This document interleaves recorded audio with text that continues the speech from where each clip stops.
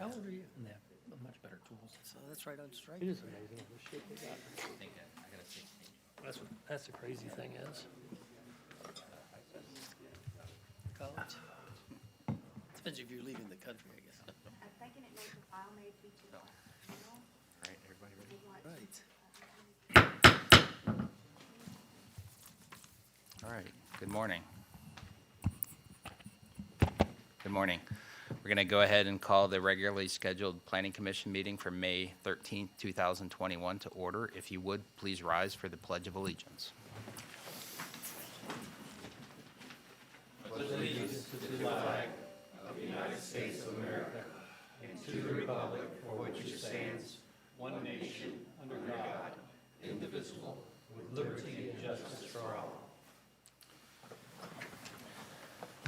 Thank you. All right. Ms. Leiter, have there been any changes to the agenda? Good morning, yes. PDR 2012 CG, GTIS 1 VCG Village of Glen Creek Parcel MC2 Ex parte communication. Item number 2, C 2020 Lewis Rison public comment. Item number 3, PDR 2017 Marwood of Manatee County Poultry Company. There is a public comment. And item number 4, PDMU 9101 GR7 Gateway North, as known as Artisan Lakes, is a new stipulation P9. And that's it. Thank you very much. Ms. Schenk, anything from the County Attorney's Office? No changes, Mr. Chairman. Very good, thank you. All right, I think we have a time certain, don't we? No. Okay, all right. The first item is legislative. That's the only difference. Okay, I'm sorry, the format of the agenda online, they have the call-in information that threw Well, me the off. call-in would just be for number 1. Okay, We'll get there. all right, number 1. All right,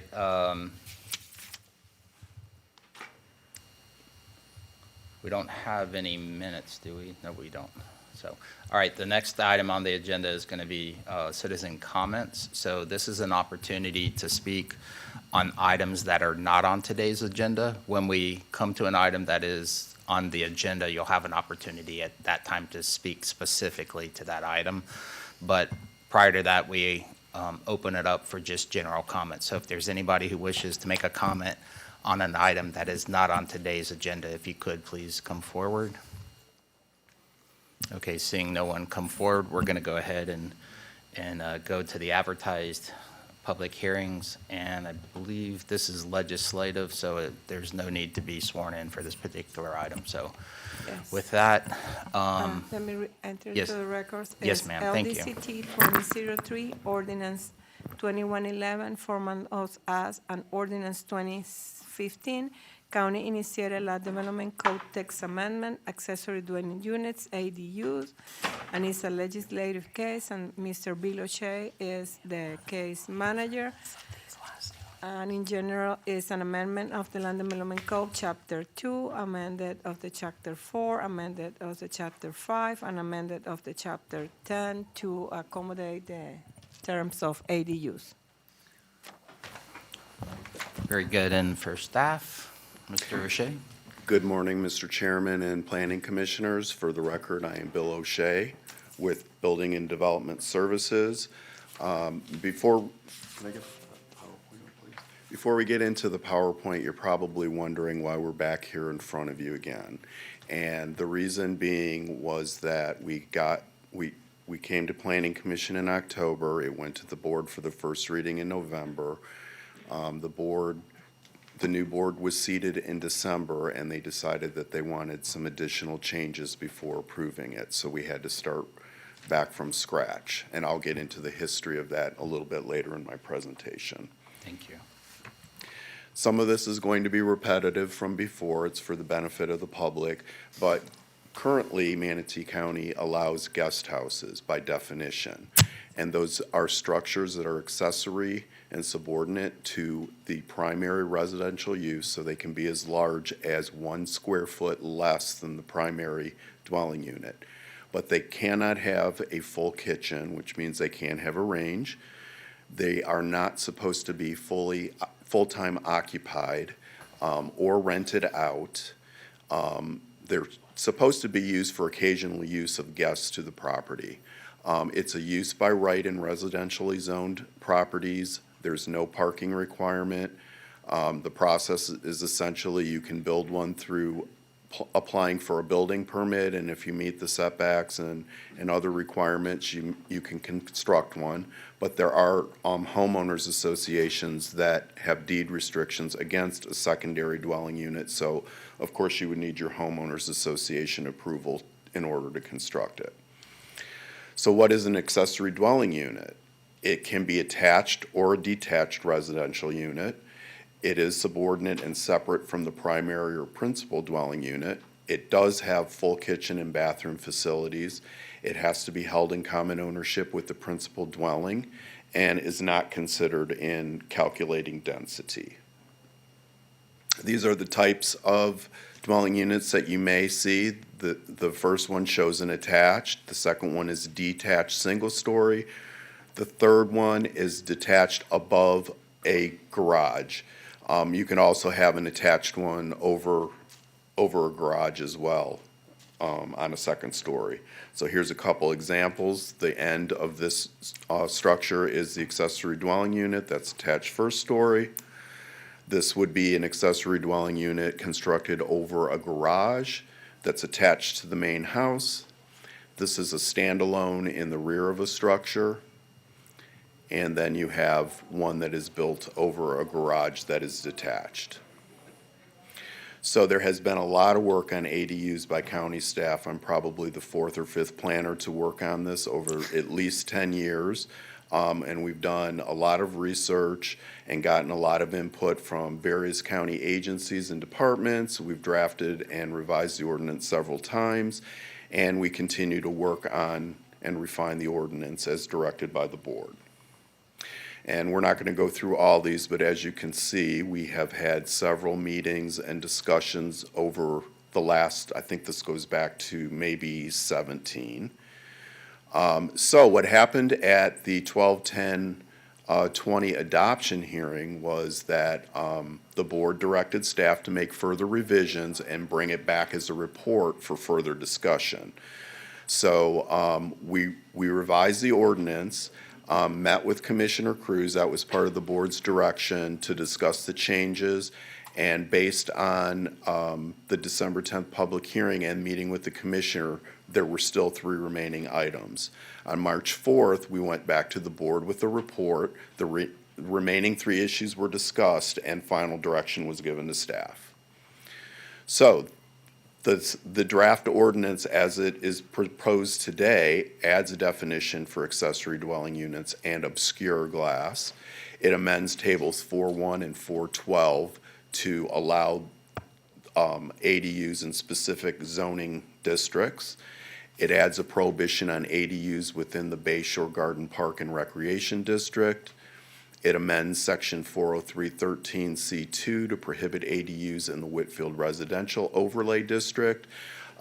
They already do have some criteria in 403 for other residential uses, and in those requirements, it requires a minimum of 950 square feet, and the maximum that would be allowed in there is 750. So they would not be able to get one because of the 403 requirement.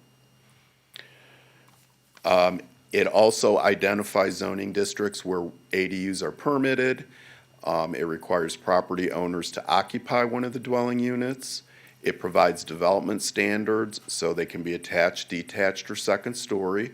The square footage is limited to a maximum of 750 in all RSF, PD, and village zoning districts, and 1,000 square feet or 80% of the primary dwelling unit in A and A1 zoned properties, and it provides design standards. It also provides for a reduced rear yard setback in exchange for height restrictions and added privacy. Each lot is limited to either one guest house or one ADU. It requires an off-street parking space be provided for the ADU. It requires compliance with the Florida Building Code, and it requires a notice to buyers to be recorded at the applicant's expense, which puts future property owners on notice that they cannot rent or sell this separately from the primary dwelling unit. Finally, it amends Table 10-2 to reflect the parking ratio requirement. This is a map of the Bayshore Gardens Park and Recreation District. This is one of the areas that has been excluded from ADUs. This is something that this area wanted and commissioners supported. And that concludes my presentation. I'd be happy to answer any questions that you might have. Very good, thank you. I have one question. Is there the ability of HOAs to restrict ADUs in their communities other than the Whitfield community? There is, as I had indicated earlier, there are homeowners associations that have restrictions that say no secondary unit. Now, somebody could get a permit and start building one, and then it would be a matter between the homeowners association and the individual. Okay, but I was thinking more if somebody tried to do an an ADU, and then the community took action against it, would that supersede the process, where it would be restricted during the process of trying to construct an ADU? Staff would not be looking at homeowners association deed restrictions when permitting an ADU. Okay, all right. Mr. Rutledge? Yeah, so on the parking, that's kind of a new twist to have parking, because I remember that discussion. The parking space allocation, can it be permeable, impermeable? Can it be grassed area designated? I mean, what's the requirement for, quote, providing parking? It can be an existing parking spot. So in the case of having a two-car garage, theoretically, you have two in the garage and two more on the driveway itself. So it could be just designating one of those in the building permit application as the parking space for the ADU.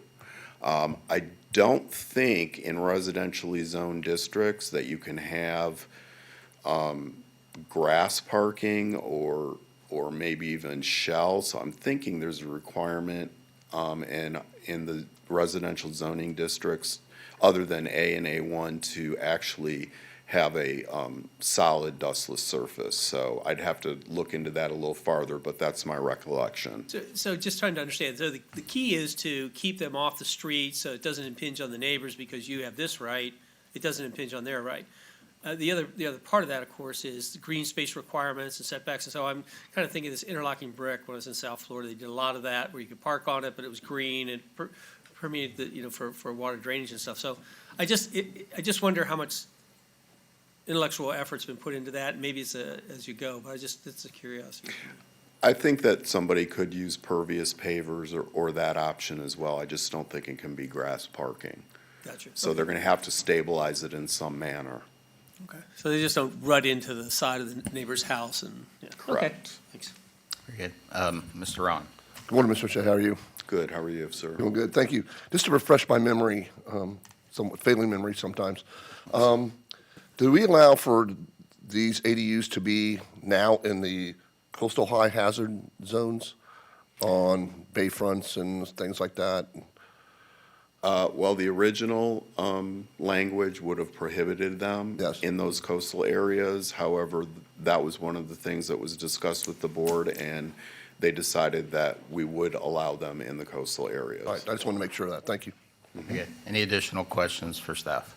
All right, we're going to go ahead and open this up for public comment. Is there anybody in the audience who wishes to come forward and make a comment, statement, or ask a question regarding the accessory dwelling units presentation? So if you would, just come forward and state your name.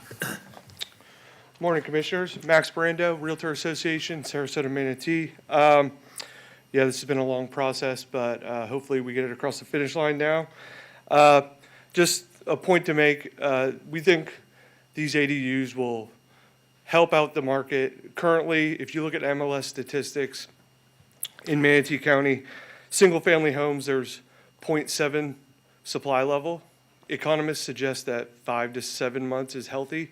So when you look at townhomes and condos, it's at 0.8. So, this isn't going to fix the problem of short housing supply, but it's going to inch us towards getting to that goal. So appreciate your support, and we hope we can get it across the finish line. Thanks. Very good, thank you. Is there anybody else who wishes to come forward on this item? Okay, seeing no one else come forward, we're going to go ahead and close the public comment portion of it. And Mr. O'Shea, is there any additional information you wish to provide? I have no further comments at this time. The schedule is that this will go to the board for the first reading on June 17th, and then for adoption on August 19th.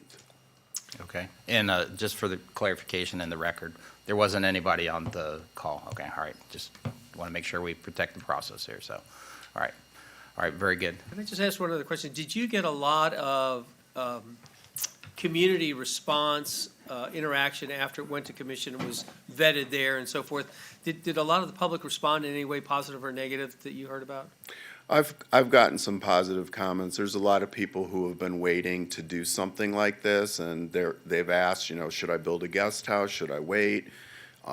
So there has been discussion with some interested parties. We have gotten requests for information all along, but quite honestly, the public opposition and comments have really tapered off since we refined the ordinance and tried to exclude areas where people were really upset about the potential for them, and the parking was a big issue, and we can't do anything about Airbnb rentals. That still remains an issue, but for the most part, there has not been a lot of public comment since we've taken it to the board and then to a work session. We just got very little. Okay, great, thanks. Thanks, Mr. Shea. Very good. Anything further? Okay, I'm going to go ahead and close the public hearing, and just related to this, I think this is a good idea. I don't think everybody, this isn't going to be employed in mass across the community, but it does give people that have the desire to do this the opportunity to do it. So I think it's something that would be helpful for the community. So, of course, I'm in favor of it. Any other thoughts? I just think this goes back to the same thing we've been talking about, is to maximize locations within the county to make people have the great benefit of living here we have, and keep it within the infrastructure. And I think, the type of occupants we have, it's not like it's overburdening the services and all that. So I like this idea a lot for building density. It's great for retail. I think it cuts down on some of the traffic issues we see out on the east side where I live, which is painful. So I'm kind of a big fan of good urbanized planning. And I think the effort you put in, despite it taking 3 years, I think it's a better plan today than it was when we saw it the first time. So good work, and thanks for the diligence. Thanks. Agreed. Honestly, I think it's a phenomenal idea. The biggest, my biggest concern is making sure the public understands that the structures are going to be code compliant to the building code. There was talk early on about like Amazon selling housing packages for like $7,000 that they can build in the backyard that don't come with any plumbing, electrical, HVAC, no hurricane ties, no impact glass, and no roof. Those are the education things that will be important. Anything you do on the website promoting it, that letting homeowners know that. Other than those items, Yeah. Besides everything other than that, else, they're good? and then This is and then Lincoln. How was the show? You also have to talk about as a plumbing contractor, you have to talk about the feasibility of getting sewage and water back to the back parcel of your property. So those are all concerns that anybody that's talking about doing this need to put in consideration. They're not going to put a housing unit in the backyard for $10,000. It's just not going to happen. But, so you're going to see that limit just because of the financial investment in it. But great idea. Very, very good. Thank you. Anything further? All right, Chair will consider a motion. Mr. Chair, I'll make the motion. Mr. Ron. Based upon the staff report, evidence presented, comments made at the public hearing, and find the request to be consistent with the Manatee County Comprehensive Plan in accordance with the criteria for the LDC text amendments in Section 341 of the Land Development Code. As conditioned herein, I move to recommend adoption of Manatee County Ordinance 2111, LDCT 2003, amending the Manatee County Land Development Code. Very good. We have a motion. Is there a second? A second. Thank you. Mr. Smock, second. Any additional discussion? All right, we're going to call the matter to vote. All those in favor say aye. Aye. Opposed, like sign. Chair votes aye. Motion passes 5-0 with Mr. Heap and Mr. Roth being absent. So thank you very much. Thank you. All right, we're going to move on to item number 2, but before we do, just a point of clarification or maybe a change in the way we process things a little bit. I had the opportunity to meet with all the commissioners, and I just wanted to make sure that we're getting them the information that is necessary for them to make informed decisions. So I'm going to try to solicit more discussion and get opinions and positions on the record better, so they have more information when things come to them. So I'm going to make an effort. So you'll notice I ask for input and discussion more frequently. So You really just want to draw out the meeting longer? yeah. So when You than me. I'll caveat that by saying when appropriate. All right. So the next item is quasi judicial, which means you must be sworn in to speak on this item, and that includes the neighbors and citizens. And there are several items throughout the hearing that are quasi judicial. So if you have an intention on speaking on an item on today's agenda, it might be wise if you stand and are sworn in, because it may have to occur at a later date. So. Do you swear or affirm that the factual statements and factual representations which you're about to present to the Planning Commission will be truthful and accurate? I do. Very good, thank you. All right, all right, we're going to move on to item number 2. Ms. Leiter, can you please read item 2 into the record? Yes, PDMU 1729 GR TP Ellington LLC, Specialty Restaurants Whiskey Joe's. It's a quasi-judicial case and is requesting approve an amendment to the general development plan to include 0.78 acres for additional parking facility to serve an existing restaurant use for a total of 2.68 acre project and to add a pavilion on the existing parcel. The site is located at 5315 19th Street East, Ellington, Manatee County, and the case manager is Ms. Dorothy Rainey, and representing the applicant is Mr. Kyle Grimes. Sorry. Very good. Good morning, Mr. Grimes. Good morning, Mr. Chair, and that's not the first time that's happened.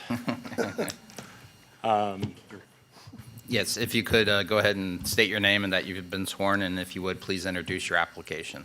Yes, sir. Mr. Chair, Commissioners, my name is Kyle Grimes. I'm an attorney with the law firm of Grimes Galvano, and I have been sworn. I'm here today on behalf of the applicant, TP Ellington LLC, the owner of the Whiskey Joe's restaurant in Ellington, adjacent to the interstate and 301. With me here today, we have Robert and Martin, managers with Whiskey Joe's. We also have Nathan Crott with ZNS, who's our engineer on this matter. So when you want to grill him on all those details that you were talking about, he's your guy. We're here today requesting an amendment to the existing general development plan for the Whiskey Joe's restaurant to add 0.7 acres for the future expansion of the parking facilities. We want to construct a new parking lot on there that will be a valet lot. We're not looking for any additional entitlements as far as approved maximum square footage. And we also are not requesting any rezone, as the parcel we're adding was formerly part of the old Leverox building and currently has the planned development mixed-use zoning designation. And it is also within the same ROR future land use category. The approved general development plan, we'll put up a map for where we're talking about here. That's the site there located next to I-75 on the Manatee River near 301. The original general development plan was approved back in August of 2018. It was approved for a maximum of 27,000 square feet with the intent on building a 9,000 square foot restaurant. In the preceding year, 2019, the final site plan was approved for a 9,700 square foot restaurant. And as many of you may know, it is now fully constructed, operational, and doing very well. During that original hearing process and in the following final site plan discussions with staff, there were discussions and approvals for doing a valet-style lot, given the space limitations on the property. However, at that time, our client was also able to work out a deal with the FDOT, who was who had acquired the adjacent property, the old Leverock site, for new improvements to build a new southbound on-ramp to I-75, as well as severing 19th Street East and constructing a cul-de-sac there. And so at that time, we were able to work out an agreement with FDOT to allow Whiskey Joe's to utilize the existing parking lot that formerly served the Leverock site. And so with that, those additional parking spaces, we were able to construct a more traditional style parking in the front of the restaurant. At this time, from everything we understand, the FDOT has finalized its plans for the cul-de-sac construction and for the construction of the new southbound on-ramp. They've been out doing property visits, and everything points to that they will be commencing construction in the near future. And so that kind of brings us to what we're here today. We're looking to add this parcel here, highlighted in the red dotted line, in order to construct a new parking facility there. And again, we're planning on doing a valet-style lot, which we've had a lot of discussions on that with staff and at the original hearing as well. The parcel is about 0.78 acres, and we will have stacked valet parking in there when we go through the final site plan stage. We were also including with this request a request for specific approval for a deviation from the landscape island requirements, because we are proposing 15 consecutive spaces with no landscape island. Just given the space limitations on there, we're trying to maximize parking to serve the restaurant. We will be providing that same amount of landscape square footage in the exterior of the lot. You may have also noticed in your package that there's some discussion about a new pavilion that we're proposing in the area. I want to stress this is not additional square footage from what's approved. It will still fall well within that 27,000 square feet that was originally approved with the GDP. So we will continue to work with staff as we go through the final site plan stage on the exact location, dimensions, everything with that pavilion. We will also be continuing to work with staff. This project was approved with a variable width wetland buffer. And with the addition of this new parcel, we're looking to reconfigure that a little bit.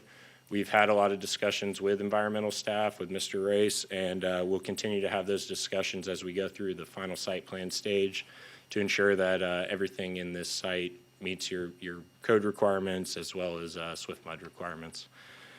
So with that, I'm happy to answer any questions. And otherwise, I ask for your recommendation of approval to add this parcel to the GDP so we can move forward with our final site plan. Thank you. Very good. The cul-de-sac, is that being constructed by the applicant or by DOT? That's DOT. And that'll be a public driveway or access? Yes, that's correct. It'll be public right-of-way. You can kind of see if you pull this up, the natural curvature of the parcel there. The cul-de-sac will be in that area. They'll sever 19th Street because the new on-ramp is going to kind of follow this line and come up to 75. Okay, and then the parcel, a portion of an existing parcel is being acquired by the applicant, DOT's retaining ownership of the remainder? Correct. We have obtained that land. Okay, you have obtained it. Regarding the pavilion, what is the considered use or the intended use? They're just looking at kind of a little event pavilion. They're still working on the plans, exactly what, but, they have a lot of events and things out there and looking to use it, and, we'll we'll have a little more information on that as we go through site plan. There was a aerial in your folder that showed it kind of a lot larger than the most recent plans. I think it said 2,400 square feet in the agenda package, and the most recent is, I think, about 1,600. So it's, just something for their events and things they host out there. Relevant to this application, why is the pavilion being discussed? Is it? Well, sorry, Mr. Chair. Yes, we're just kind of presenting what our plans for it for transparency. We're showing our intentions on kind of modifying the wetland buffer, variable width buffer, and we're just showing those, that event pavilion. But as far as approval of the GDP, the exact location of structures and things aren't required, but we're just for transparency. Okay, very good. And then with regard to the proposed parking lot, I know there's an existing parking lot there. Is the intent to utilize any of the existing pavement, or is it going to be demoed and constructed new?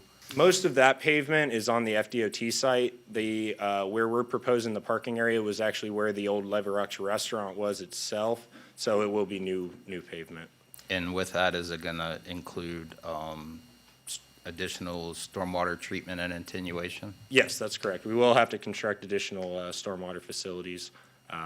We're proposing that in the area, in the variable width buffer, and there's also in the GDB possibilities for doing a vault like we did with the restaurant.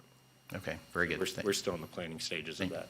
Thank you. Any additional questions for the applicant? I had a question on, so the relocation of the islands between the parking spaces, I'm fine with. Those islands never do really well. But you're not going to lose that green space, correct? That's correct. And then on the wetlands buffer, there's no diminishing of the amount of buffer. It's just a variation in the undulation of the water in the land, right? That's correct. We'll still have the same amount of square footage as would have been required with your typical 30-foot buffer. So our wetland buffer will increase with, needing additional buffering for the new parcel.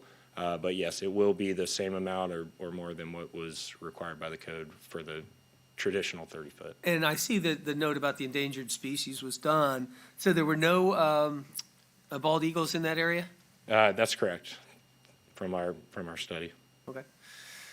Listen, I think a successful business up there is great. I think that it's abutting the I-75. Couldn't find two better neighbors for each other, so good luck. Very good. Anything further? Thank you, Mr. All right. Thank you, Mr. Chairman. Grimes. Thank you. All right, we're going to go to the staff presentation. For staff, we have Ms. Rainey. Good morning, Commissioners. Dorothy Rainey for staff, and I have been sworn. Thank you. And so, Whiskey Joe's expansion for parking and the pavilion and variation to the variable width buffer. So the request is to amend the general development plan that was already approved to add the .78 acre additional parcel, which will accommodate additional parking to the existing project for a total of 2.68 acres. And then to add the pavilion, as Mr. Grimes mentioned, it actually, I think they had some other pavilion-type amenities proposed, but they did away with them. So anyway, also to add the parking on the expansion parcel. The future land use is residential, or retail office residential, all along the corridor there. The zoning is PDMU, and as Mr. Grimes also mentioned, the parcel they're acquiring already has PDMU zoning. There's the aerial of the site you've already seen. Again, it's an existing parcel of 1.9 acres with the restaurant, and then the expansion parcel of .78. PDMU zoning and ROR for the future land use. The access point to the new parcel will be through the existing parcel. There was mention of a possible future additional access, but that would be obviously subject to FDOT's approval and/or the county's approval. This is looking east at the existing parcel, from the existing parcel at the expansion parcel. You can see some of the parking areas of the old Leverox. The surrounding uses to the north across 301, of course, is commercial retail uses in PDC zoning. Of course, to the south is Manatee River. East is the FDOT-owned property, the remainder of what the the FDOT acquired. And then to the west is the actual restaurant, the existing restaurant. And then west of that is some residences zoned RSF 6. PDMU allowed uses. The existing restaurant, of course, is allowed in the PDMU zoning district. Therefore, the expansion parcel, which is providing additional parking for the use, is also allowed. The intensity allowed is 0.5 floor area ratio for commercial retail, 1.0 for hotels. So the floor area ratio, as the applicant mentioned, is they're going to be way below that, even if they count the 1,600 square foot pavilion. Positives of the project: the expansion parcel is east of the existing restaurant, is already zoned PDMU and was previously developed with a restaurant use. Also, the request expands a site which has frontage with indirect access to US 301, which is classified arterial. And the expansion site will provide additional parking for the existing restaurant, preventing the need to park off-site on right-of-way. The negatives is that the development of the expansion parcel may require removal of large oak trees. Mitigating measures: the applicant will be required to comply with Section 700 of the Land Development Code for tree removal and replacement requirements. We conclude that the request may be found to be in compliance with the requirements of both the comprehensive plan and the Land Development Code and is eligible to be considered for approval. Thank you. Very good. And just one additional thing that I saw here, there's a proposed dock included in the GDP. Does Manatee County have any oversight or review of dock facilities? Yes, we do. Yeah, it's kind of in conjunction with FDEP or Army Corps, depending on who has jurisdiction.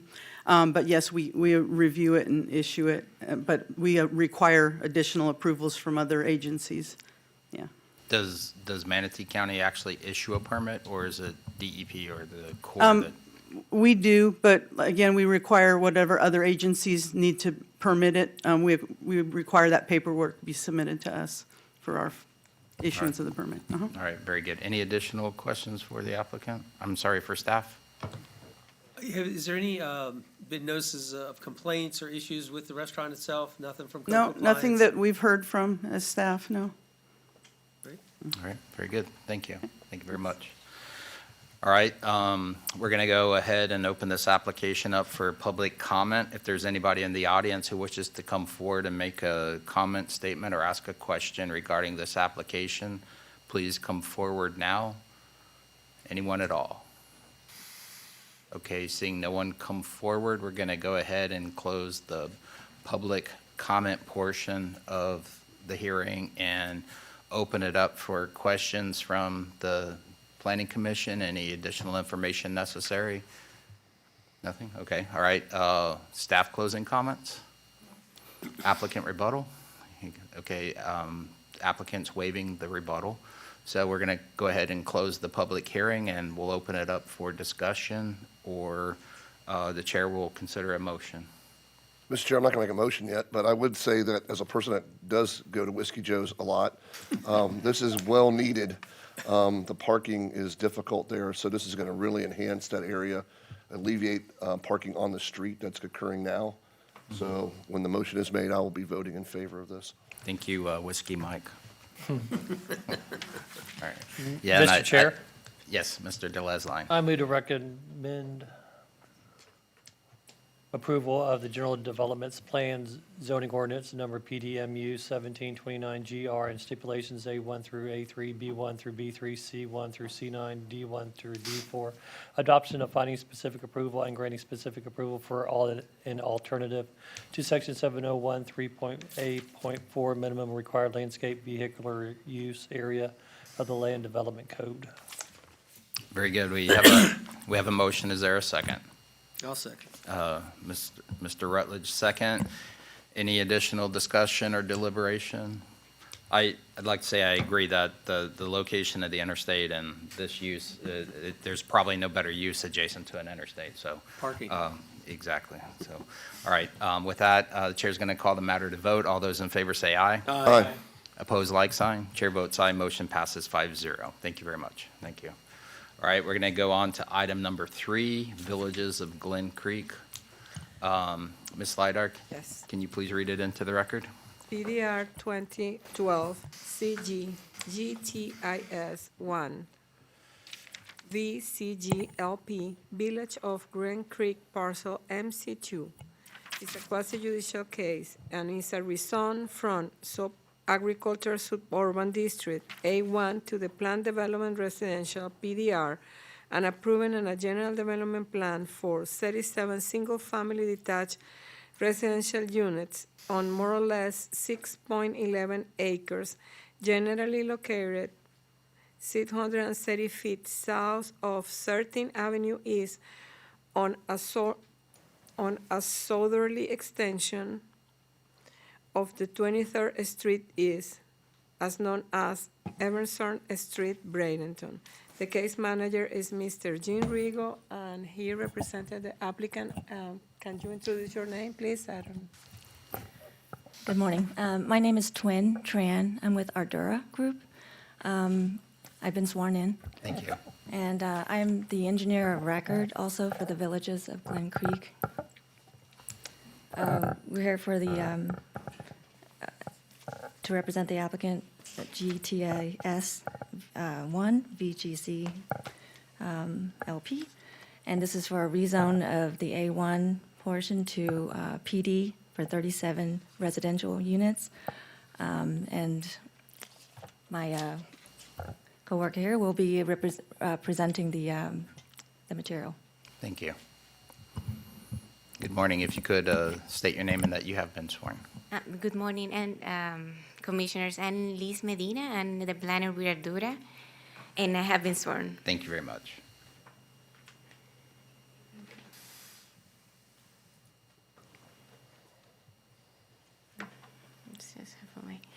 Okay, this is the overall location of the project within the country boundaries. The project is located to the east of 23rd Street. In purple, you can see the county boundaries, and then it has two boundaries adjacent to the city of Bradenton.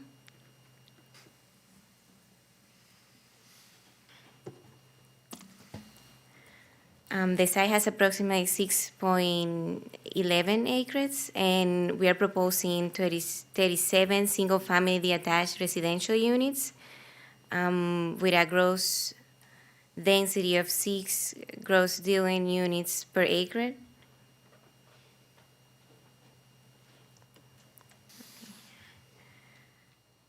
This shows the surrounding platted subdivisions. We believe our proposed aligns with the development pattern of the area.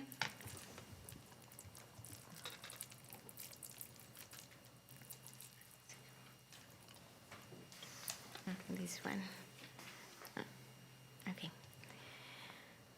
The current zoning of the property is an agricultural suburban district, and the surrounding zoning from the county is also A1, agricultural suburban.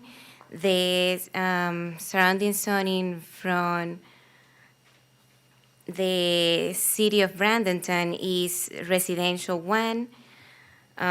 Also to the north, residential 2, and which is duplex, our minus 10 dwellings unit per acres.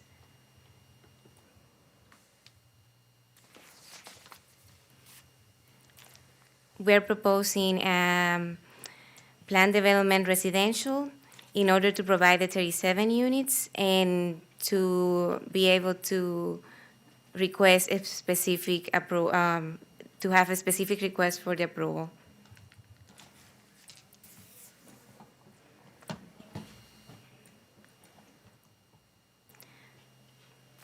The existing future land use is residential 6 units per acre. Our 37 units represent the maximum gross residential density allowed.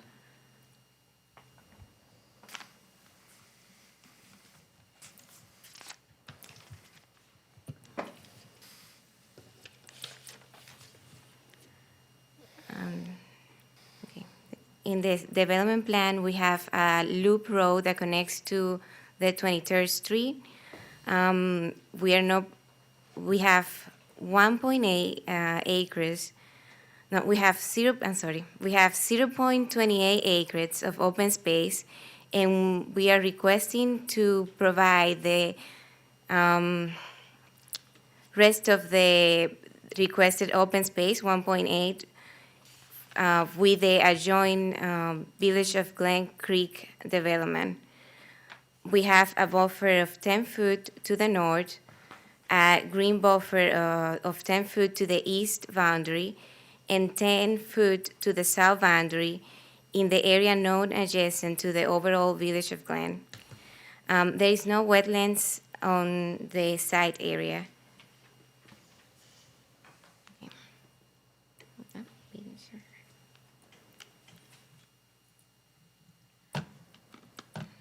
The MC2 parcel is development is considered to be a comprehensive part of the overall Village of Glen Creek. For that reason, due to this condition, we are requesting specific approvals to eliminate the green buffer tree planting requirement for the area continuous to the Glen Creek project. Also, for all the areas, we are requesting the specific approval to reduce the 15 greenbelt to 10, consistent with the remaining of Village of Glen Creek project. We are also requesting to not to have an open minimum space because the open space will be provided by the overall Village of Glen Creek project.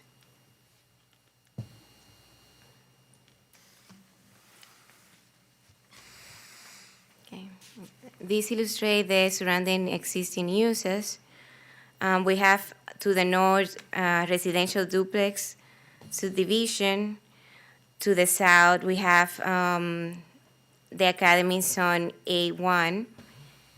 To the east, we have the residential vacant zone. And then to the west, we have a vacant parcel, and also the Village of Glen residential parcel zone A1. Let's see. We're providing the internal street layout and the access location, and also this log detail, the minimum.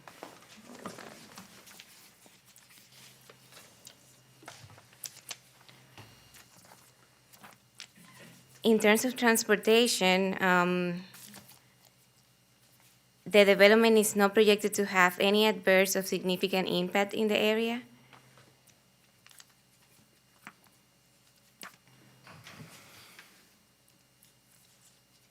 And this is an engineering intent. The existing sanitary and sewer and potable water facilities will be extended from the overall Village of Glen Creek parcel, Village of Glen to the parcel MC2.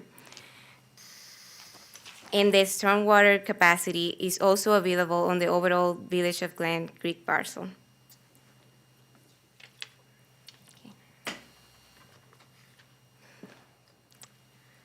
And if you have any question that we can answer, or the engineer of record twin.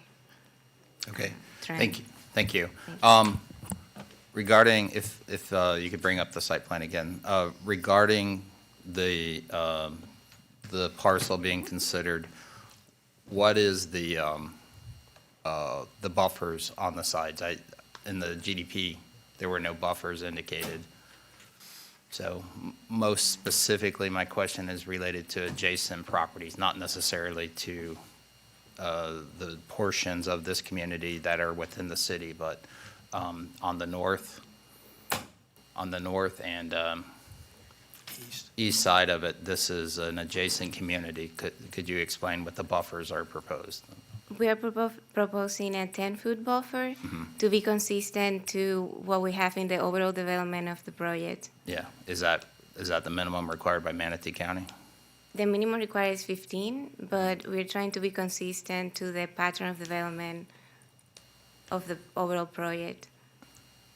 Okay, Can I ask one other question? sure, go ahead. You made a statement that this doesn't need open space because of something.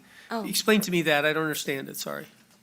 So this parcel was think as a comprehensive area, as a part of the overall development of the village. And we're requesting not to have minimum open space required for MC2 because the open space will be provided by the overall development, which show here. Sorry to be kind of pedantic about this, but when you say it's provided, does that mean it's provided for the ones that were already developed, or you're just piggybacking on? I'm not sure I understand how you say it's, what right do you have to make that claim? That's my question, kind of, not to be inappropriate. I will leave the applicant to answer. Thank you. If you could state your name and that you have been sworn. Yes, sir. Mr. Chair, Commissioners, my name is Michael Lawson. I'm Director of Operations for Metro Development Group. We're managing the development of the project. Brief history on everything that should help hopefully clear up some things. We purchased the overall Glen Creek property back in 2004. It was all in the county at that time. We annexed all but 2 parcels into the city. One was MC1. Can you bring up that? Back up. MC1, just so we have pointing to it.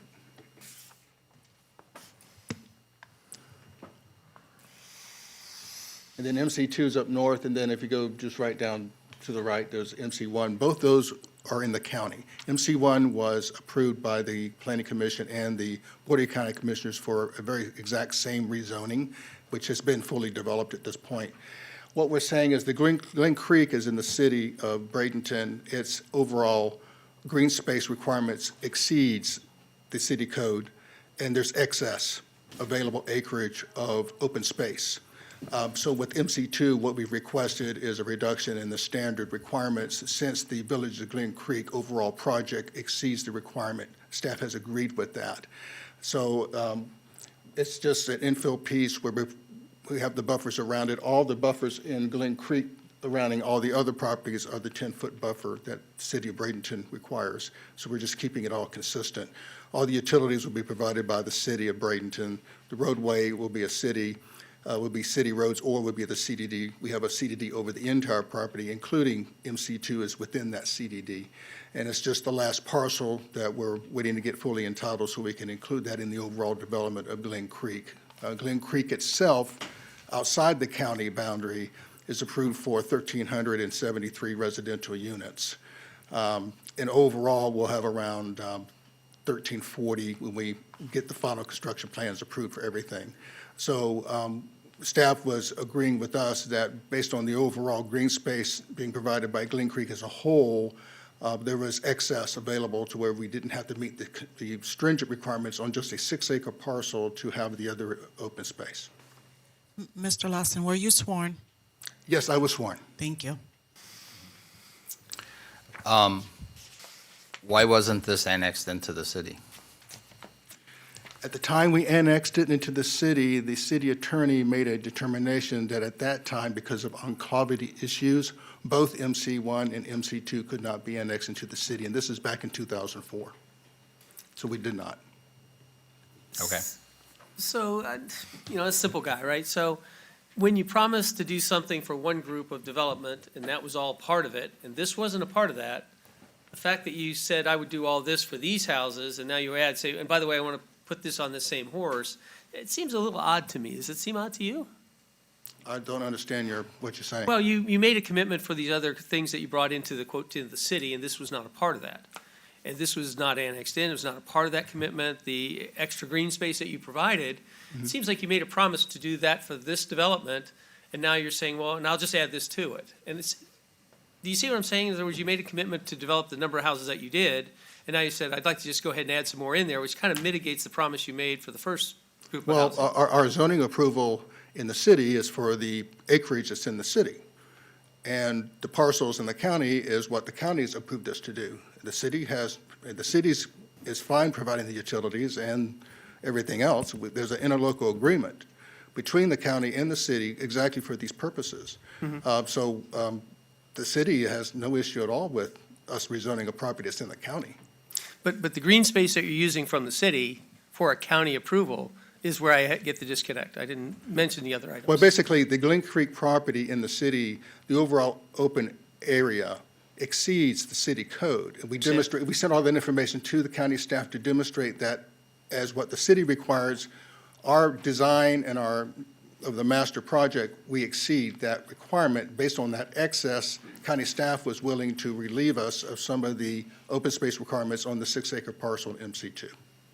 I think I understand what Mr. Rutledge is saying, that you're trying to translate the authorizations from the city into the county as a requirement or a request. And it would seem more appropriate if this were annexed into the city, that those be 10-foot buffers. But if it's going to meet county criteria, it would be the whole property. If the entire project, it would have 15-foot buffers. So it's, you're trying to translate authorizations from the city into what's being asked for on this parcel of property. In our interest, God bless the city, we're up here to consider what's good for the citizens of Manatee County, and I understand that the intellectual reason you say what you say. I just don't know if it's good for our community. You know what I mean? In other words, so figure out how to give us the 15-foot buffers and the open space that we typically request of somebody, not because you promised some other city to do something else. I did a lot of stuff in the city of Pompano. Like, so what? I mean, not to be insensitive, but you know what I'm saying? In other words, our county wants what we have as a standard because we think it's good for our community, people who are here. And that you did something nice in the city next door is great, but I'm not sure I translate, so help me understand how that makes more sense to us. Well, as a developer, we just felt it was a logical argument. Sure. And the BCC will make the final decision. Staff agreed with our approach. We send them all the figures and all the facts. They agreed with our approach, and they're recommending, approval of what we've asked for.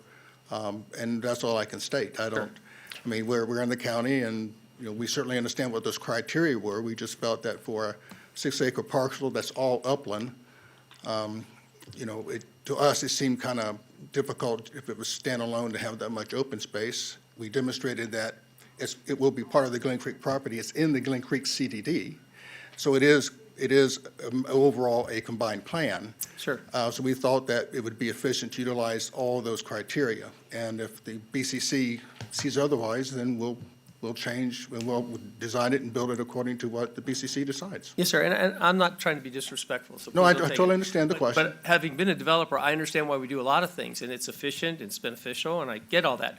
It doesn't argue that the next group that comes in and says, we want them to hold to a certain standard, we never ask them what they did in the city next door. We just, it's not part of the discussion. And you're right, we don't have any authority. The BCC can make decisions they want. But my sense is that I'm supposed to ask questions that seem to be interesting to me or of value to the community. And so I just don't understand why you should get an exception because you did something in a neighboring community. Not that you're not a good developer, not that you couldn't see the logic to that. I'm asking for our team, what should we do? And that's just the question. Right, and I understand the question, respect it. It's just, since it's all us, we own the entire property. that. We're the master developer. It just felt that have a unified, consistent plan made sense. I know we have some differentials between two jurisdictions. Staff compromised with us on a give. We appreciate that, and that's how we would like to move forward, if with your blessing. Thank you for answering. I have a question. What type of amenities or green space do you have for this total project? And what's the distance between this project and this portion of the subdivision to those amenities? Well, it's just walking distance. I mean, we got that plan we can bring back up. do you have the plan that shows the amenities and the overall? I think the amenities are I can't point to it, can I? Do you have a pointer? How do you do it? Yeah, it's right Okay. Okay, so the amenity, the master amenity is located here. It's already constructed. It's a large clubhouse, pool complex. This is along, The laser doesn't transcribe onto the screen. can I do it up here? No. Okay. It doesn't go on the screen? No. All right. Does it on yours, but not in Okay, ours. there's a canal that runs through the property, goes east and west through the property. That's a long linear park. We have where it says Phase 3A, right in the middle there, that triangular, there's an amenity center that's fully constructed, operational in a pool. Phase 1A is fully complete, and pretty much occupied now. MC1 is, we're finishing up the development, and the builder's already building homes in there. Everything else is currently under construction going to the north west, all that area. MC2 is directly north, so all that's interconnected with internal sidewalks. Along the canalway, our plan is to have a linear park with walkways and pedestrian ways. We also have commercial zoning along the corner at where 26 and 27th meet. So we have, it's a small 12,000 square foot commercial zoning there for perhaps an internal type marketing, a store people can get to pedestrian wise. And so that's the overall package of the property. And so far, we're doing very well. We've had some permitting hurdles, just getting everything done. COVID slowed down a lot of approvals, so we actually have Phase 1B. It's already cut the roads in, going to the west. Everything's been platted ahead of time. And I'm working on my next set of CDD bond issuances to continue the development. And so this one is going to start moving very quickly now. A lot of open space, a lot of pedestrian-oriented. Originally, zoning was to be a T&D-based community, so we provided some of that pedestrian feel for that. We had some good discussions with, at that time, Tim Powell, who was the Director of Planning for the City of Bradenton, great gentleman. Yep. And so this is a hybrid of that, and we've made it better and given it more variety of product, more flexibility, particularly during the last economic downturn. It was a fairly rigid plan, so we've opened it up to be a far more flexible plan. Okay. All right, thank you. Anything further? We'll go to the staff presentation. Thank you. Thank you. Mr. Chairman, Oh, yes, ma'am. Thank you. were there ex parte communications for this item or item 2? Because I don't think it was said for that one either. So for clarification, item number 2, this application, were there any ex parte? No, sir. No. No, sir. None. For item number 1, not this application, the previous, were there any ex parte communications? No. No, none, so. And I'll do a better job, I promise.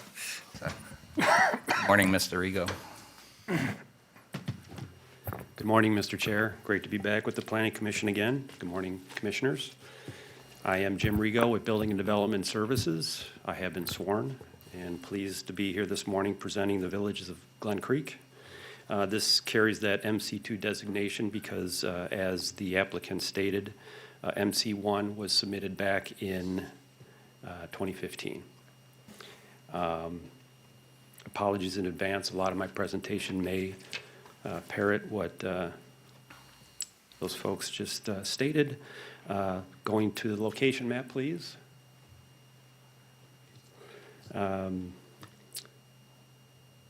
As you saw on their maps, we're here in the Villages of Glen Creek. We are in the northwest quadrant, 27th Street East and 26th Avenue East. And it fronts on 23rd Street East in Bradenton, roughly 630 feet south of 13th Avenue East. 23rd Avenue presently is an unimproved shell road. A little bit of history. The rezone project is part of the adjacent development of Glen Creek, located both in the city of Bradenton and unincorporated Manatee County. The parcel was part of an original larger Glen Creek rezoning application in 2015 that also included one other Manatee County parcel owned by the applicant, and that was MC1. The rezone request for MC2 portion was withdrawn prior to being scheduled before the July 2015 Planning Commission, as the developer was considering annexation into the city. The annexation was not pursued, and the applicant withdrew the request for this straight rezone because alternatives to reduce the open space and perimeter buffer width were needed. The mechanism to request an alternative to a code requirement is through the plan development process, which is also the intent of this application. Next, please. The future land use category is Res 6, which is consistent with the proposed zoning classification. Res 6 was established to provide medium-density residential, medium-density clustered residential, neighborhood commercial, and public, semi-public recreation and school uses. Next, please. The zoning classification is A1, and those districts are intended to permit short-term agricultural and related uses and to provide for areas transitioning from rural to a suburban character. This A1 zone is what we refer to as an enclave and is mostly surrounded by the city of Bradenton through a series of annexation through the years. Next. The request is to rezone the 6.1 acre parcel from A1 suburban agriculture to PDR planned development residential. And although the conceptual drawings have been provided for basically the typical lot type and the access points for roads, there's no detailed site plans associated with the request. Next, PDR districts provide for residential development in areas adequately served or which can be served by necessary utilities and services in locations that are compatible with adjacent and surrounding land uses in accordance with the goals, objectives, and policies of the comprehensive plan and in compliance with the Land Development Code. And to permit the establishment of such districts only where planned development with carefully located buildings, parking and service areas and landscape open space will provide for internal convenience and an ease of use as well as external compatibility, and to provide a broad range of housing types appropriate to the general need of the areas being served. Next is our surrounding uses. The 6 acre MC2 parcel is the red shaded area at the top of the aerial map here. The entire Villages of Glen Creek site is surrounded in the dot dash boundary. Starting about 7 o'clock, we'll do a walk around the residential single family along 26th Avenue East, Johnson Middle School, through undeveloped areas of the Villages of Glen Creek, Mixon's Grove, obviously across the street, some suburban agricultural, residential, ending up at Pirate City, the Wakeland Support Center. Horizons Academy is immediately adjacent to this site to the southeast. To the northeast is some county suburban agricultural property that is vacant. Immediately to the north, we have the Villas subdivision, which is in the city of Bradenton, a duplex subdivision. Rounding out the path is the future development of Glen Creek. Utilities are to be provided by the city of Bradenton through an interlocal agreement with the county. We're located in the X-flood zone, and I should also mention that we're within 2 walking miles of the Johnson Middle School, so sidewalks will be required at final site plan review. Next, please. Unfortunately, it's a private subdivision. I couldn't get in to take pictures along the Shell Road, so I had to settle for the aerial photography. This is from Google Earth. This is the MC2 site from the south. Perspective for you. This one dating probably a year or so ago. Next, please. This is from the west looking eastward.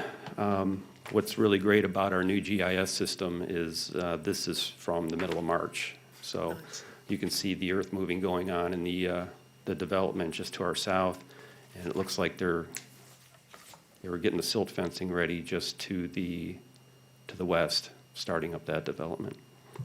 There's a pocket of A1 still left there. That's county property. It is a residence with, it looks to be a landscape business. Here's my sole street view from the Villas subdivision in the city of Bradenton, looking at the site behind those peppers and cabbage palms, I think. So here's the general development plan they submitted. It's a simple loop road concept. Probably no trouble getting 36, 37 lots in there. Next to it is the typical lot detail that they provided. It shows 15 front back setbacks and 6-foot side yards. That's typical for the other development that encompasses the rest of the villages of Glen Creek. The minimum lot is 4,830 square foot. That's not to say that we won't require a minimum driveway length of 22 feet to make sure that we don't have cars blocking those sidewalks on either side of the road. Next, please.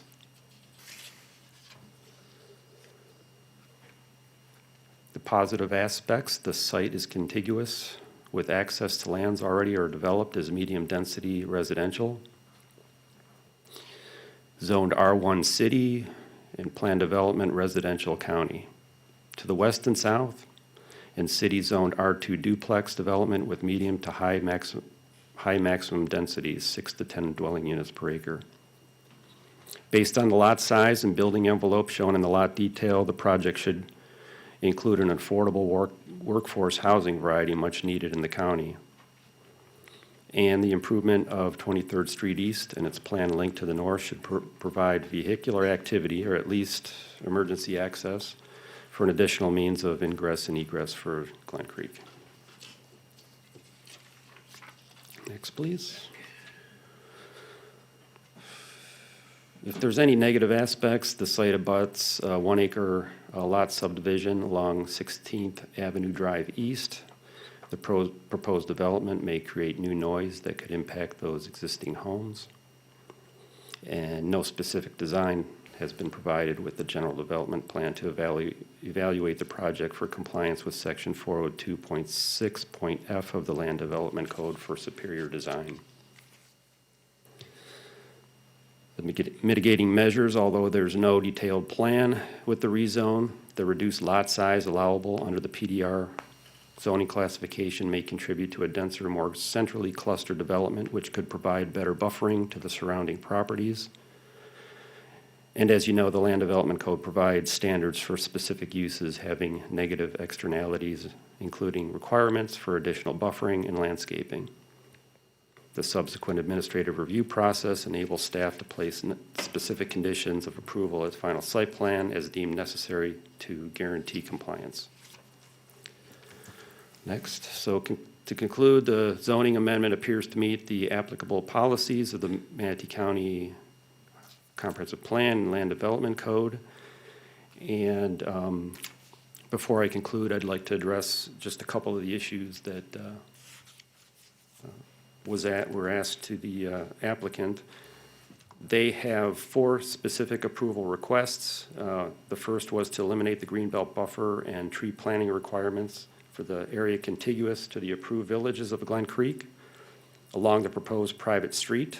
That's that 23rd Street East, which would be, I think, a eventual extension of what they call Everson Street. The second one, to reduce the 15-foot greenbelt to 10 feet along the north, south, and east project boundaries. The third, to reduce minimum front yard setback from 20 feet to 15 feet. And to eliminate the minimum open space requirement for new residential project within the coastal planning area. And a little bit further, the question with regard to the open space, they are providing throughout the entire Glen Creek 51.4 acres of open space. Staff felt that that was appropriate, that this was provided and would be associated with this development due to the fact it was an enclave and for all intents and purposes part of the entirety of Glen Creek. So I'll end it there. I'll stand close by for questions and rebuttal. Thank you. Mr. Chair, can I ask one question? Yes, ma'am. The applicant referred to an existing interlocal agreement. Do you know of any? I don't, but that's going to be required. It was done with the MC1 development, but they can address that question. Okay. That came down from our utilities department that will be required. And the, Ms. Schenk, the interlocal agreement is related to utility service, is that? Well, the stipulation in I think it's C4, requires the applicants to secure an interlocal agreement between the city of Bradenton and Manatee County governing the drainage infrastructure, including catch basins, pipelines, retention ponds, et cetera, outside the city limits. All drainage infrastructure associated with the GDP shall be owned or operated by the HOA, CDD, or through the city of Bradenton. And it says Manatee County assumes no responsibility to maintain the associated drainage infrastructure. And I just want that clear. Okay. All right, thank you. All right, question, Mr. Rigo. The sites within the coastal high hazard area, coastal planning area, typically is that something that is of consideration in adding additional density in those areas? It is. It is. There's a larger required open space requirement of 35%. But we have a special exception. That's kind of my point. We have a special exception for the thing that typically mitigates for that type of activity. So see a bit of a conflict with that. So, okay. Any additional questions for staff? I would ask the question with the overall future land use design that we have, there's obviously a number of sites there that'll come before us with the same kind of request because the current uses don't seem to comply with our projected uses. And if we make an exception, and these are adjacent properties to this property, which is adjacent to another property that has a lot of green space, will you deem that appropriate for them to come in and say, I want 3 sides of my buffers reduced, and I want to have smaller yard setbacks and all that? I mean, that's kind of the concern, is it's kind of a, And I don't know that anybody mentioned smaller yard setbacks, but well, they said 15 versus, that was the 4 items he listed, all right. right? Correct. They are. As an exception. Yeah, they are The exceptions less, they're but asking. they do meet what we've approved in our plan developments for driveway length to not have cars sitting on the sidewalk. I'm just looking at the exceptions they asked. Okay, all right. Right? So, Yeah. my question is, are these 4 exceptions something that you think are universally good for all the other surrounding owners of property in Manatee County? They are compatible with the rest of the villages of Glen Creek. Now, the A1 development or the vacant area that you see around this is also a Res 6 future land use. Due to the fact that they're zoned A1, if there's going to be any type of residential development going on there, my assumption would be that they would be coming in under planned development or a higher density straight rezone. All right, very good. Any additional questions? Very good. Thank you, Mr. Rigo. Thank you. All right, we're going to go ahead and open this up for public comment. Is there anybody in the audience who wishes to come forward and speak on this application? Anyone at all? You have to come up. Can't. And also, you'll need to be sworn.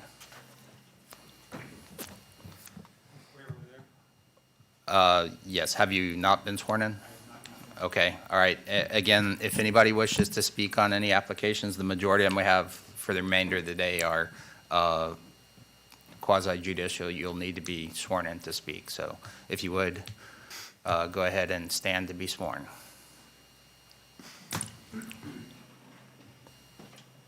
And you only have to do it once.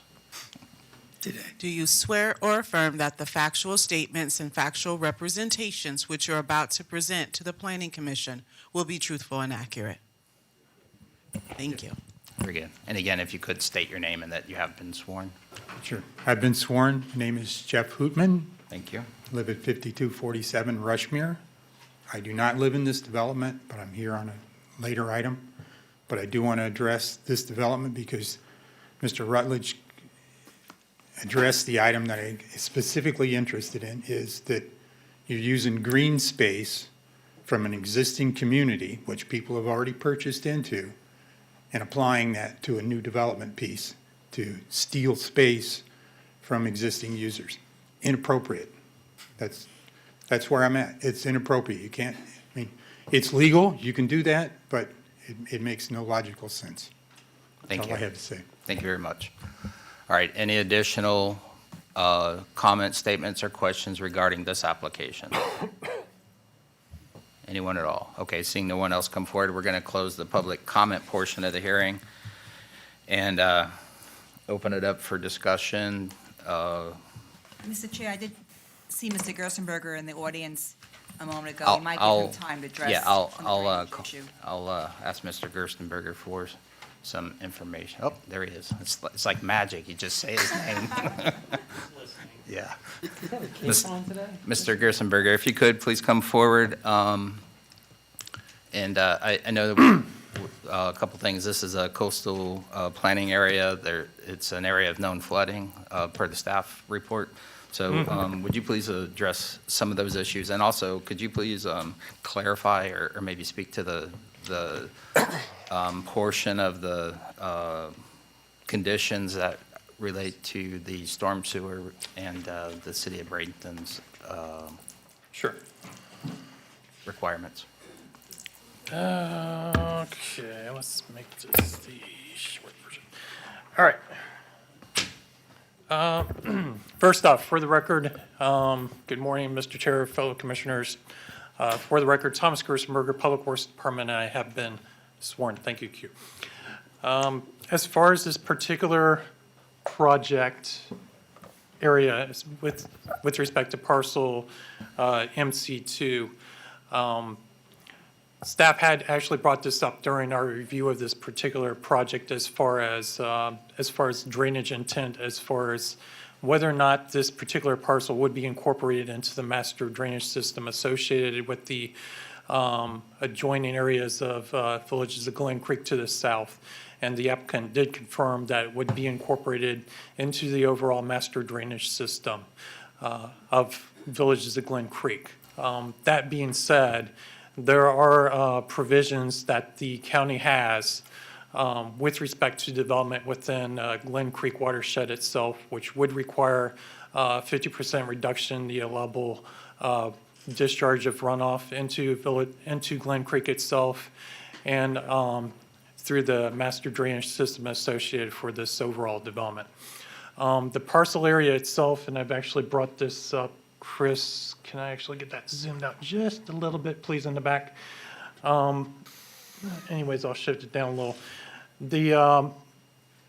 With respect to this particular area, it is included within the City of Bradenton Watershed Management Plan, which does include Glen Creek and other tributary systems surrounding this area. And what is shown on this particular map exhibit is that the parcel itself is outside of the 100-year floodplain as identified from the City of Bradenton Watershed Management Plan study.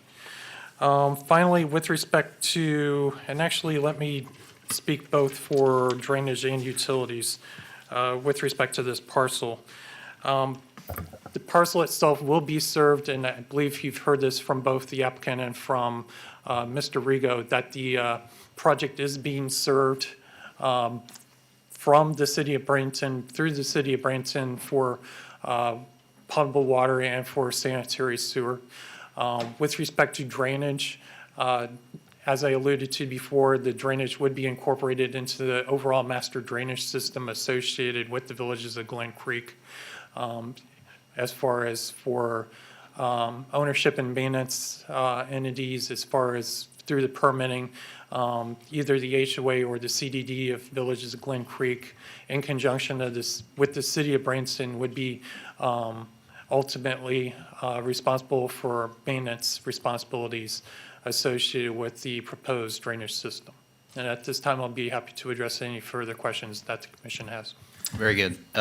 Question for you. You made a statement regarding the 50% reduction Yes. and the discharge from into the creek. Is it Gamble Creek? Glen Creek. Glen Creek, I'm sorry. Creek. Gamble Creek's on the other side of the river. Yes. Glen Creek, is the discharge point within property, Manatee County property, or is it within the City of Bradenton property? Mr. Chair, it is within the City of Bradenton. The drainage patterns for this particular parcel would be to the south towards Glen Creek itself through incorporated areas associated with the villages of Glen Creek. So when the analysis is being done, is it only the parcels? I presume the same requirement was probably done on the previous rezone. Are the county parcels the only parcels that are required to have the 50% reduction? Mr. Chair, actually, at the time, the Village of Glen Creek was going through essentially a similar review and public hearing process through the city of Bradenton. County staff had recommended as part of the zoning, public hearing zonings for this particular overall Village of Glen Creek project, had recommended the flow reduction requirement for the overall project. And that was included in with the city of Bradenton's review. So there's not going to be a problematic accounting for which are reduced and which are not, so it's just everything is reduced? That is correct, Mr. Okay, Chair. all right, thank you. Yes. And with regard to the comment I asked about earlier, the coastal planning area, Mr. Rigo said typically there's a mitigating factor to have a 35% open space related to that, to adding density to those areas. What does that typically accomplish? What's the intent with regard to that? Typically, as far as for the coastal areas, as Mr. Rigo had alluded to, it does pertain to the open space requirements. It does pertain to the densities within the coastal high hazard or the coastal planning areas and as such. As far as on stormwater end, we do look at the, as far as floodplain delineation, which I referenced earlier, as far as whether or not the project area is within a 100-year floodplain and address floodplain mitigation measures. Okay, thank you. One other question? Mr. Rutledge? Sure. Christopher, good morning. Good morning, sir. How you doing? Good. Can you put your photograph again that you had, the aerial, so I can see the body of water to the top right-hand corner of the photograph? What is that? The blue? The blue is the actual 100-year floodplain I saw delineation associated with the city of Bradenton watershed management. So this is tangentially close enough to that the 90-year flood probably affects this parcel right on that backside, and that's that kind of buffer area there vast to be reduced, right? Well, the 100-year floodplain, as reflected on this map exhibit, the 100-year floodplain delineation does not extend into the parcel itself. And then as far as the parcel, it would be post-development condition, the runoff from this parcel would be draining into the master drainage system associated with the Village of Glen Creek, which ultimately leads south towards Glen Creek itself. So, and again, just to be clear, Mr. Gerstenberger, that's not a body of water, that's actually just a delineation of ponding. That is correct, yes. That, unfortunately, I should have used my usual sea of red map and color instead of blue. And is that a recent study for that particular location? I know that we've got Yes. cycles of studies. Yes, yes. The city of Bradenton, I want to say, it's been a couple of years, but yes, it is a most recent watershed management plan that has been adopted by Southwest Florida Water Management District. Is there a positive reason from the water aspect, forget everything else, to reduce the boundary requirements and the buffer requirements across the board? I mean, if you take 30% away from every buffer requirement that we do for some mitigating reason, does it concern you at all? I mean, or am I just being problem? I mean, seems like a lot, that's all I'm saying. With respect to stormwater, we do look as far as the buffer areas, as far as the transition areas, as far as transitional grading from proposed grading to existing grade. Typically, you'll see that anywhere with any development around the county that you'll typically see newer development that's typically anywhere from 2 to 3 feet higher than the existing grade, and the buffer areas typically are utilized dual purpose. They're providing the landscape and the screening buffers, but they're also providing that transition from a higher proposed grade down to existing grade, typically on like a 4-to-1 slope, or in some cases, utilization of a retaining wall to meet existing grades. So yes, there are some uses of a perimeter buffer or a landscape buffer with respect to drainage, with respect to grading to meet the existing grade or to address perimeter drainage, things of that sort. Should there be a need for any perimeter collection or conveyance systems? But certainly at this point, we're looking at like a general development plan level of intent. So should those matters will certainly be further addressed with the final site plan and construction plan to address perimeter drainage and transition. Thank you. Very good, thank you. Different subject, the 23rd Street right-of-way, is a portion of that still within the county? You know that better than I do. This is a private street. Okay, all right, very good. They do know better. Ms. Mr. Lett? Rigo and I would like the opportunity to explain or clarify some items. Yes, ma'am, very good, thank you. So,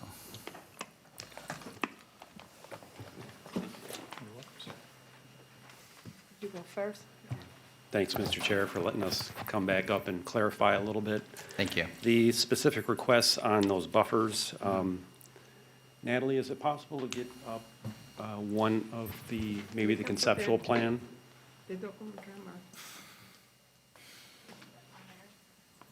On ours, please? Anything that shows the site plan? Turn to the document camera. Or we can go to the overhead. Rosina's got a site plan up.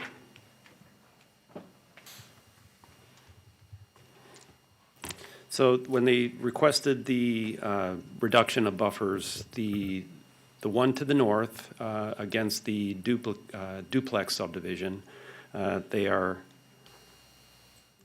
asking for a 10-foot width. Now, the west obviously is going to be a roadway. They will be required to put in a roadway, some sort of roadway buffer, but they are asking for 0 there. Now, this type of configuration, the lots typically either side or back up to the thoroughfare in this type of development. So we didn't take a huge issue with that. And then the eastern buffer, all these required widths, minimum are 15, and they've asked for a 10 there. So given the possibly adding additional plantings along there, we thought in some sort of opacity, given a wall or a fence, we felt that the 10-foot would be appropriate in that area. Okay. Just to maybe clearly state kind of what I was considering, the property to the north is City of Bradenton. So Correct. there's not inconsistency between the requirements. Property to the south, I think, is a civic use for the most part. Yeah, the institutional use at the school there is county property, and then that is actually the line of incorporation right in the center of our, the southern part of our site. However, the property to the east is private Manatee County citizens, and that's the area I would have concern. My expectation is those citizens would expect that if they came in for a zoning application, they'd be required to do a 15-foot buffer. So I would expect the same. We listed that as one of our, I guess, negative factors, but Right. Thought that we could come up with some good mitigating measures with the final site plan. Right. Have the residents, the neighbors been, have you heard anything from them? Have not, sir. Okay. So I think it's, in my opinion, the open space issue, the aggregation of open space, especially when it's considered with regard to the coastal planning area, water doesn't know municipal boundaries. So I don't think that's a concern. It's addressed through the additional open space in the community. My main concern is related to the neighbors and the expectation that the neighbors may have, even though they're not present in the hearing, that they would be held to the same requirement. And I feel like we're making a call on something the neighbors might expect. If there's mitigating factors, that's something that kind of, I think would be helpful, but I don't know that those discussions have. We felt comfortable with the fact that this is going to be joining the rest of the development in the CDD, that the 21% open space would be appropriate. That exceeds the city requirement for open space in their, what they call their, I think it's R1. And then they do a document called Plan PUD Development on top of that. So we felt comfortable with allowing that. So, and I think Rosina wanted to address a few things. Okay, thank you. Good morning, Rosina Ryder, and it has been sworn. Only I would like to emphasize what Mr. Rigo pointed is, like, when we analyze this case, we take in consideration that this is going to be part of an overall project that is located with the city. And the reduction of the buffers is going to be, considered significantly or no, because we see that, like, this is in compliance with the overall project or the overall image of something that is, outside of our jurisdiction. The reduction to 10 feet has been approved in other cases for, because it's an existing a drainage easement or other situation. This is a particular situation, really is a non-usual situation for us. Only if you move to the document camera, I would like to reinforce one that Mr. Rigo pointed, is like this area here in which they're asking to don't have buffer in this area. Is what they're asking to don't have the buffer, but this is not a real roadway. We cannot request a roadway buffer because it's a private street that's going to be part of the overall project. This parcel is part of the overall project with the city, and this parcel is part of the overall project with the city. And if we see that, there is not reason to apply for a greenbelt buffer or roadway buffer in this area because this is going to be part of the overall project. And with the reduction to the minimum front yard, we don't have any problem since they have the requirement for don't encroach the road, and also with the reduction of the open space. Like I was said, it's part of the overall. This is a minor area that's going to be part of an overall that comply with the overall requirements. I know that is unusual, but was our point of view that we are satisfying the requirement of the Land Development Code. Very good, thank you. And again, my main concern is the adjacent property within the county. Yeah, and- I understand. Yes, I understand that. Could Everything be in the else- future, that the other project would Yeah. like 10 feet too. Yeah, exactly. And use exactly. that. But it's going to be a different analysis because this is going to be part of an overall project that is out of our jurisdiction. The other one is entirely with our jurisdiction. I know could be seen in both ways. Thank you. All right, any additional questions for staff? Okay, all right, very good, thank you. All right, I think we're at the point where, ask if there's any additional information necessary. No, All right, sir. Hearing no questions, we're going to go to staff closing comments. Thank you. Applicant rebuttal? Okay, applicant's deferring rebuttal. So I'm going to go ahead and close the public hearing portion of the public testimony portion of the hearing, and it open it up for consideration, discussion, consider a motion, whatever the board wants to do. And again, I think there are some elements here that consideration with regard to the buffer.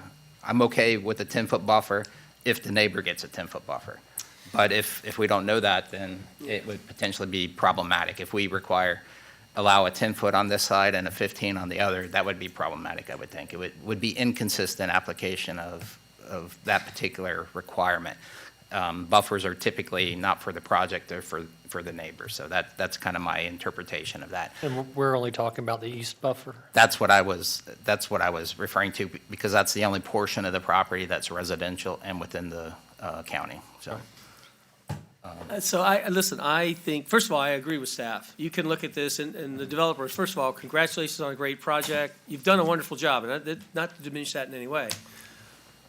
But I just don't see the compelling reason to make that exception. I think, and this is what I say to myself, and I would say to a lot of the developers that come to us, could you do better? In other words, if we said to you, say, look, this really matters to us. This is going to be important to the neighbors that you're there with, the people to the north, how the floodplain is seen and all that. If we said to you, could you do better? I think the answer to this one is you could. You could figure it out. I think that big a development with that differential and whether you gave them title to that land or gave them the view to that land, I have been in that situation. I think you can do better. Not that you haven't done great. And so I'm just not going to support it because I think there's a better plan within the realm of their ability. I understand the logic, but I think the adjacent neighbors, then you ought to say, well, we got to give it to them too. But then that opens up the whole discussion. Well, if my neighbor gets something, do I always get it? I understand your connection to the existing design, but that's not our community. And I'm very interested in what goes on in Sarasota, but I don't use that to guide my here. So I'm going to be an opposition to this.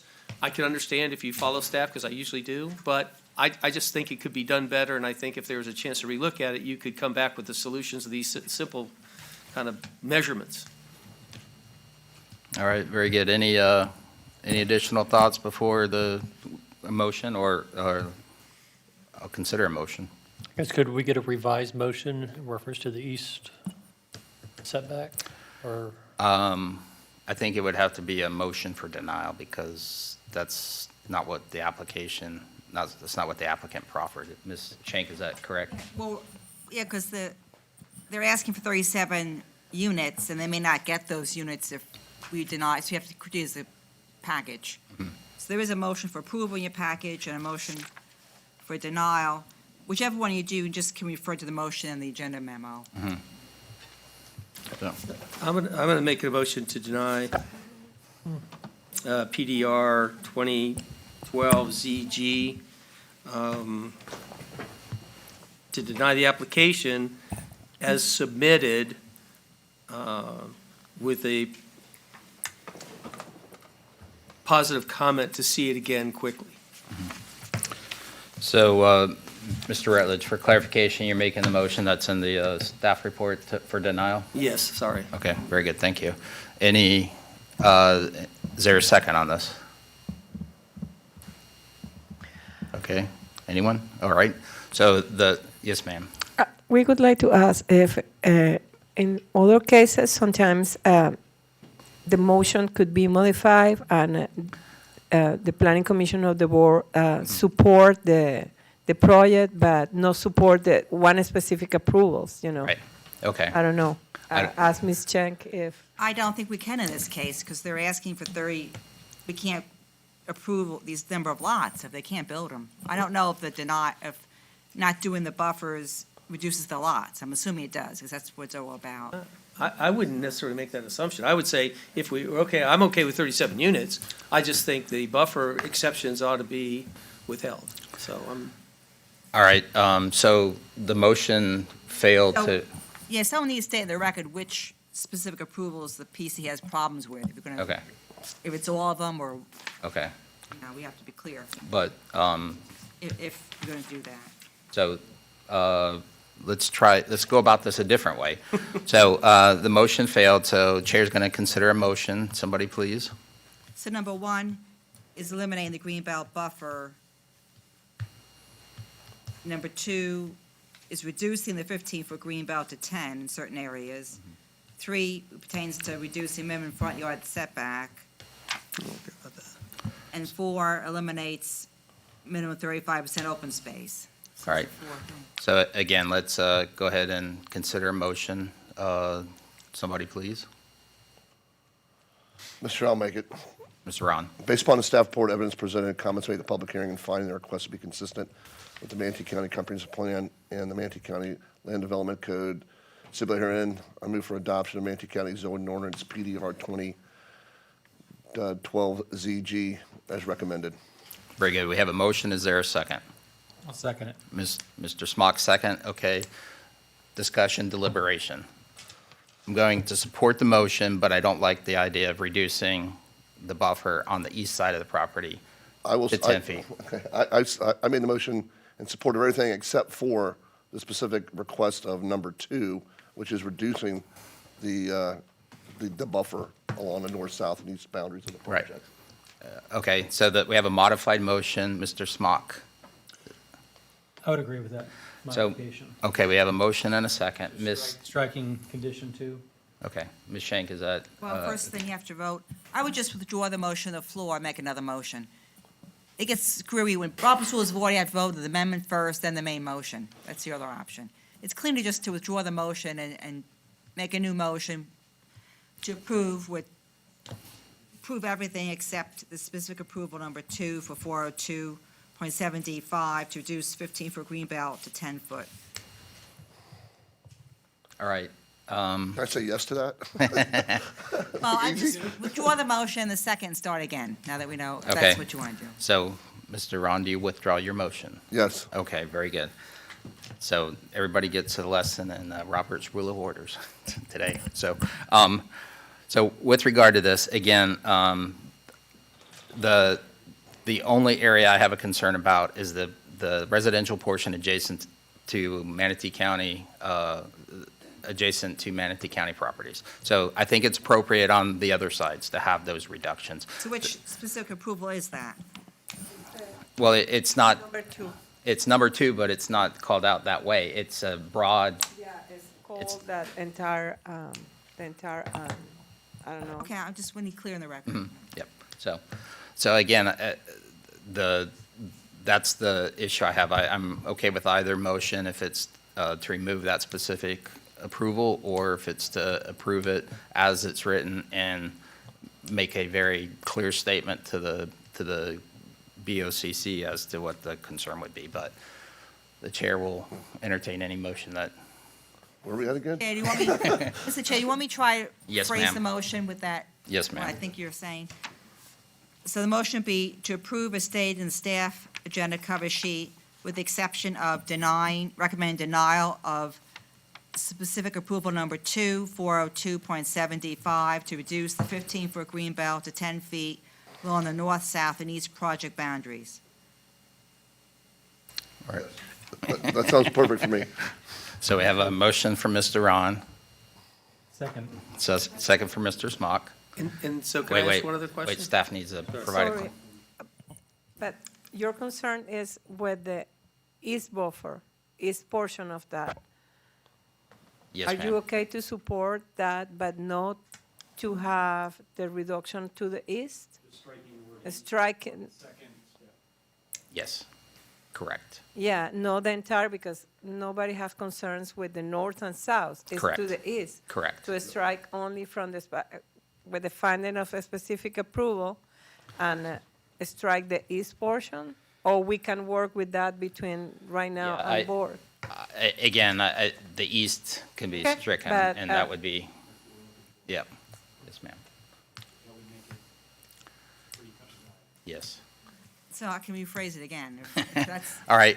So you're considering possibly making a motion for approval as stated in the agenda memorandum with exception of recommend denial of a portion of specific approval number 2, 402.7D5 to reduce the 15-foot green belt to 10 feet along the east project boundaries. Yes, ma'am. That's great. I'll let the attorney So work it we have a motion by, out. Yes, I concur with Shank's wording for the motion. very good, we have a motion from Mr. Ron. Mr. Smock, still So second. can I just ask one question of the chair? Mr. Rutledge. So you're okay with the reduction of open space from 35% to 0, making their overall open space 20%, 21%? That doesn't bother you? That's in this parcel. No, I understand. Yeah. But again, the commitment to this parcel, adjacent properties is the same thing. It's like, Well- gets back into that same question for me. That's all, just want you to say, that's what you think is good, it's okay? I think in the fact that it's part of an overall development. Okay. That Right. we're considering, we have to consider the overall development, not just, we have to consider the fact that the neighboring properties are residents of Manatee County on the east side, and that the conditions we're dealing with on the setbacks concern Manatee County residents on the east side.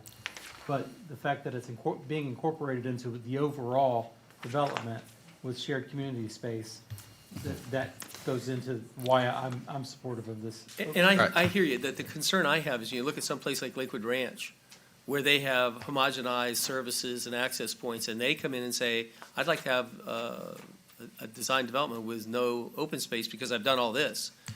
I just think that's a door that I don't want to open. So I It- understand your thinking and I appreciate it. I- I'm not disagreeing with the developer's idea to do that. I just think it's a risky decision. I'd like to also add that one of the considerations is what is open space typically used for? And a lot of times it's stormwater or recreational areas. And again, these are provided elsewhere. So as long as those are addressed throughout the community, the overall community, for the benefit of the overall community, those areas exist elsewhere.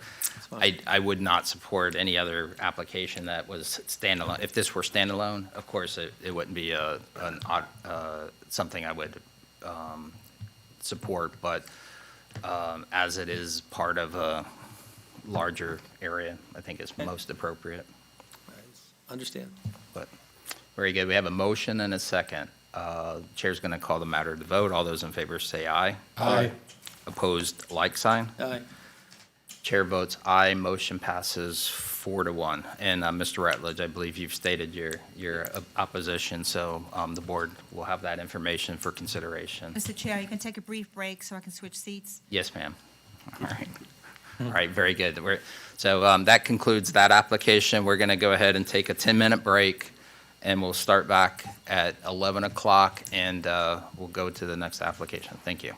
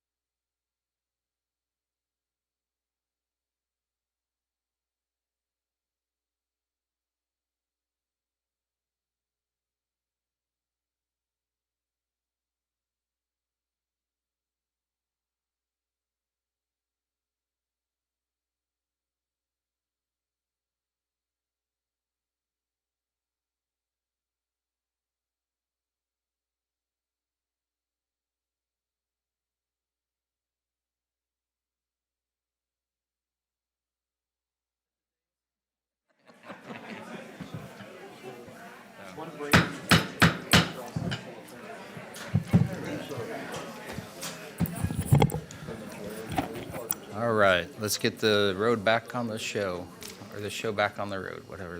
I canceled my 3 o'clock, just so you know. All right. All right, the next item on the agenda is item number 4, I think.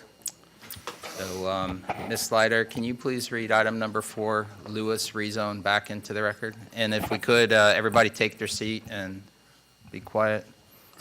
Don't make me come back there. Don't we tend to the principal's office? Item number 4, C 2020, Louis Risson, Louis and Grundy, London and Grundy owners.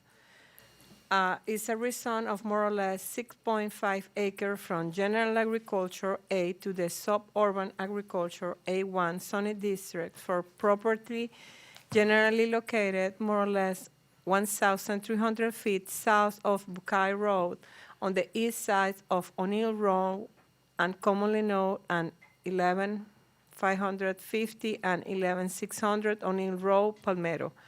The case manager is Mr. Kevin Oldman, and he represented the applicant is Mr. Smith. Good morning. Good morning, Mr. Chairman, Commissioners. For the record, my name is Bob Schmidt. And give me a moment, please. I'd like to ask everybody if there have been any ex parte communication. Not everybody, just the commission members. No, sir. No, sir. Okay, seeing none disclosed, Mr. Schmidt. Thank you, Mr. Chair. Again, for the record, my name is Bob Schmidt with Land Planning Associates, and I have been sworn. My client is here with me, Ms. Susan Grundy, and I'm going to have her come up and tell you all a little bit about why she's asking for this today, but I'll go ahead and get us started very quickly. This is, as Rosina, I'll go ahead and put the zoning map up first. As Rosina described, this is a rezone from A, general agriculture, 5 acre minimum lot size, to A1, suburban agriculture, 1 acre minimum lot size. The total of the 2 acres is about 6.5 acres, and Susan came to me when she, I think, went down to the zoning counter and tried to pull a permit on the southern of those 2 pieces to be next to her daughter who lives to her north, and she'll elaborate a little bit more on that, and found out that she couldn't do it because she didn't have 5 acres. So the point of this rezone is to allow those 2 parcels there to be rezoned to A1 to make them conforming and allow her to be close to her family. With that, I will go ahead and turn it over to her. And again, this is about 6.5 acres. After she's done, I'll go ahead and wrap things up quickly. Very good, thank you. Good morning. Good morning. And if you could state your name and that you have been sworn. My name is Susan Grundy, and I have been sworn. Thank you very much. In approximately 2016, my husband and I helped my daughter purchase 11,600 O'Neill Road. That is the northernmost lot of the 2 lots. It has a 1917 farmhouse on it, and that's where she was going to live. And a year later, a neighbor approached me and said, "Do you want to buy the lot next door?" And of course, we figured that when we retired, we could build next to our daughter and live there. That series of 6 lots in O'Neill, there's houses on 5 of them, and my property is the only one without a house. It never occurred to me that I couldn't build on it. I have 3 grandchildren. Don't get me started. And I want to live next to them. And so that is why I'm trying to get this property rezoned to be in conformity, basically, with the neighborhood. Very, very good, thank you very much. So. Mr. Chair, I'll wrap up just by saying that this is, I did review the staff report that Kevin had prepared. I agree with the findings in it, and this is a application that's consistent with the Land Development Code, consistent with the comprehensive plan, and we request your approval so that we can get this before the county commission and she can pull her permit. Thank you very much. Thank you very much. Very good. And then for staff, we have Mr. Oatman, right? Any chance we can just make the motion? Let's wait. Mr. Oatman's worked hard on his report. Let's, Thank you. Right. Hey, That's called don't- bribery. Don't bribe me with the donuts. That's easy. Good morning, Honorable Chair and board members. My name is Kevin Oatman. I'm with Building and Development, and I have been sworn in. thank you. As Bob had mentioned, this project, Z2020, is the Lewis rezone. The request is to rezone 6.5 acre site from general agricultural A to agricultural suburban. It is located about 1,300 feet south of Buckeye Road on the east side of O'Neill Road in Palmetto. In 1989, the Manatee County Comprehensive Plan designated the parcels within the urban fringe UF3 future land use category. And in 1990, the LDC, Land Development Code, the parcels were designated as general agricultural zoning districts. As you can see, the parcels to the north, east, and south are within the same future land use category, UF3, with the parcel adjacent to the west as an industrial light future land use category. To the north and to the east proposed site, A zoning districts are present, but the two parcels adjacent to the south are zoned A1, as Ms. Grundy had mentioned. To the west is a planned development industrial zoning, PDI.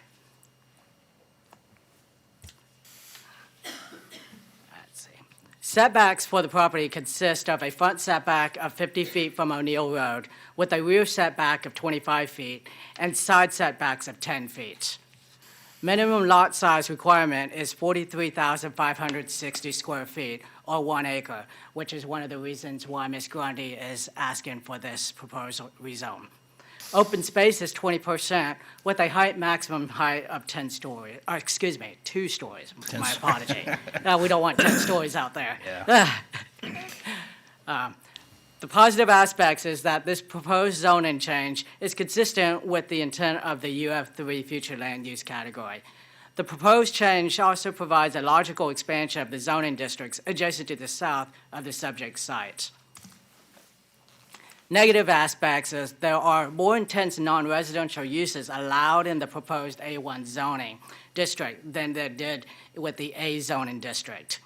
The site could be potentially impacted by noise, light, and odors if the adjacent property to the west, which is zoned PDI, is developed with industrial uses.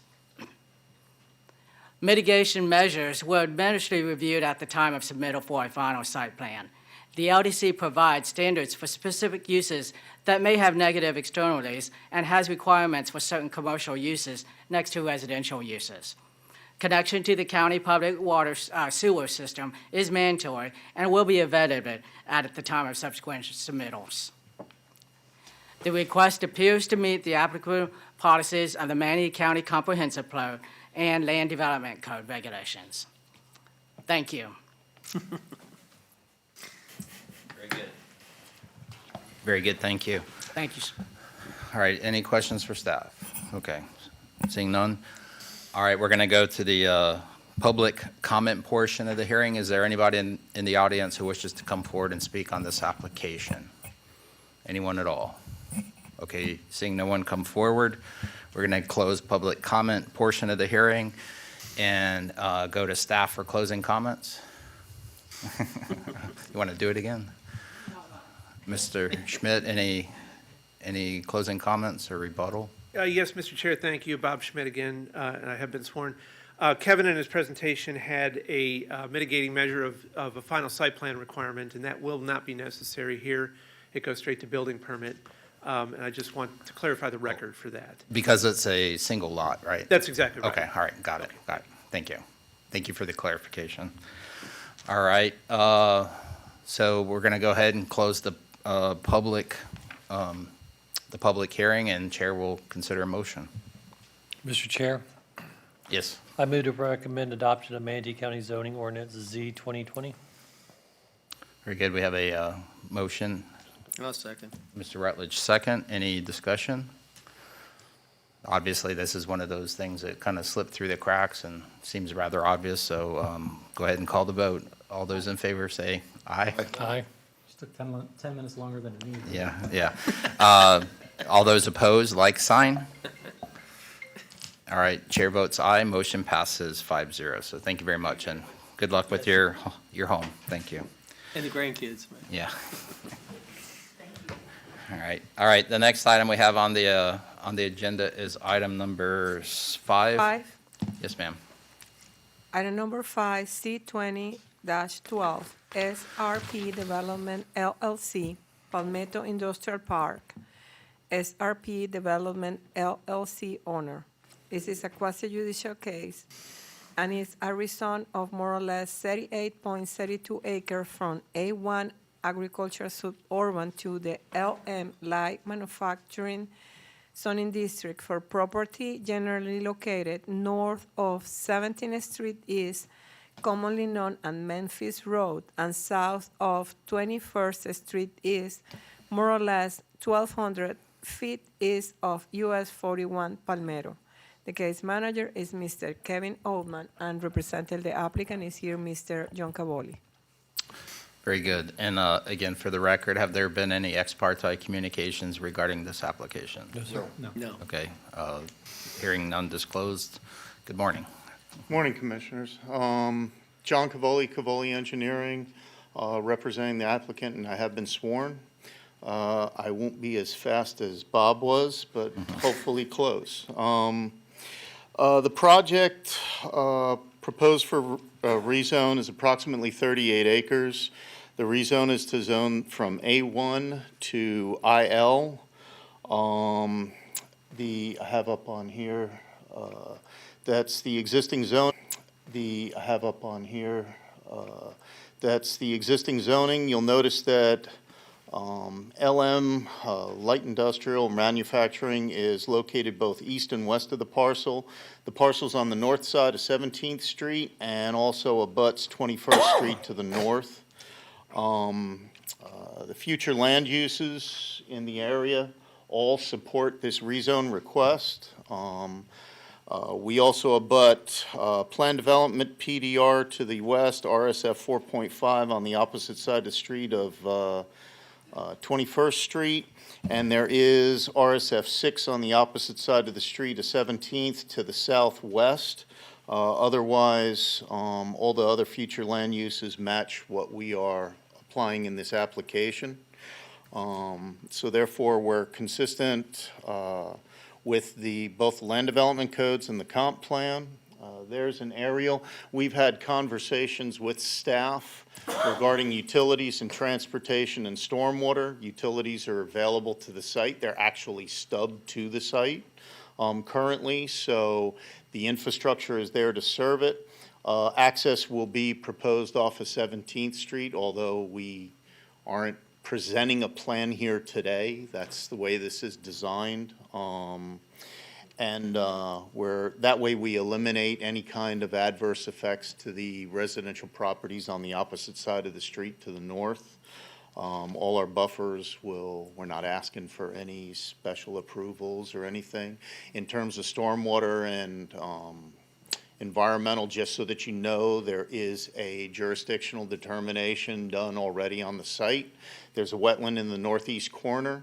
There's a ditch that traverses the site. We've already talked to Tom Gerstenberger in Stormwater. We're not impacting the ditch other than to cross it in a current crossing location. So we're not impacting that at all, and we'll meet all the requirements of the LDC. That's about it if you got any questions. Very good. Any questions for the applicant? No, sir. Okay, very good. And that conveyance through there, are you going to, is the applicant going to provide the county like a flowage easement or access for maintenance? Yes. Anything? Okay. Okay, very good. And that currently doesn't exist on that? Correct. Okay. Yeah. Now, that's one of those areas that have potential for causing problems, so. Yep. Very good. Thank you. All right, staff, Mr. Oatman. Got a twofer. I am back.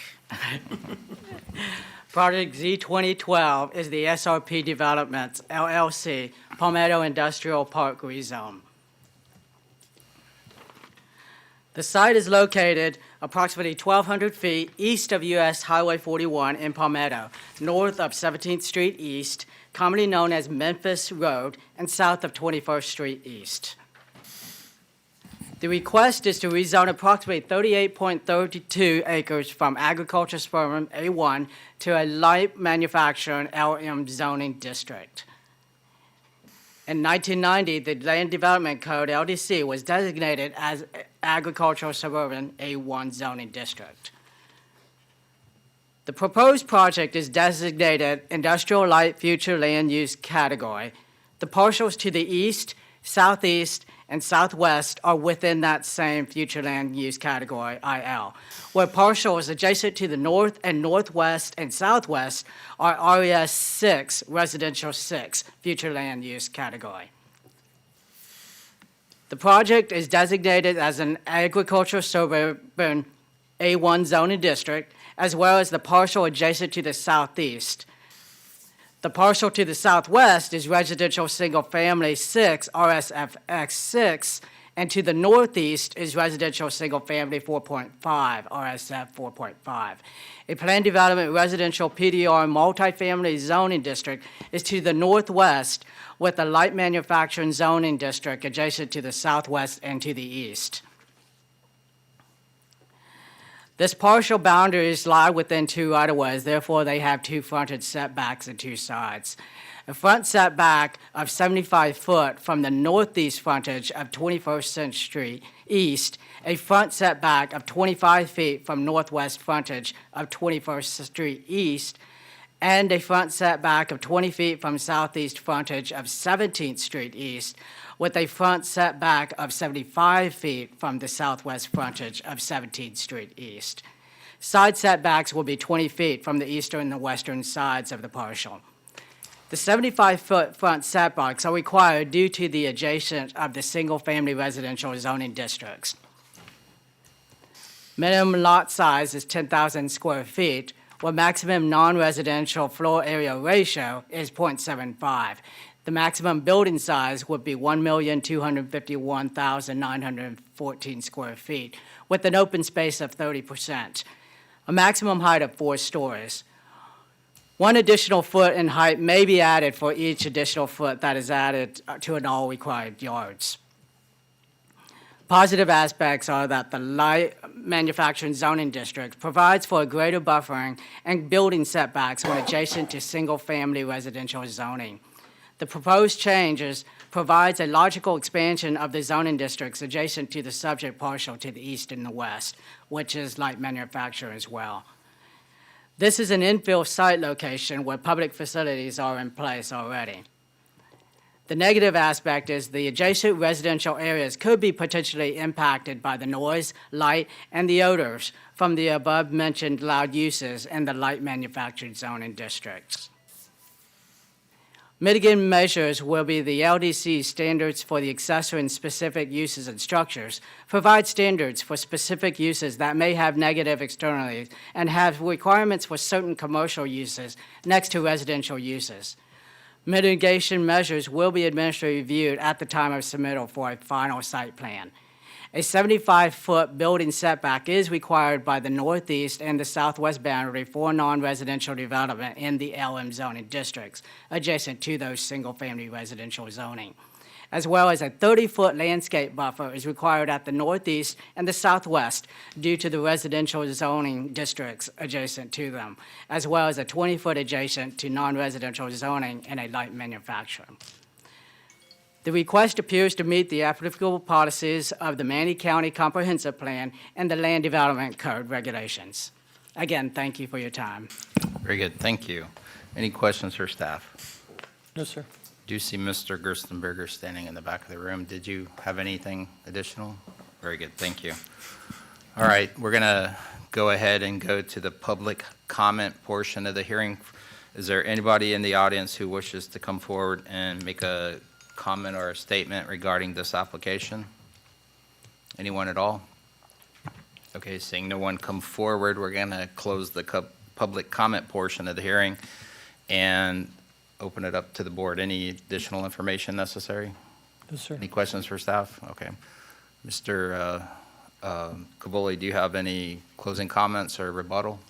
Okay, thank you. All right, we're going to close the public hearing, and the chair will entertain a motion. Mr. Chair, I'll make the motion. Mr. Ron, Based upon the staff report, evidence presented, comments made at the public hearing, and finding the request to be consistent with the Manatee County Comprehensive Plan, the Manatee County Land Development Code, I move to recommend adoption of Manatee County Zoning Ordinance Z 2012. I'll second. very good. We have a motion, and Mr. Rutledge second the motion. Chair's going to call the matter to vote. All those in favor say aye. Aye. Opposed, like sign. Chair votes aye. Motion passes 5-0. Thank you very much. So that brings us to item number 6. Ms. Leiter, can you please read item number 6 into the record? Item number 6, PDR 2019 CP, Mattamy Canal Road, Hayman Mountain Sea Trust, and Hayman Hollis B. Testamentary Trust owners. Mattamy Tampa Sarasota LLC contract purchase. And this is a quasi-judicial case to allow a rezone of more or less 2691 acres generally located on the east side of Canal Road, more or less 550 feet south of US 41 North, and commonly known as 5520 16th Avenue East, Palmetto, from RDD6 Residential Duplex District, 620 units per acre, 7.9 acres, and A1 Suburban Agriculture, 120 units per acre, 19.1 acres, to the Planned Development Residential PDR zoning district, and approving a preliminary site plan for a maximum of 95 single-family residential units. The case manager is Ms. Akeya Brown, and Ms. Rachel Layton is representing the applicant. Very good, thank you. And have there been any ex parte communications regarding this application? No, sir. No. Okay, none disclosed, so good morning, Ms. Layton. Good morning. Good morning. My name is Rachel Layton. I'm an AICP certified planner with ZNS Engineering, and I have been sworn. I'm very excited that I made it before lunch today. Congratulations. We are moving right through the agenda. It's wonderful. As Rosina mentioned, we are here today seeking approval of a rezoning to planned development residential with a preliminary site plan. If I could get the PowerPoint presentation? Thank you. Next. Okay. So I have my team here with me today. I have Mac McCraw with Mattamy, Tom Griggs with Mattamy, myself, of course, and Jeb Mulock, PE with ZNS Engineering, and Steve Henry, PE with Links and Associates, our traffic engineer, and Joel Christian with Ardura. We also have the broker and the property owner with us today. So to start, we hold, you know, a lot of these projects require community outreach, and we've spent quite a bit of time with some of these neighbors through the project. We had hosted our first neighborhood meeting December 5th in 2020, and we had 10 residents in attendance. We had a Microsoft Teams meeting. And to follow up with that, I had several calls and 2 site visits. One site visit with residents of Deer Run and 1 site visit with a resident to the south. And as a result of the neighborhood meeting, Mattamy Homes is not proposing a connection to Deer Run and is committing to maintain the 50-foot lots adjacent to the inter-neighborhood tie to the north property. So as Rosina mentioned, this project is located on 26.91 acres of land located at 5520 16th Avenue East. This is the east side of Canal Road, approximately 550 feet south of US 41. The project consists of 2 parcels of land. The western parcel has a single-family residence on it, and the eastern parcel is vacant, and we may or may not still have cows out there. There are wetlands and a creek, channelized stream on the site. The property is suitable for development within an area of the county where municipal services are available, and the site is ready for development. So you can see where we have the heavily treed area is where we have the creek bisecting the property. The property has 2 future land use categories, 1 on each of the parcels. The western parcel is 7.9 acres in size and is designated Res 9 and is within the coastal planning overlay. The eastern parcel is 19.01 acres in size and is designated Res 6. The eastern parcel is not within the coastal planning overlay. As you can see from the future land use map, there are multiple categories supporting the residential development in this area. And we do see large lots in this area, but we also see large areas of Res 6 to the south and east of the site. ROR is actually to the north of the site, and Res 9 is to the south of the site and west of the site. So this area is really planned for transitioning densities. The intent of Res 6 and Res 9 categories is to establish areas with medium-density residential development with complementary support uses. The maximum number of units with these two future land use categories is 185 units. The proposed residential development is 95 units maximum and is consistent with a range of potential uses in these future land use categories. The proposed project, again, is 95 single-family detached residential units with a gross density of 3.53 dwelling units per acre, well below the maximum density permitted in the future land use categories encumbering the property. The project is a logical expansion of the urban environment, and the timing is appropriate for moderate density residential development. The property currently has two zoning districts on it, RDD 6, residential duplex, 6 dwelling units per acre on the western parcel, and A1, which is suburban agriculture on the eastern parcel. These current zoning districts would allow for a total of 66 units.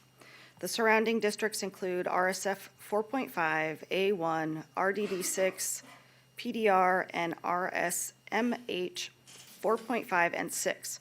So we really see quite a variety of residential zoning districts in this area, given the historical development patterns. And these are all permitted within the Res 6 and Res 9. And again, this allows for a range of density and variety of single-family housing products.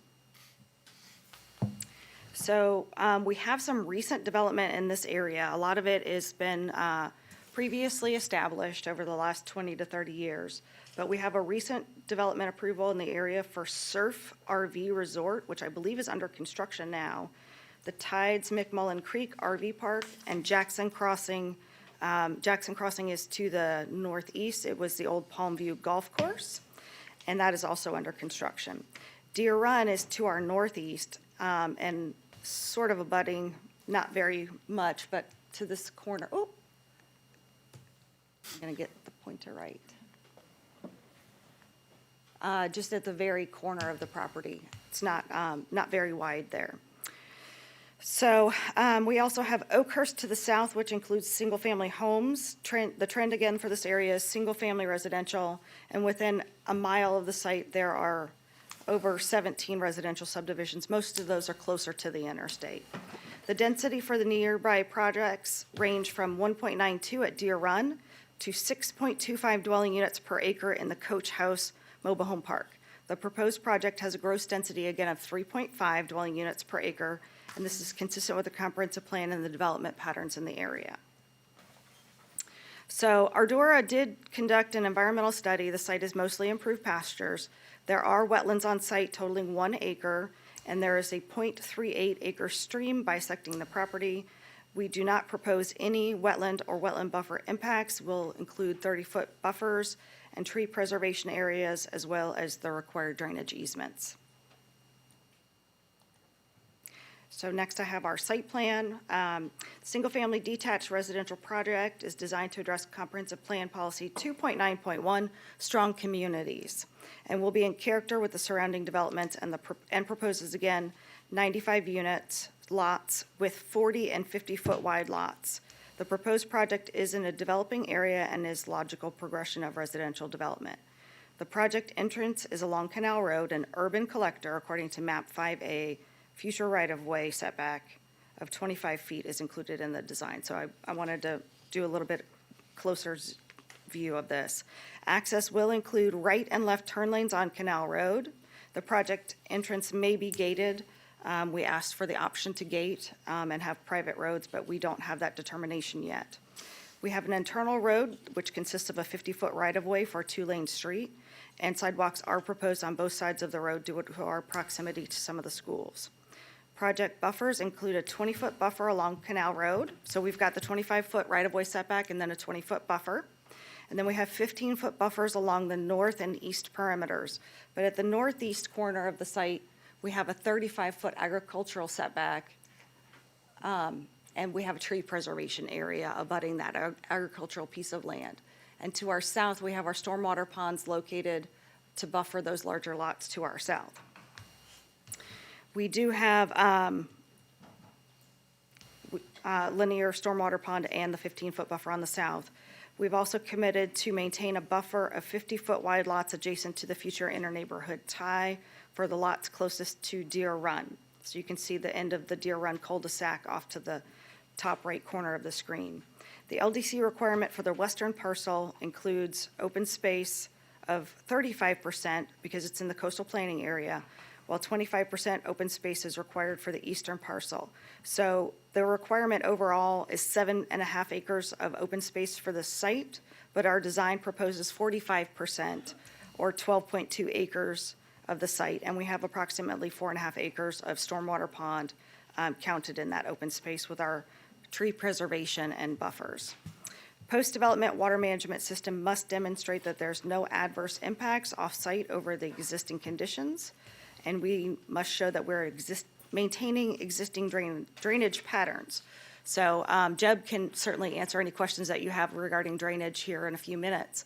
But we have worked extensively on the drainage for the site early on. Signs, lighting, and landscaping will be designed in accordance with the Land Development Code. The school district report indicates the site is within School Service Area 1 and districted for Tillman Elementary, Buffalo Creek Middle, and Palmetto High Schools, and that available capacity exists. We have done and had approved a traffic impact statement and operational analysis. We are proposing 97 PM peak hour trips for the 95 maximum units. And as we get to final site plan, that'll be further reviewed. We did go through a lot of capital improvement programs and FDOT 5-year work programs for Canal Road. And as you all are aware, some of these projects change over time, and the county is now reevaluating it. What I found this morning is they're actually looking at whether they can do 4 lanes instead of just improving the 2 lanes to current standards. So we will continue to coordinate with Manatee County to ensure the required project improvements are constructed consistent with future Canal Road designs. We do again have a requirement for southbound left turn lane, northbound right turn lane, and a 5-foot sidewalk along Canal Road. Our building height is limited to 2 stories.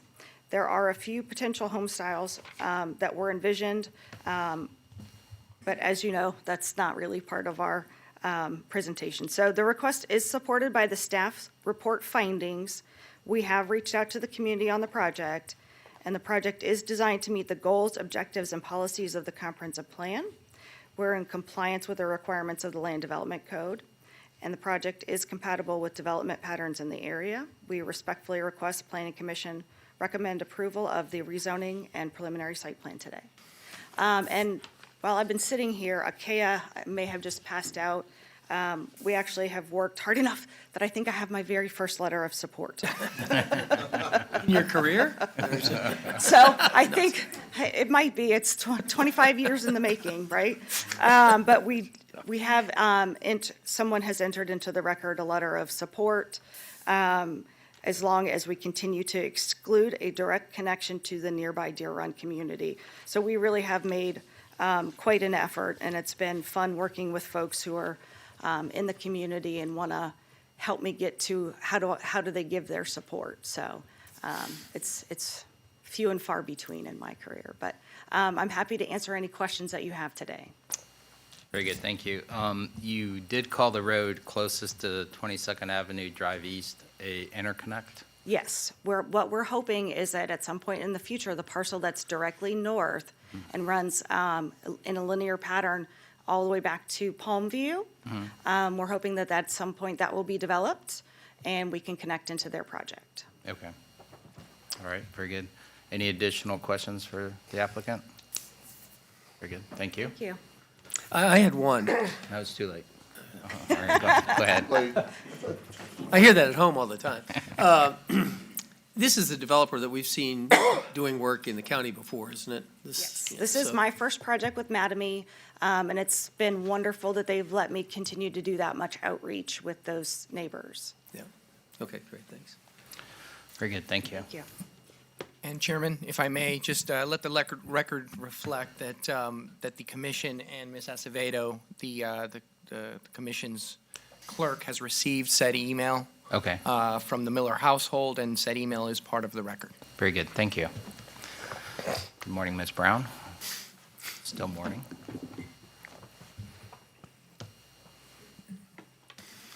Good morning, Planning Commission. My name is Akea Brown, and I've been sworn. Hi, Ms. Brown. I'm here to present Mattamy Canal Road subdivision, PDR 2019 ZP. Here's the area of the site. It is located east of Canal Road in Palmetto.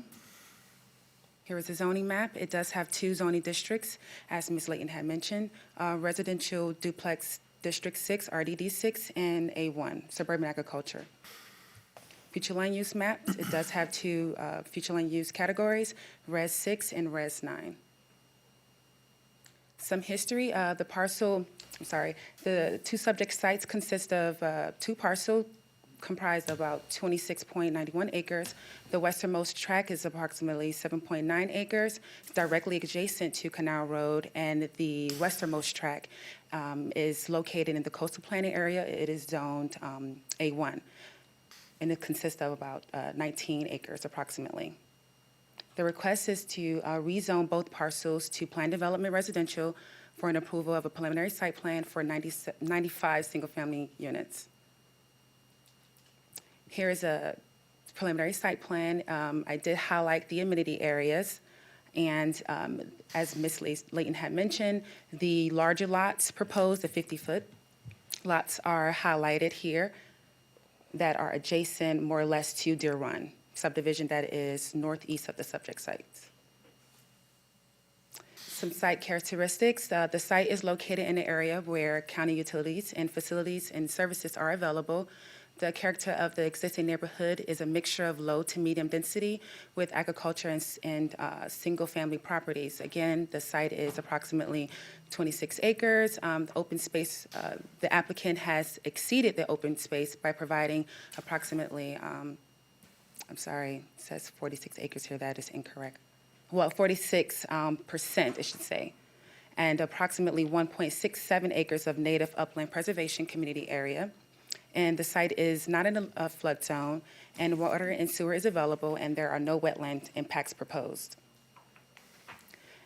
Again, the applicant is providing some positive aspect. The applicant is providing 46% of open space.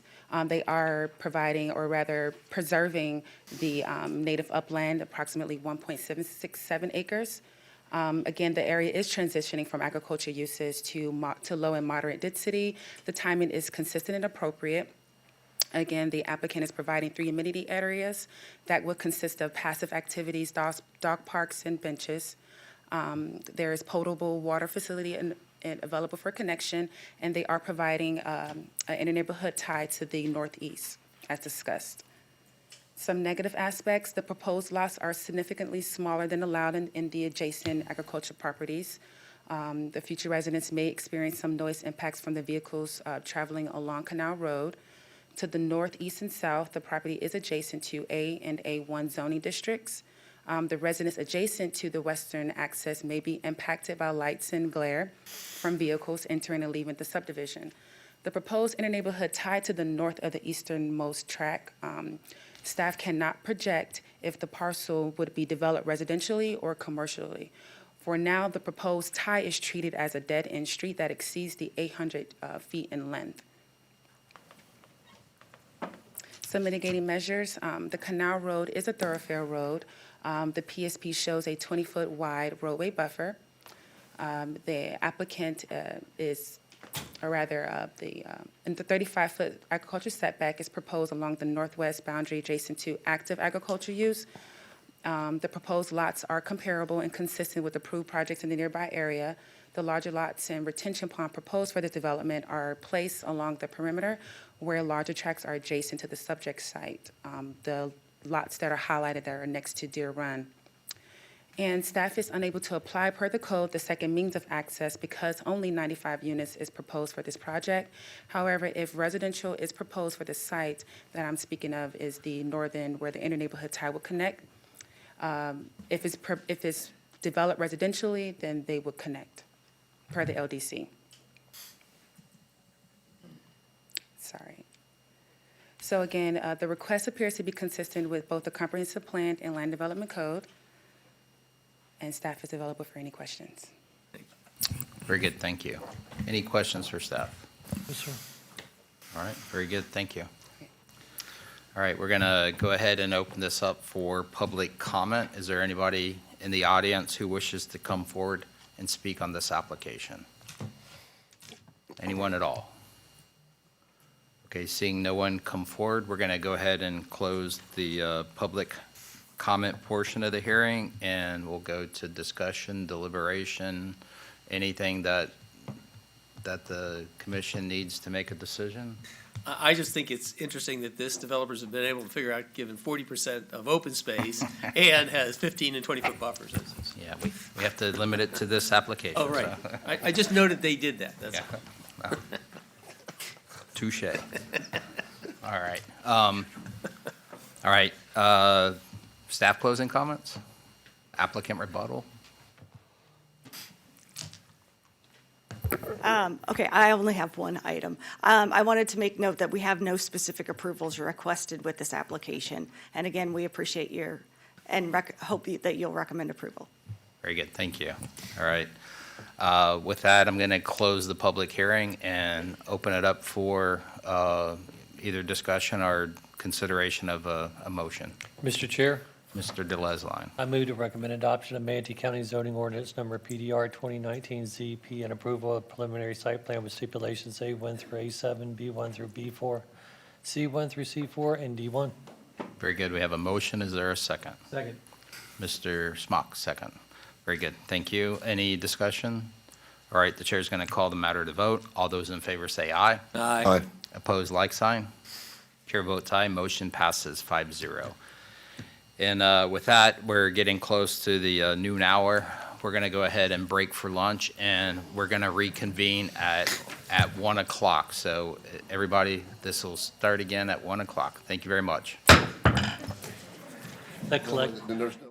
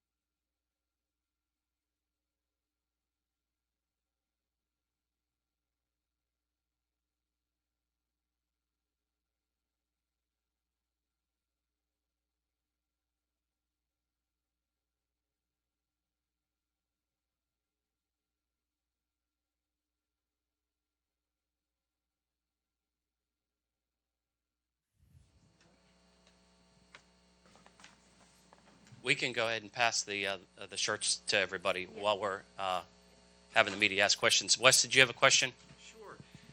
Yeah, I think it's an exciting program that you've got going on. What my question is in doing the research for it, are there other organizations or groups that are sort of tackling this question that a lot of people are asking, which is, as the tourism grows and as the number of people coming to Florida increases, people are concerned about keeping our culture as it is, keeping it the way that it's attracting people rather than adopting what people are bringing. And is that something you've seen other people with that kind of messaging? Mayors, any of the island mayors want to answer one of those questions? I'm sure I understand that question. I gather what you're saying is, are there any elements, for example, in my city, where there are people trying to retain our flavor and the way things are? And it's very true with the Anna Maria Historical Society. They are really very strong advocates of keeping and our traditions and informing people of what our traditions are. I know when visitors come and they visit that center, which is located in the city of Anna Maria, it serves the whole island, but because it's called Anna Maria Island Historical Society. But when people visit there, they get a great taste of what life used to be like, as well as what life is like in the city of Anna Maria and on the island itself. So yes, I think they're probably the strongest advocates. Does that answer your question? Mayor Tisworth, you grew up on the island. Can you just make a few comments about this initiative based on growing up there and how it could change visitors coming in? I am just so happy with the initiative. It's something that's way past due. I know we've all been running, so fast trying to get caught up because balance it's tricky. Born and raised, I've seen so many changes. Holmes Beach was named after my grandfather, and I'm a Holmes.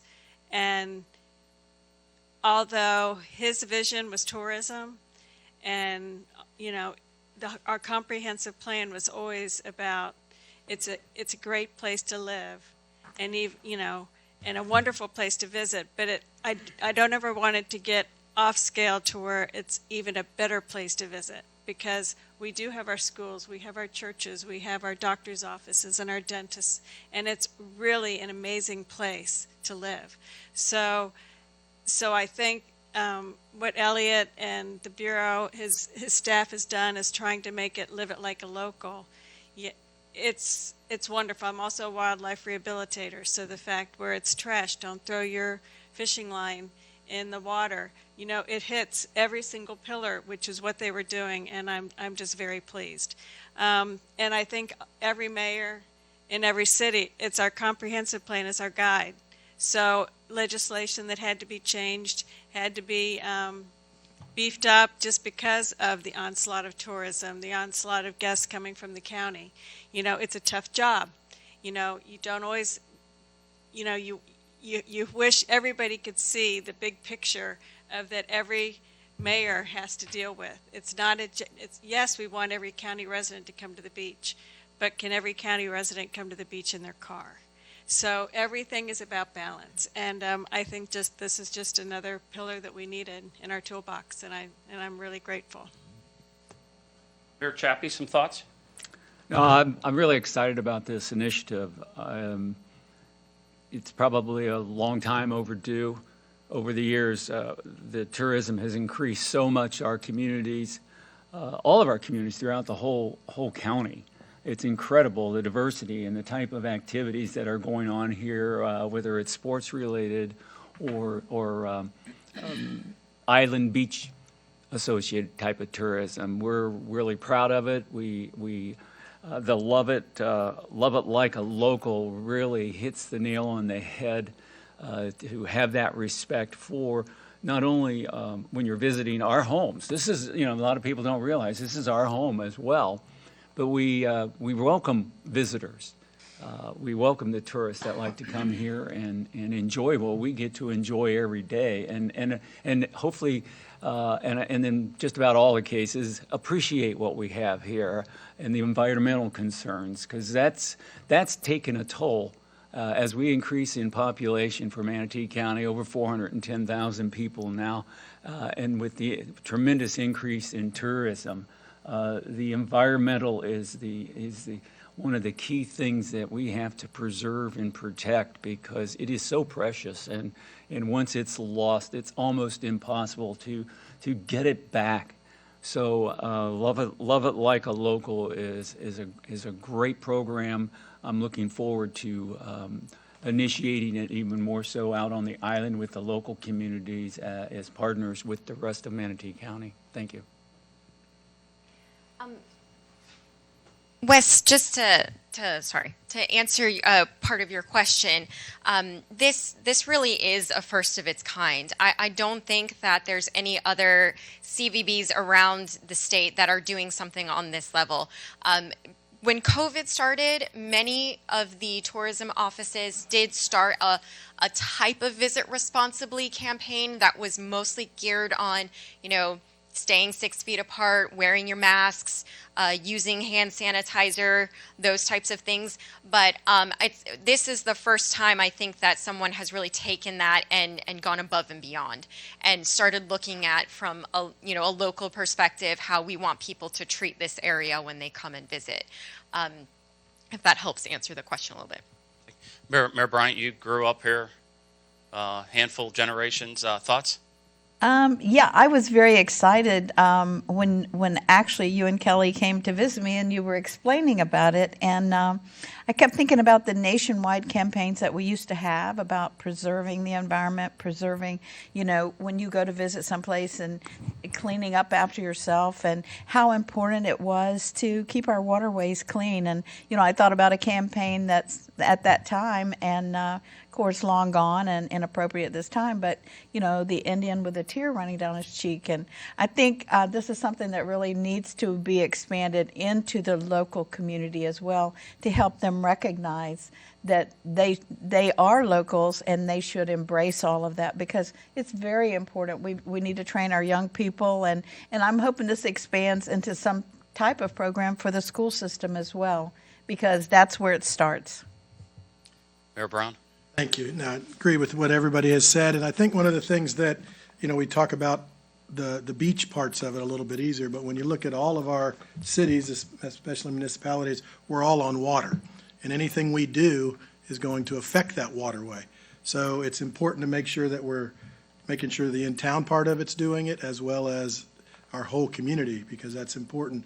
And I think it's really a great thing that even in the city of Bradenton, downtown area, we can really play on, because there's a lot of us locals here that have been here our whole lives and generational wise that can continue to play on the words, even though campaign may not go on forever. It's something that will be out there forever for us and easy to say. So great job. Commissioner Servia, what are your thoughts how it impacts unincorporated Manatee County, Coquina Beach, et cetera? Yeah, it has a huge impact on the whole county. I love the campaign. And as Mayor Bryant said, it starts in the schools and teaching our children these values, and for visitors to come here with their families and everyone to understand how important it is that our community we love so much, that we want them to enjoy it, but please also respect it. So thank you for this campaign. Yes, ma'am. I'll come to you. I've always wanted to be a game show host. Thank you so much. I'm Wendy Lane with ABC Action News out of Tampa. You had just talked about the parking issue, the issue all the mayors have had with parking on the island. Is there any efforts in place to add more parking for people coming to the island? I know there's like 24,000 cars going to Holmes Beach every day. Any more efforts to add more parking?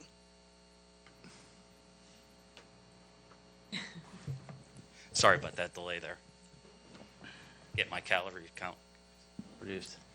Thank you.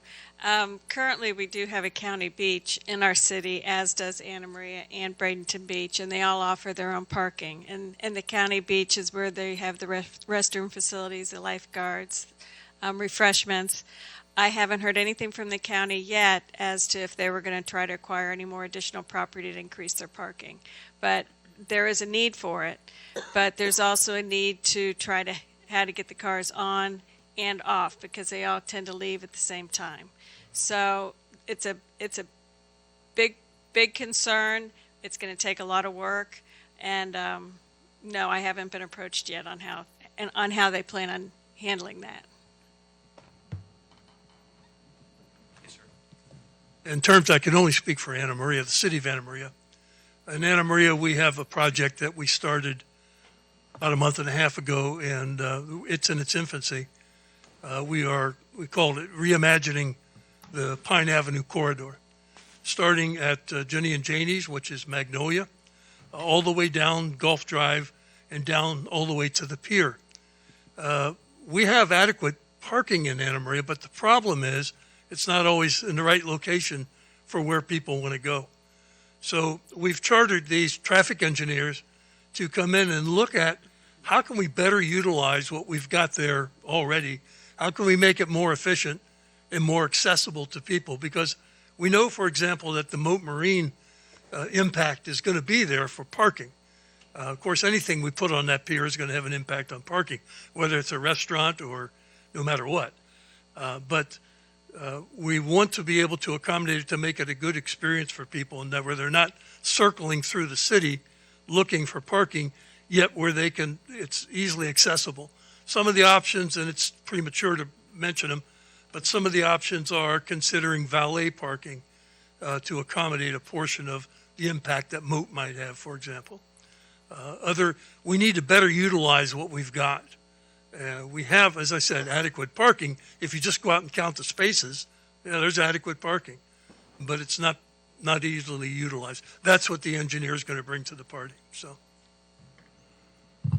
And I can just mention, and Commissioner Servia could stop me if I go off the road, but one of the number one objectives at the Board of County Commissioner level is transportation infrastructure, countywide. I mean, that's what they came right after election and said, that's at the top of the list. So with that comes multimodal transportation, from the bridges to bike lanes. And, the challenge, and I'm not afraid to say it, is you have 4 cities on the islands, and then you have the county. And Mayor Tisworth said it, it's finding balance, okay? It's putting initiatives on the table to find balance for the greater good. That's easier said than done. But the good news from the board level, they acknowledge the importance of transportation infrastructure, and I'm excited to get far down that road quickly. And the water taxi initiatives, the bike lanes. I remember when the county applied for the Tiger Grant, and all the cities on the island was in, and unfortunately the county didn't receive that. But there are other opportunities out that we can go after. Finally, a big part of our brand elements is, we run around the world saying, the Bradenton area is Florida like it once was 20, 30 years ago with modern day accommodations. And a big part of that real authentic Florida is just what this initiative's all about. You go to a city like London and you go into the subway system called the Tube. There's no garbage cans, and you don't find garbage because culturally and generationally, they know not to dare throw a piece of paper on the ground. So this won't happen tomorrow, but if the residents embrace it, which they will, no better photo than seeing all the mayors embrace this right here this morning. There's nothing better than that, okay? That'll resonate in our community. That'll resonate to the traditional vacationers, to the prospective vacationers. And I thank Bev for being here with the Anna Maria Chamber. They will play a huge part of this initiative to bring people to their, I'll call it storefronts for prizes and information. Any other questions from the media? And then we can go ahead and shift to one-on-ones and close this down.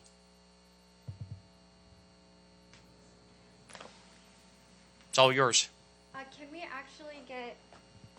Can we get a picture together with everyone holding up their shirts? Great idea. And then we'll close it down to one-on-ones. Thank you so much with for the being here. proclamation.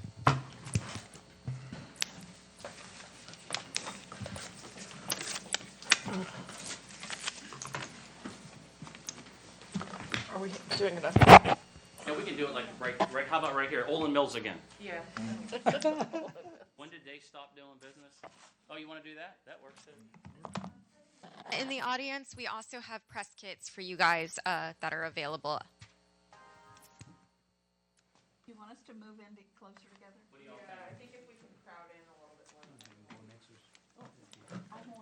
more. Take my tag out of the inside. Yeah, I'm gonna put my mask on. So close here. Together right back here. Oh, should we put our masks on? If we're gonna be close, I think. We're gonna breathe. Thank you. Here. To be safer. Oops. We have all the mayors close before we leave. Oh, yeah. Could I- We are missing you here. Oh, I'm good. You guys Can look we better. talk before I'll everybody compromise leaves? that beautiful All the photo. mayors? Yeah, absolutely. Can we talk real quick? Awesome. I'm putting this photo on eBay this afternoon. Did we do that? Oh, yeah. Here's one. There we go. And you guys did. I got it.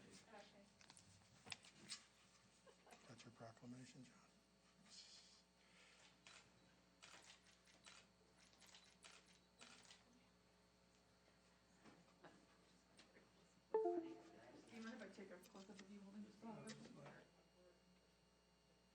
Smile, Mayor.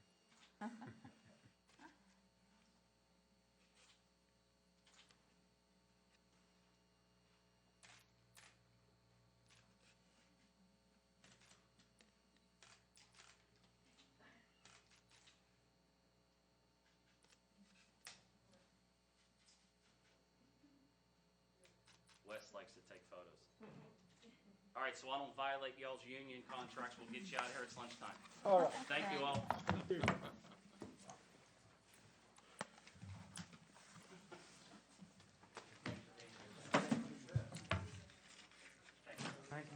Very nice to meet you.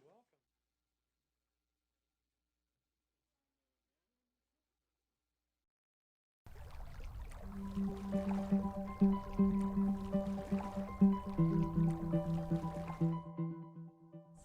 The greatest challenge is to making sure everybody gets a fair shake, that the four counties can come together, that they all think they're getting something in return, and to make sure that the water supply is there for them. They all have different challenges back home, but like I said, they all have the common goal of making sure they have water supply for their residents and for economic growth. The best part of the authority is its underlying concept. You know, the idea of we're going to get together, plan this out on a regional basis, look for opportunities and economies of scale where we can do things more efficiently, more effectively, and hopefully reduce the impacts on the surrounding environment, do things in a more sustainable way. The most challenging thing always is when you have a multi-government agency trying to coordinate everybody's needs and wants and dealing with their local constituents. All four of these governments and the customers have their own issues with their own constituents. They have to support their constituents. So bringing them all together has been the challenge for years, and fortunately we've been successful over every obstacle that has come forth with the authority.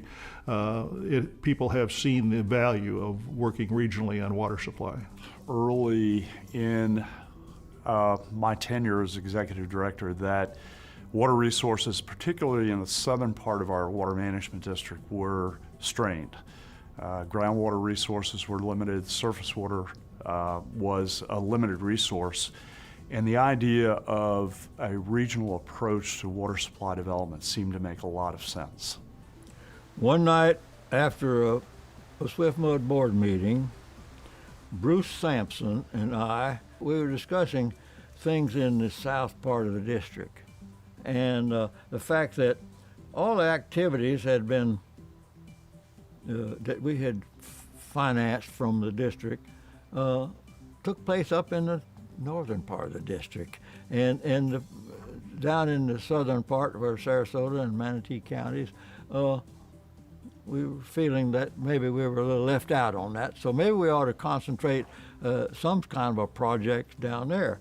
And there was some tensions building up down here at the time because during the water shortage, there were some inequities down here about who had water and who didn't have water. And so Bruce and I got to thinking, the Tampa Bay Authority seemed to work very well up there. They had a more contentious problem than we had down here, I believe, in Tampa, but they were able to sort of not maybe solve it all, but they were able to calm it down and work with the people of around Hillsborough County and Tampa. And so why don't we think about something like that down in South District?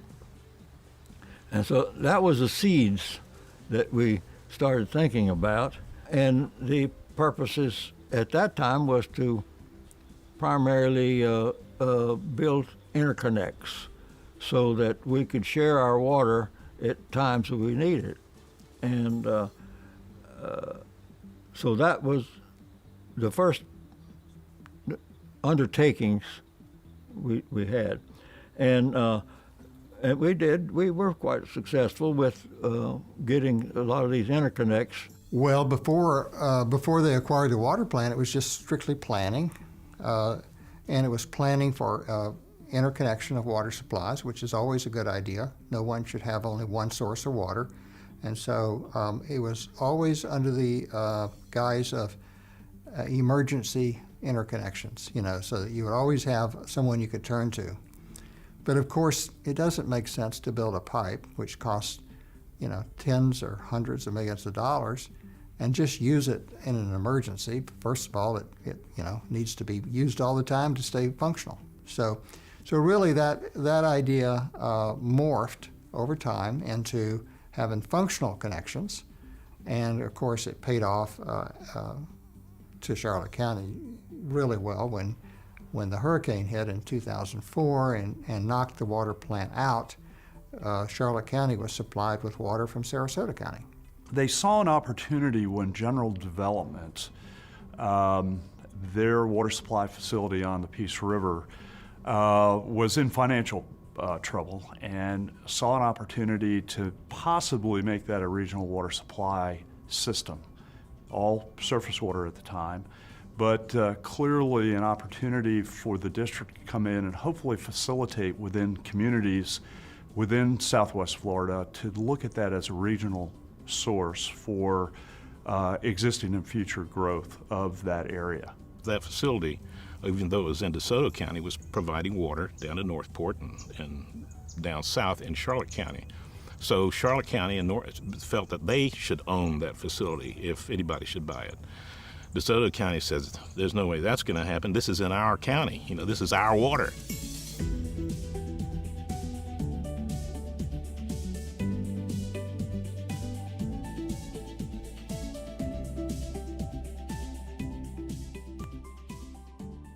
We'd look at this interconnect, we talk about this, we talk about that. But I guess the catalyst that threw all of this up on top of the table was when General Development Corporation was declaring bankruptcy. They were being sued from all over the place, and they were heading for the bankruptcy court, and that was going to throw that whole big utility conglomerate up for grabs. And everybody in this area, including private interests, were looking at how do we pick that off. It's a $100 million utility. We didn't want to lose the tax revenue off that water plant. So we're trying to figure out what are we going to do to salvage this thing. Charlotte was looking to grab everything. It was very difficult to take the plant and not take the lines because of the severance, run the cost up over here. And it just became very, very complicated very quickly. The lawsuit that we got into was an uncertain time. And there was a sense of power grabbing and,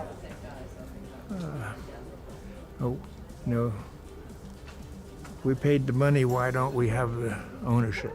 We thought maybe it would be good to make that part of the authority and to scout water off the Peace River as one of the interconnects and one of the objects of the authority. So we started negotiating with General Development on that water plant, and there were some tensions there. Primarily, I think, was with Charlotte County, and they weren't too eager for it. You have to understand that the general development water infrastructure was mainly to promote Charlotte County's water because they didn't have the ability to have a water supply like others. Now, the plant did set in very minorly, but just across the line in DeSoto County and very close to Sarasota County. So that when the general development issue came up, it was only logical that everybody said, well, we weren't thinking regionally then, so they wanted to have, and the regional aspect hadn't caught on as much, so they didn't know what an authority was going to do, and really nobody did. But it was only natural that they try to protect what they felt was going to be the future of their water resources. Northport as well, as a customer, ended up in the lawsuit and so forth, getting their own plant. And now they're actually very regional as a customer. So I think it's a matter of history. And that history is hard to forget as you go through the years. I actually remember to this day, would have been about in 1989, sitting in a conference room in the Bradenton office of the Herald Tribune with Ed Chance and some Swift Mud people. And for the first time hearing somebody say, gosh, that GDC plant down south, maybe the Water Supply Authority should buy that. You know, Tampa Bay Water was born out of a war, a water war, and it was a solution that was forced upon the region. I think if you look at what Peace River was, we were born out of a solution. So we had the Water Management District come in and say, if you all will get together regionally, we'll fund a large percentage of the cost of this plant that you're all going to have to pay for. And so I think we were cajoled into forming and given reason and incentive to do so, not forced.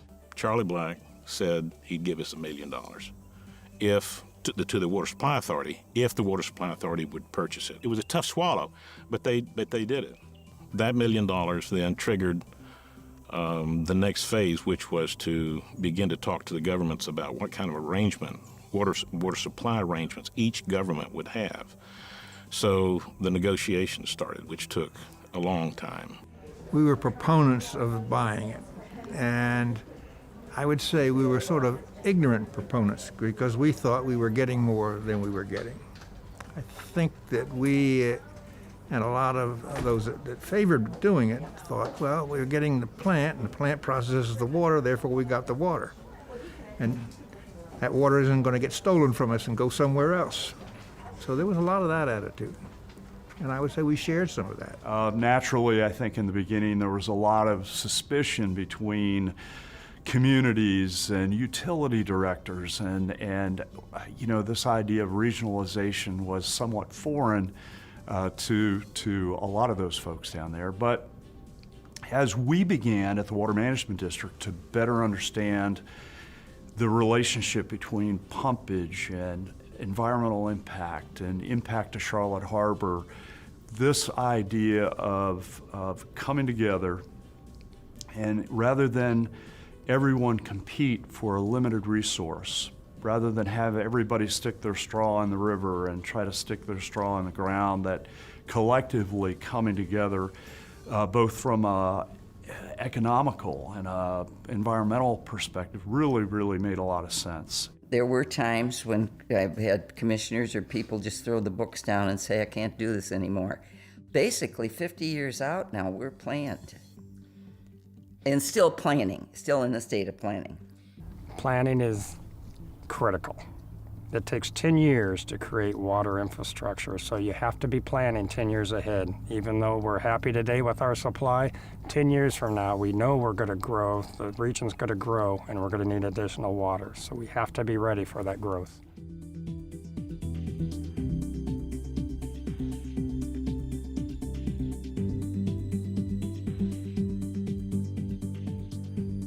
I guess the best part is that there's a vision there, and that they are always looking forward and planning for the future, and that they've ended up being able to always, even in the drought, they was always able to provide the water that needed to be provided for people. There was consternation, if I can say it as one thing.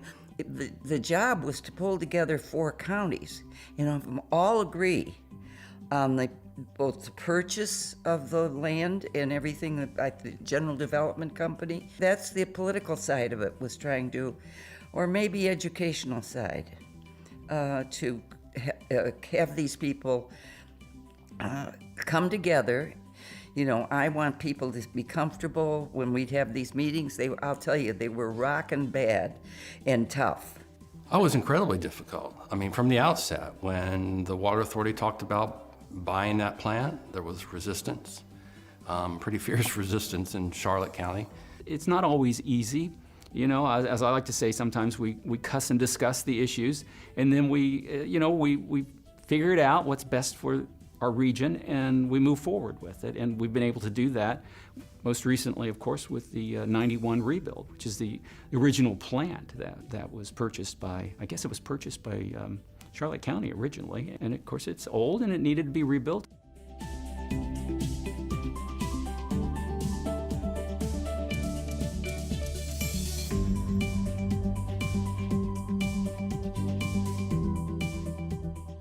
And then the big one that I think that happened in the Peace River Valley was the realization and appreciation for the importance of surface water, the use of surface water. When we were looking at the Peace River option and assessing it, many of my colleagues in Charlotte were opposed. They were very concerned, particularly on the environmental side. And I think that's another of the undervalued component, that it's an environmentally safe, friendly, progressive project. So, but yeah, no, it's been very difficult and continues to be difficult to this day. That river flows every day, and sometimes it gets low, historically in the spring of the year, but a lot of the times the stream flow, even at the gauge in Arcadia, will be over 2 billion gallons a day. And that's upstream from a bunch of creeks before you get to the water treatment plant. So we kind of had to get past the idea, well, we shouldn't take it out of the river because we need it, whether we're Ardee County or DeSoto County or Charlotte County or the estuary or whoever we are. And really, we weren't using it much, our inland counties. And a guy named Felton Garner actually had a permit to pump out of the river years ago. And he would tell you, he said, look, said when I can pump out of the river according to my permit, I don't need water. When the river gets low is when I need water and I can't pump out of the river. So we weren't using it. The people that want to protect the estuary, all of us really, we understand we can't take too much. But when you're talking about billions of gallons a day of stream flow, a 10% limit is what it used to be, and we've never come close to it, but you really are not hurting the estuary. And so we had to work through that. And once the public became, I think, comfortable with the idea that we weren't going to hurt the environment, that we weren't going to hurt upstream users, they began to accept the idea of harvesting more water from the river. I think that expansion when we built the reservoir, it took a long time, maybe a couple of years. I don't remember exactly, but a couple of years just to get through all the details, the contract, to sign everybody on board with it, and then the project took ever how long, a couple of years, and I think that was one of the biggest things that happened there, and it was I think a very good thing. I think the hardest thing is probably working toward a common solution. And what I like is that the board formulates that, and it changes over time, which is okay.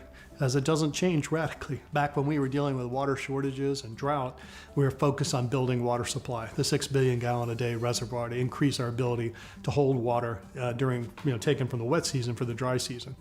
And as we move forward now, the water supply needs are taken care of in the near future. And what we're looking at is incremental supplies. So we're focusing now more, the board is, on distribution. The idea of interconnecting more and more communities to be able to use what we call a conjunctive use, which is when surface water is available, like from Manatee's reservoir and from our reservoir, that we can rest the supplies that are used from groundwater. Okay, GGU had a capacity of 12 million gallons a day when we purchased the facility. Over the past 3 decades, we've increased that, quadrupled it to over 50 million gallons a day capacity. Along with that treatment capacity, we've increased the water storage in the reservoir from 500 million gallons. We now have 6.5 billion gallons of reservoir storage. We have well over a year of storage right now as we speak today. The biggest problem politically was the price of water. Manatee County had their price of water, Charlotte County had their price. And the way I set that agreement up, and remember we had to completely revise all of the political arrangements down there when we bought that facility. You had to have 2 basin boards, the district governing board involved, 4 counties, and I think Sarasota was involved as well as Northport in terms of the agreements. It was like 7 or 11, I can't remember how many governments we had to negotiate one contract with them, one agreement with all of them. And then they had sub-agreements between themselves, but I didn't worry about that. I was more worried about the main contract. So in that discussion, everybody's concerned about the price of water. So what I did, and this was a problem for Pat once he eventually had to face it, and it was the biggest thing he had to face when he built the project that we designed. It was the fact that my concept was that I sold to them and they were able to bite into was if we take a pipeline from this water supply source and it cost us $2 million to get it to you, then that $2 million is going to be in your rates, not in everybody else's rates. So everybody then contemplated having a water supply not paying the same amount each. And the Peace River is Charlotte County's old, inexpensive supply. And even the new expansions coming on are more expensive than that older capacity is. And so, this proposal to go, and it's in the contract, to go to the common rate, it builds into the process a reason for Charlotte County to object to every new expansion. If every new expansion is going to dilute our old inexpensive supply and increase our rates to our residents when they're not getting new capacity out of it, that's a reason for us to object. There is no benefit to my citizens and the costs go up, therefore my obligation is to say no. I wish that while we were rewriting the 2005 contract, master water supply contract, I wish that we were able to reach more agreement and unity on a common price going forward per 1,000 gallons. Once that's done, it takes away a lot of the competing interest and allows the parties to move together more together than worried about how much a change or something new will affect their rate. Because something new might affect Charlotte's rate, but it won't affect Sarasota's rate. So you might have Sarasota arguing against a positive change because it would affect their rate, yet they feel they have no benefit. With a common rate, everybody's looking for what's best for the system going forward. We're still working and we're still going, and I don't think there's nothing that I look back on that I think we made a mistake on that I'd like to change. I think everything's where it needs to be and it's happened like it's supposed to happen. We've come from a place where it was maybe more adversarial, and now I think we're understanding that being regional and being congenial and working together in a collaborative way is the most important thing. So, at this point I think we're still always going to be in a learning process, and at the end of the day I think people are aware of the fact that nothing happens with one vote, that everybody has to get together and make decisions that make sense. And I think for the most part, for 25 years, we're finally just out of our infancy. But at the end of the day, I think we're in a very good place. We should be looking back at our history with a frank, unvarnished assessment of where we've been and use that as a basis to learn where we might go from here, and can the authority really achieve its potential of what it can be, with an eye towards cooperation and innovation. I mean, there's just really extraordinary opportunities. Let's take them. When I look into the future, I'm going probably 20 years or more, because I think for 20 years we have some incremental water supply needs, some interconnectivity needs, but it's really, I hope, pretty smooth sailing for the authority and for the members. I think the next challenge is going to be water quality, and I think that's going to be across the state. And it'll be interesting to see how we at the authority can address those issues. So, and by that I mean, I think there'll be new water quality standards potentially by the EPA or by the state. And I think there's also going to be more utilization of stormwater as a water supply going source in the future. And I don't know exactly how that's going to look, but it's going to be an interesting challenge. People don't realize the great shape that we're actually in. There's 6 billion gallons sitting in a reservoir that's topped off. There's another 6 billion gallons sitting in the aquifer storage and recovery, the ASR wells. We only use, the 4 counties only use about 70% of the available supply. We're not using everything that we have. People read in the paper about the droughts out west, the water shortages out west, and then this new dynamic of the terrible problem in Flint, Michigan. We have none of that. Everybody, it's been taken care of methodically over all these years, so people need to know that. When you look at where the authority is now, and as I mentioned before, having a drought-proof source of water that is alternative in nature, that still protects the environment, still protects the river, still protects Charlotte Harbor, and created a mitigation on the spot where this big reservoir is without having to buy one mitigation credit and to continually have the authority manage that, how is that not a win? The value of water for business development, hospitals, schools, that without water, you will not have a community. So it's critical that the 4 counties work together in cooperation through the authority, create a reliable water supply, not only now, but well into the future. And that's exactly what they've done.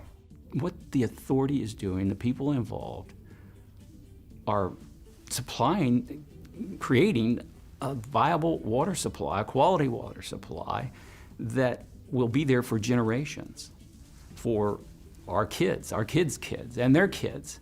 It's a great foundation to build this regional system on. I think it's doing exactly what the visionaries had in mind for the 4-county area. Well, I tell you, when I drive out here, look at the reservoir, and think about the number of years, the number of people that it took to do it, that really makes you feel good that, yes, we were able to accomplish it. It was good for everybody, and everybody wins with it.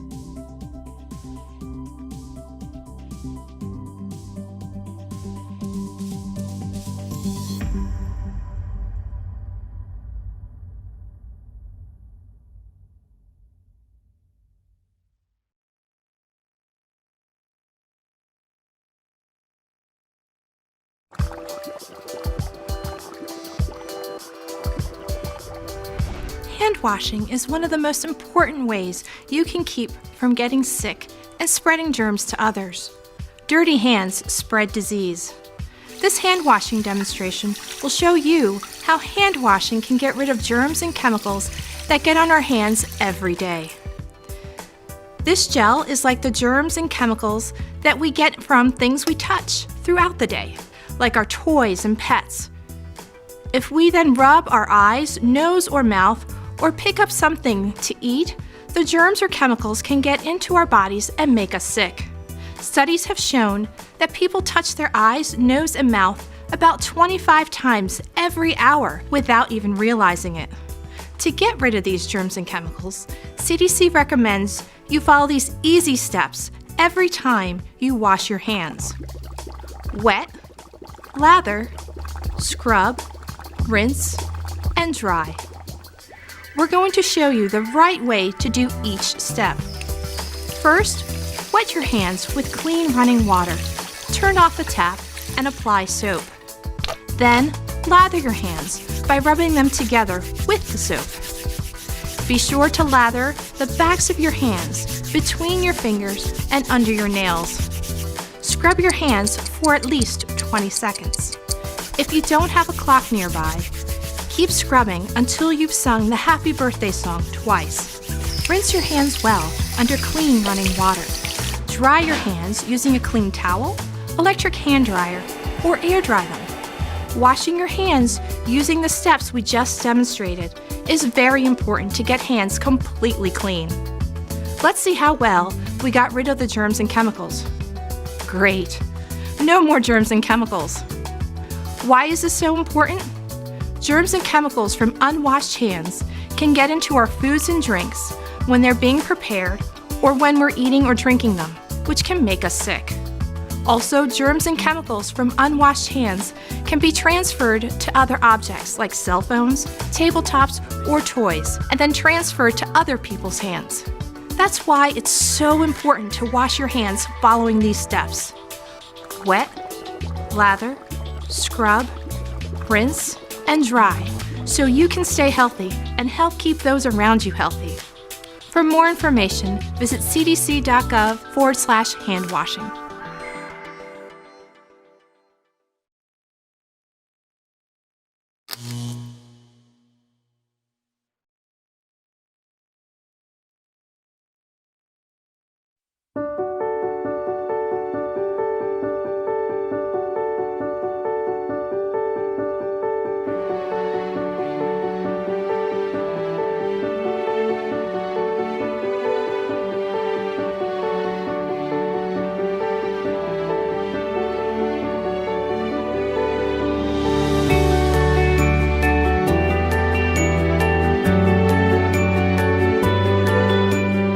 County has been on the map for a while, but being the 25th county in the state of Florida, which is a Purple Heart state, we wanted to do something a little bit different. Our very first combat wounded Purple Heart parking sign.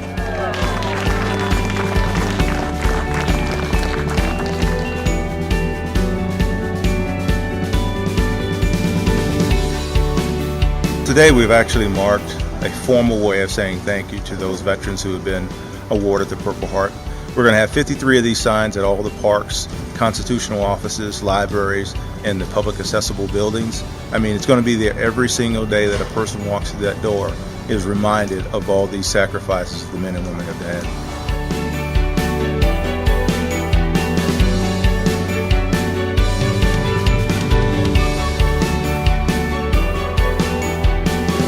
There's very little room for error between a Purple Heart who can walk, recipient who can walk away, and one who doesn't. And I know many who have not had the chance to walk away. So I'm very, very glad to see it. This is quite a compliment to recognize us for the things we did, and a big thank you goes out from me to the county for doing this. It shows that the county has not forgotten its veterans. I mean, this really drives it home how dedicated we are to take care of our veterans and their families. Anyone coming through the county to do business, going into the libraries, or spending time at the parks, they really realize why they have the freedoms that they do. It's because of the Purple Heart recipients and the sacrifices that they've made while we have those.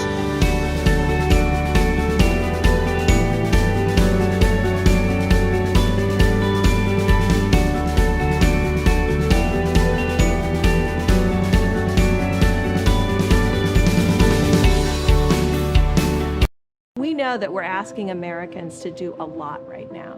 So we're asking everyone to be selfless for others so that we can protect those who are most susceptible to this virus. A question I often get asked is, why should young people care about the spread of coronavirus?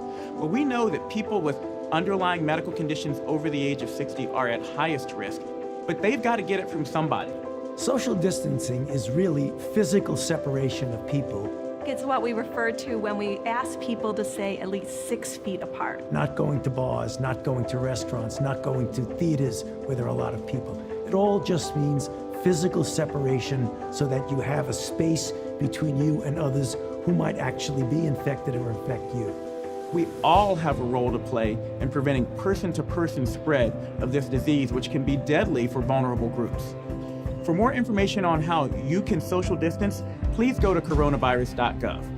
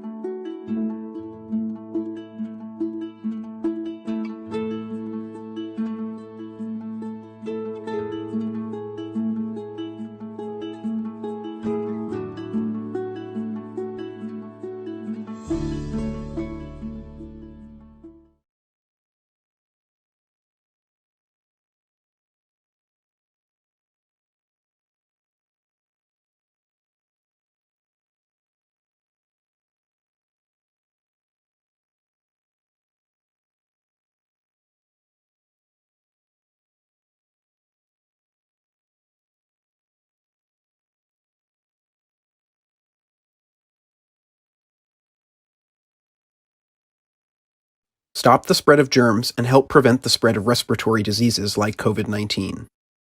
Avoid close contact with people who are sick. Cover your cough or sneeze with a tissue, then throw the tissue in the trash. Avoid touching your eyes, nose, and mouth.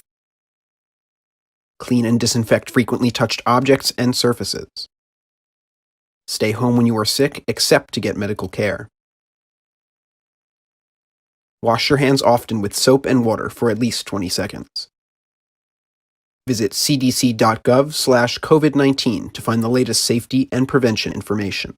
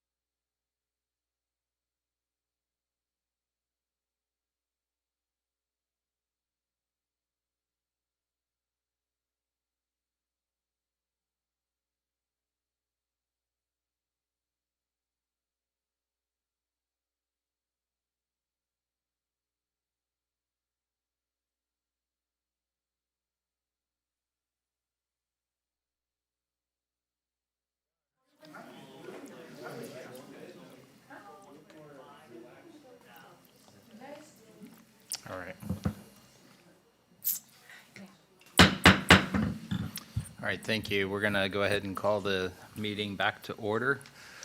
And I think on the dais here, we're having a little bit of issues with regard to technical access to the information. So give us a moment. But while we're doing that, Ms. Slidar, can you read item number 7 into the record? Yes, item number 7, PDR 2017 CP Marwood of Manatee County, INC, owner, Pulte Home Company, LLC, contract purchase. A rezone of more or less 1875 acres generally located south of Mendoza Road and east of 60 Avenue East, and commonly known as 6102 29th Street East and 2904 60 Avenue East, Ellington, from A1 suburban agriculture to the PDR Plan Development Residential Zoning District, and approving a preliminary site plan for a maximum of 70 single-family residential units. The case manager is Ms. Akeya Brown, and here represented the applicant is Mr. Kyle Grimes. Thank you. And prior to introducing your application, Mr. Grimes, let me ask the commissioners, have there been any ex parte communications regarding this application? No, sir. No, sir. Very good, thank you. And if you would, please. All right, thank you, Mr. Chair, Commissioners. Good afternoon. Again, I am Kyle Grimes, attorney with Grimes Galvano Law Firm, and I have been sworn. Thank you. I'm here today on behalf of the applicant, Pulte Home Company, who is the applicant on this for the rezone and preliminary site plan. With me today, I have Mr. Jeff Deason, who is Vice President of Land Planning and Development with Pulte. We also have Trent Stevenson with Level Up Engineering, and Mr. Steve Henry with Links and Associate for our traffic engineer. As Rosina mentioned, we are here requesting a rezone from suburban agriculture to planned development residential, and we're requesting your approval for a preliminary site plan showing 70 single-family detached units. Next slide, please. The subject site is 18.75 acres, is located on the northeast corner of 60th Avenue East and 29th Street East, just north of 301 and south of Mendoza. That's the outlet mall that you can see there in the bottom left corner. Next slide, please. The current zoning is suburban agriculture. We have existing planned development residential zoning to the west and north of the site with the established Oakley Place subdivision there.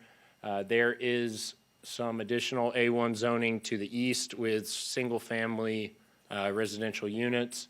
Also in the area, there are approvals there on the bottom left of your screen. There's a planned development mixed-use project there, as well as some other residential and mobile home developments in the area.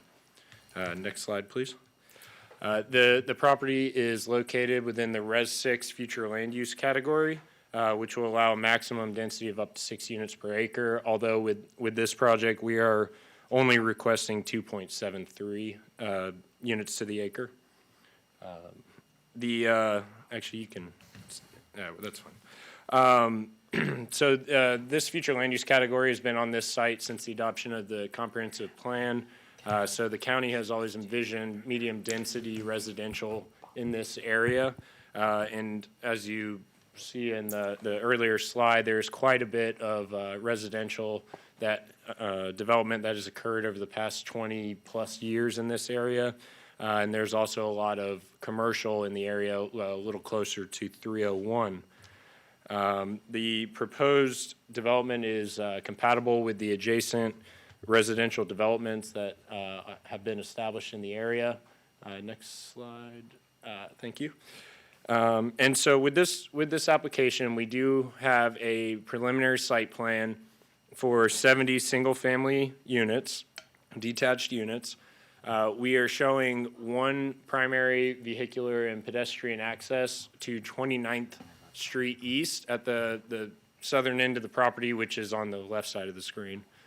And we are also proposing an inter-neighborhood connection to the existing Oakley Place subdivision to the north, and I will touch on that a little more here in just a minute.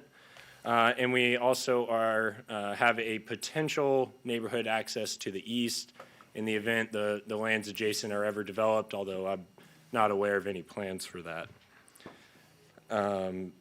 With this application, we also have 2 requests for specific approval. The first is with regards to a minor reduction in the roadway buffer along the southern end of the property by 29th Street. When we originally submitted our application, we received some comments from staff that we needed to provide some right-of-way reservation along 60th Avenue for the future expansion. That road is planned as a 4-lane thoroughfare roadway on the 4-lane roadway on the thoroughfare plan. So when we provided that right-of-way reservation, we had to kind of shift the pond in that area with the space limitations we have, and had to shift it a little bit, kind of widen it down to the south. But although we are asking for just a 15-foot buffer in that area with this specific approval request, we are also providing a 10-foot public access and utility easement with the sidewalk on the property, because 29th Street East does not have appropriate width there with the drainage ditch to put the sidewalk in the right-of-way. So in reality, you do have 25 feet of space between the right-of-way line and the interior of the roadway buffer. We are also requesting specific approval for a minor reduction in the setbacks for front-loaded garages. It's just from 25 feet to 23 feet. It's a request we've seen before this commission quite a bit. Although we're asking for that reduction, we do have an additional 2 feet of area between the sidewalk or the roadways in there and the lot lines. So in reality, you're still hitting that intent of that provision to provide 25 feet between the garage and the through lanes. We did hold a neighborhood workshop on this project back in February of this year. We had about 20 plus attendees from the neighboring area, many, if not most of which, appeared to us to be from the Oakley Place subdivision, which is the property located directly north to the right of your screen there. And by and large, the biggest concerns were, one, having to do with privacy and screening between the 2 neighborhoods, and the second has to do with the neighborhood tie. Next slide, please. With regards to the privacy and screening, our client has committed to construct some additional or install some additional vegetation just on the north end of those lots, with planting some extra viburnum on the outside of that, or within that greenbelt buffer there. That area is designated in green, and to the left side of that green line is the Oakley Place pond. So there will be some additional viburnum, and then there is the existing surface water ditch, and then the Oakley Place 15-foot greenbelt buffer as well. They've also understood some of the concerns, especially of these neighbors that you see right there on the left side towards the bottom, that, with some privacy issues. So they committed to constructing a 6-foot high fence along those property lines, in addition to this standard 15-foot greenbelt buffer in that area, and as well as the red area that will be a 6-foot fence as well. With regards to the inter-neighborhood tie, we had a lot of discussion on this with the neighbors, and as our client indicated to them, and that we've talked with staff, we have no problem removing the tie. We always planned for it, given it was a public right-of-way to the north, but we have no issue should this commission and the board ultimately decide that they rather see it removed, if maybe you find any exemptions in the code or anything like that. So I just want that on the record here, that our client is more than willing to remove that, depending on the determination of this board. But we understand why staff was presenting it, and so other than those specific approval requests that we have in here, I've read the staff report that IKEA put out, and thank you for that, IKEA. And we agree with its findings. that this plan is consistent with the comprehensive plan and in compliance with the Land Development Code, and we ask that you recommend approval of this to the board. Happy to answer any questions. Very good, thank you. Chairman, if I may, just at this time, since we are having some technical issues, just get some things on the record. Yes, please. Based on the technical issues that you did bring up, they haven't been corrected yet. So as such, I know that the commission has diligently reviewed all the items that were associated with this specific agenda item. Plus, I believe Ms. Roy has brought a paper copy of various documents. With that said, are there any issues precluding the commission from making a decision or rendering a decision on this specific agenda item based on the technical difficulties that we're currently having at this moment? I don't think so. I think we probably, with the presentation, we have sufficient information to ask some pertinent questions. So. Very good. Very good, thank you. And related to the inter-neighborhood tie, you had mentioned the willingness of the client, of the applicant to remove that. I think the one graphic had one additional connection compared to what was in the preliminary site plan. Yes, the one you see there on the bottom right of the screen, that is just providing for potential future connection, just falling in line with the code that if some development came in there to. I thought the colored rendering that was up there prior. Oh, I'm sorry. Can we go back? You have. Oh, no, that was it. Right there. Yeah, it's shifted. Sorry, to the left is north now on this graphic. Yeah. It's either a planner or an attorney didn't put a north arrow on the plan. So, all right, thank you. Attorney was given some graphics. All right, thank you. And with regard to that, the connection was purely a request by staff, not it's. Well, it was there was a public road to the north. I think it may have been planned way back in 2003 or whenever, and so it was a logical connection. So we always had that in our plans, but after having the discussions with the neighbors, we were willing to remove it, but based on the pleasure of the board. Right, with the current rules and regulation, it's not required to meet any operational criteria. Yeah, that's correct. We only have 70 units, so we do not hit that 100-unit two-access requirement. Okay, that's what I'm getting to. Very good. Thank you. Thank you. Any additional questions? Mr. Ron. Mr. Graham, so that you're going to 100% remove that, so it won't be used for any emergency ingress, egress, or anything like that into the community? You're going to 100% remove that tie, correct?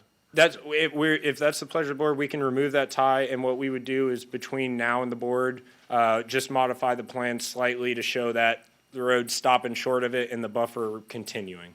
Okay, I was just asking if it would be left as a ingress and egress for emergency vehicles, if that, or is that That's what something you're that proposing, we could do. That's, and I'm sure we'll have some more discussion after you hear from some public, but we're, if it's the pleasure of the board that it be there, we'll comply. If we remove it, we'll comply, or if we decide to do But there's no emergency need for that to access be only. there for ingress and egress for emergency vehicles, to meet Right, your subdivision requirements. we only have 70 units, so we only, by code, need one means of access. Okay, thank you.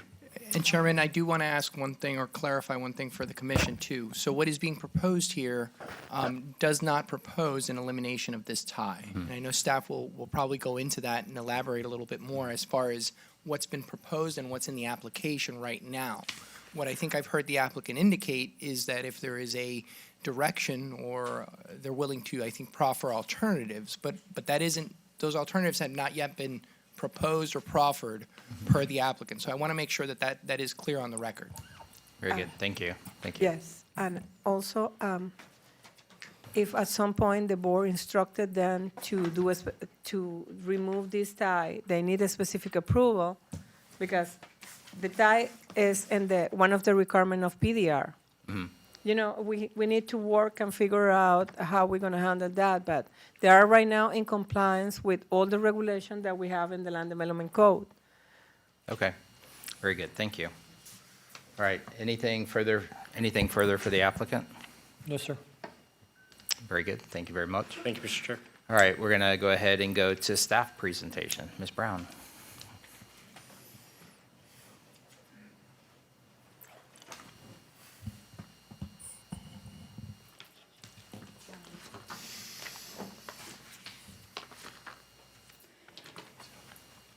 Good afternoon, Planning Commission again. My name's Akaya Brown, and I have been sworn. I'm here to present Marwood PDR 2017 ZP.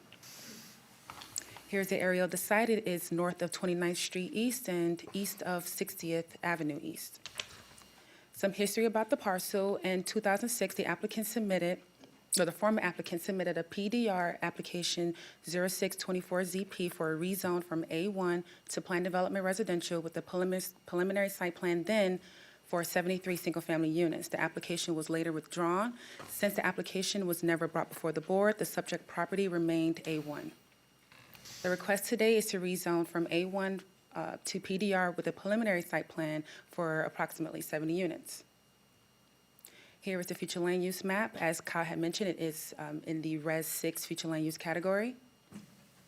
The zoning map, it is zoned A1. Here is a preliminary site plan. The community has one access point, primary access point from 29th Street East, a local roadway. The lot sizes are minimum 50-foot wide lots, maximum height 3 stories. The proposal provides a future in a neighborhood tie to the east of the subject property and proposes to connect to the Oakley Place 1 subdivision in a neighborhood tie to the north. So here is 2 things. Here is the site plan for the Marwood, and also here is the approved site plan for Oakley Place subdivision. Oakley Place was approved in '98, but the FSP was planned with an interneighborhood tie, and Marwood's Street A is planned to connect to that tie end, and Marwood proposes an interneighborhood tie to the east of the subject site as well. Per the Land Development Code 407.76. Traffic circulation provide for interneighborhood ties, which as shown here to the east as the applicant is providing. Per the comprehensive plan policies, 2.9.1.2 promotes the connection of integration of community pedestrian bicycle and vehicular system to the larger county systems, as well as a following policy: access between neighborhoods shall be provided, in addition to a transportation comprehensive policy that ensure that local streets are situated as to provide travel paths for vehicular movements between home and work shopping locations, and to promote interneighborhood ties, continuation of local streets between neighborhood, as per the comprehensive plan. The applicant failed to mention, but they did proffer a stipulation 6. The applicant shall direct all construction traffic for the property until the issuance of the last certificate of occupancy. Some residents were concerned about construction traffic traveling through their neighborhood to access the applicant's site. So the applicant did proffer this stipulation to utilize only 29th Street East for ingress and egress until the last certificate of occupancy. The applicant shall prohibit all construction traffic from utilizing 61st Street Terrace East for egress and ingress, and that is stipulated. Some positive aspects. The request is consistent with the nearby development pattern of agriculturally zoned land transitioning to planned development. They're providing adequate open space of 35%, and potable water and sanitary sewer facilities are available for connection. And again, an inter-neighborhood tie connection made to the north and one potential tie to the east are positive aspects for this application. Some negative aspects, future residents may experience some noise impacts from vehicles traveling along 60th Avenue East. Residences adjacent to 29th Street East access may be impacted by lights, glare, and noise from vehicles entering and leaving. Proposed lots are significantly smaller than allowed in the adjacent A1 properties, and no community recreational area is provided. Some mitigating measures. 60th Avenue East is a thoroughfare road, as previously mentioned.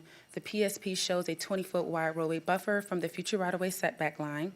A sizable 2.2-acre pond is proposed southwest of 60th Avenue East and 29th Street East.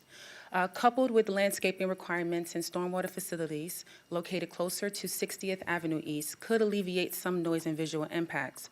The 15-foot roadway buffer. This last mitigating measure is pertaining to 29th Street East. So the 15-foot roadway buffer grouped with the 5-foot sidewalk and 10-foot access and utility easement provides approximately 25 feet of buffer along 29th Street East, 5 feet more than the required 20-foot buffer, roadway buffer along parallel to local roads. As previously mentioned, 2 specific approval requests are to the, for reduction of roadway buffer and to allow the front yard setback reduction, and staff is supporting those requests. The current plan request appears to be consistent with both the comprehensive plan and land development code. Staff here is available for any questions. Thank you. Very good, thank you. Any questions for staff? None. I have one related to the conveyance, the ditch through the site. I think I saw Mr. Gerstenberger back there.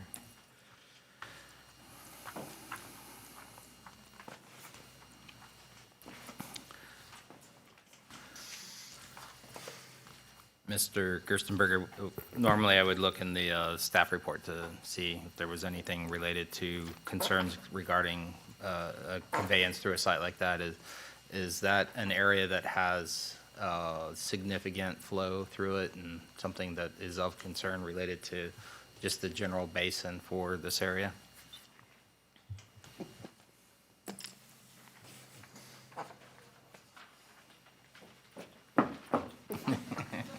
We'll wait.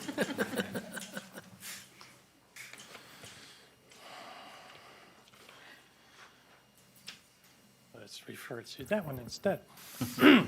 For the afternoon record, Thomas Gerstenberger, Public Works Department, and I have been sworn. Mr. Chair, with respect to this particular area, yes, there is a major conveyance system that runs along the western boundary of this project. It is known as Government Hammock, and it is a drainage system that it's a sizable drainage system in this particular area that's collecting runoff from areas up north, including Oakley Place, Covered Bridge, and also extends and collects runoff from projects that we may be familiar with on the west side of I-75, north of Mendoza Road, associated with Willow Hammock and Willow Walk. This particular drainage system, as I've got it shown here on this map, runs from north to south and then turns and goes underneath 60th Avenue, eventually flows through the Alamo properties, through a culvert system underneath the adjacent shopping center where the Chili's is located, and actually just recently piped another portion of this system, and then ultimately drains out to the Manatee River. The county does, hold on, can't say does just quite yet, but the county will soon have a watershed management plan. We're actually, staff is actually scheduled to bring this watershed management plan as far as for Government Hammock and a good portion of North County to the board for execution to commence this watershed management plan on June 8th. Now, referring to on-site and what I've highlighted both in orange and in red, the red being the coverage on-site that the applicant has identified as 100-year floodplain coverage, and then the area that is shown in orange is delineation of both 25-year and 100-year floodplain associated with Government Hammock. And the final point I'd make is, yes, there is a drainage, there is an existing conveyance system that's, as this plan is pointed northwards to the right, there is a conveyance system that's running from the east that runs through the project area and drains ultimately into Government Hammock that the applicant intends to provide a culvert through the proposed development for that conveyance system. Very good, thank you. With regard to the basin study that the county's currently engaged in, did the applicant utilize that information for design?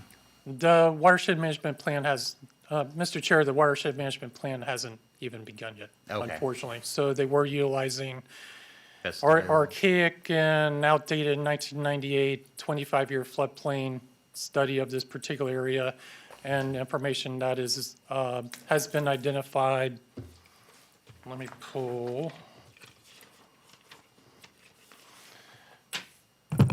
The unfortunate FEMA firm map which shows no 100-year floodplain delineation at all, even though we're pretty certain there is 100-year floodplain coverage, that the applicant has taken the additional measure of identifying on site. Very good. Thank you. Thank you. Questions for Mr. Gerstenberger? Thank you very much, sir. All right, we're going to go ahead and go to the public comment portion of the hearing. I have one speaker card, and that's Kent Gertz. Is Kent in the audience? Okay. Guess Mr. Gertz has departed. Didn't make the lunch cut. The audience, not the earth. All right, and in addition to that, I'll open it up to anybody else who wishes to come forward and make a comment. Good afternoon. I have not been sworn. Okay, all right. And to that point, if there's anybody else who wishes to speak on any application that is quasi-judicial, please rise to be sworn in. If you don't do it now, you'll have to do it at the dais or at the podium. Do you swear or affirm that the factual statements and factual representations you're about to present to the Planning Commission will be truthful and accurate? I do. Thank you. Very good. Thank you. Good afternoon. My name is Patricia Petroff. I'm a land use attorney in Manatee County. I represent Oakley Place. I wish to commend Pulte Homes. Pulte Homes did have that neighborhood meeting. There were concerns, and Pulte Homes addressed those concerns to the best of their ability. We have no objection to the single-family subdivision going there at that location. It obviously, the comp plan supports it, the zoning supports it, there's single-family in the area.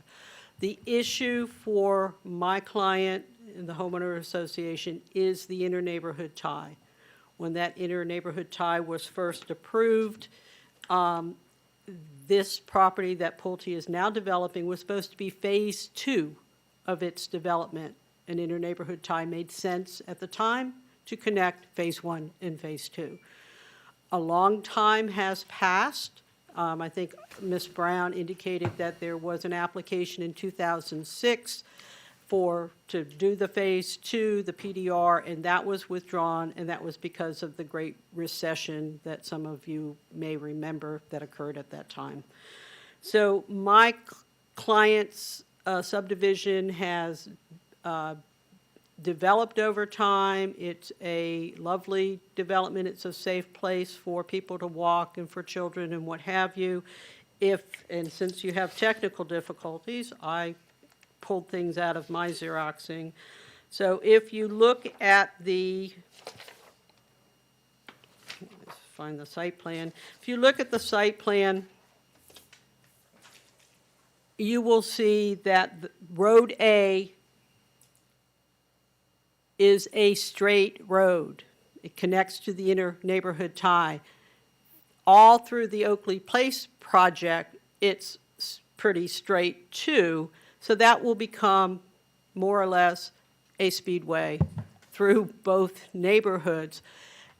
If you require this tie, it's not going to get people anywhere because right now 60th Avenue is the main access for both projects. I mean, I understand that the Pulte development goes out on 29th Street East, but in order to get pretty much anywhere else right now, they have to go on 60th Avenue. So all that means is people will cut through this neighborhood to get to a different driveway on 60th Avenue. For those of you who, and I know this, Planning Commission knows this, everybody seems to know this, that whole area right around that outlet mall, that street is really crowded, backed up, crowded, difficult to traverse. My clients already have to wait at their ingress, egress to find a break in traffic to get in and out of their subdivision. And we don't want to add additional traffic to that. So Pulte Homes is agreeable. I understand there's language in the comp plan, but this is not a public safety issue. It is a quality of life issue for my clients. And I respectfully request that you approve this project, but state that the inter-neighborhood tie shall not be required. Thank you. Thank you very much. Any additional comments from anybody in the audience or anybody who wishes to come forward and make a statement, please? And again, come forward, state your name and that you have been sworn. And in the interim, just in light of Ms. Petrov's comment, despite the technical difficulties, I will just reaffirm for the record that we are an adaptive commission here. We do have paper copies of the file that have been reviewed thoroughly by everyone, and the commission has stated that it will not preclude, the technical difficulties will not preclude it from making a decision in this case. Very Thank good. you. Yep. Hello, good afternoon, gentlemen. My name is Carolyn Branco, and I'm a resident of Oakley Place. And you have been sworn. What? And you have I been have been sworn, correct. Thank you. I am not opposed to the Marwood development. As a realtor, being a realtor in New Jersey, I had the pleasure of working with the Pulte Corporation, and I found them to be very good to work with, and outstanding people. But my opposition is to the street that's connecting Marwood to Oakley Place. The county presents the following arguments for this action. It is necessary to allow the following services to be available to Marwood. Number one, access for trash collection, fire protection, emergency ambulance, emergency police protection. All of these services originate from home bases south of 301. They all would enter via 301 to 60th Avenue, which is our main street, east to 29th Street East onto Marwood. For those reasons, your argument has no merit. The main access road to Marwood is 60th Avenue East. Traffic north and south on 60th Avenue East is maxed out.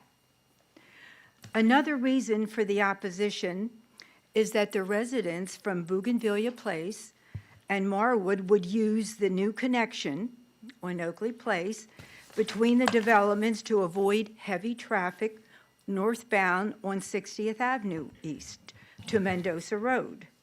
One would then be able to enter 60th Avenue East using our development 1 block from Mendoza Road, thus avoiding most of the heavy northbound traffic flow on 60th Avenue East. Our development will not only have to absorb our traffic, but we will have to absorb the additional traffic from Bougainvillea and Marwood wanting to take advantage of this so-called new traffic shortcut. This will turn our normal streets into a traffic doormat for the non-residents to use. And that was my concern. Very good. Very good. Thank you. And I'm going to pause the public comment portion for just a moment and ask the county attorney's office a question. Should the planning commission desire to move forward something that does not include the interconnection, how might we go about doing that, hypothetically? So we do have a staff report and testimony that indicates that said tie-in is compliant with the Land Development Code and the comp plan. We also have testimony that indicates that Oakley Place was planned with said tie-in. Right. I'm not as quick as my colleague Ms. Schenk in coming up with stipulations on the fly. Right. I am aware that staff has not had an opportunity to vet or analyze any alternatives to said tie-in. So I'm thinking if any alternatives are proposed or proffered, they would have to be compliant with the Land Development Code and Comp Plan. Staff would have to evaluate for that, and that would have to be worked in some way, shape, or form as a stipulation, possibly hypothetically. Yeah. Can I add something?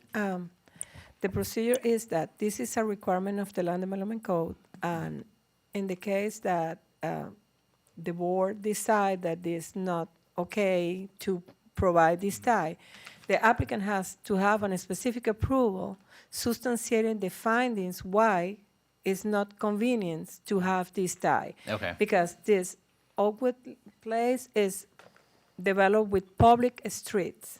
The plan shows that they need to have an inter-neighborhood tie. I understand that conditions are changing between 2003 and right now, but the applicant is proposing something that is in compliance with the comprehensive plan and the land development code. If the planning commissioners decide that you think that we need to evaluate it further, the way is that the applicant have to provide between right now and the board a specific approval that we can forward to public safety and fire and transportation, and they can say, yes, we support it. And if the board has the option to go and remove the tie or leave the tie, it's up the option leave the way that the board can decide and have the specific approval in the hands. Right. We didn't procedure until right now because we think that the intent of the code is to have connection between neighborhoods. Right. But if it's any specific reasons for which the applicant think and that is not potentially operated in the right way, we can proceed with a specific approval, but needs to be substantiated and need to be reviewed by the other people. And, we have few weeks to work, or at least next week to work with them and show that in front of the board like an option, and the board decide what they would like to do. We don't have the authority to waive code requirements unless the board approve a specific approval. Right. Absolutely And we have to understand. find a way with the comprehensive plan if there is any policy that can support to waive that requirement, because if there is no any other policy that can be used to support the change, we cannot waive comprehensive plan policies. Right. It's like I said, it's something that we have to analyze between right now and next week and probably provide a specific approval if it's the way to do it. Okay. All right, thank you. I understand the explanation, and it's may not be the preferred land form, but it's what's required by code. But I would also like to offer that there is a process by which it could be eliminated if deemed appropriate by the Board of County Commissioners. So with regard to the compliance to the LDC, is it because it was previously part of a PD? Is that one of the, Ms. Leiter, regarding the fact that your comment regarding the compliance to the LDC, is it because it was part of a previous PD where the PD has a condition of interconnectivity, or just that? It's because we have an approved plan that showed that they need a specific, that they need to provide an inter-neighborhood tie. It was approved in that way. And also, the application is in compliance right now with the requirement of the Land Development Code. Okay. Mr. Connolly, if it helps, I know Ms. Brown had a slide that indicated that Oakley Place was planned with that tie. Plus, she cited the comp plan sections that encourage encourage the policy of that tie existing. Yeah, It didn't say anything regarding PDR or why the tie exists or anything of just from my memory that I remember. What I was saying before is like, if we have to go deeply with the comprehensive plan and says, if any way that we can support the specific approval, because this site only is proposing 70 lots. In reality, it doesn't need other connection, but it's the intent of the comprehensive plan is to connect neighborhoods when they have public streets. Right. No, understood, and we'll have some additional discussion after we conclude the public comment portion. But related to that, I'm going to go ahead and again offer anybody who wishes to come forward and make a statement. And for brevity, if it's something of benefit, all you have to do is say you agree to that issue, unless you have a separate issue. But we understand the concern related to inter-neighborhood ties. But I would encourage, if you do have a concern, please step forward and at least state your name and that you've been sworn and that you do have a concern, so it's on the record. So when the commission looks at it, it will be there. Good afternoon. Good afternoon, and I'll be brief. My name is John Nelson, and I have been sworn. Thank you very much. And I live in Oakley, to the west of the plot of land that you're discussing. My wife and I have lived there for 5 years on 31st Court East. During that time, I would say the volume of traffic on the 60th Avenue in front of us has at least doubled, and the speed of the cars has gone up at least 50%. I'm a physician. I'm in public health. I'm very much aware of public safety. It's extremely dangerous right now from anyone from our neighborhood, from our development, to try and get onto 60th Avenue, particularly if you're trying to make a left turn. The second point I want to make is that the subsidized housing, Tuscany Lake, is right down the road from us on the left. There are a lot of children there. A lot of school buses stop there in the morning, late in the afternoon. They go in and out.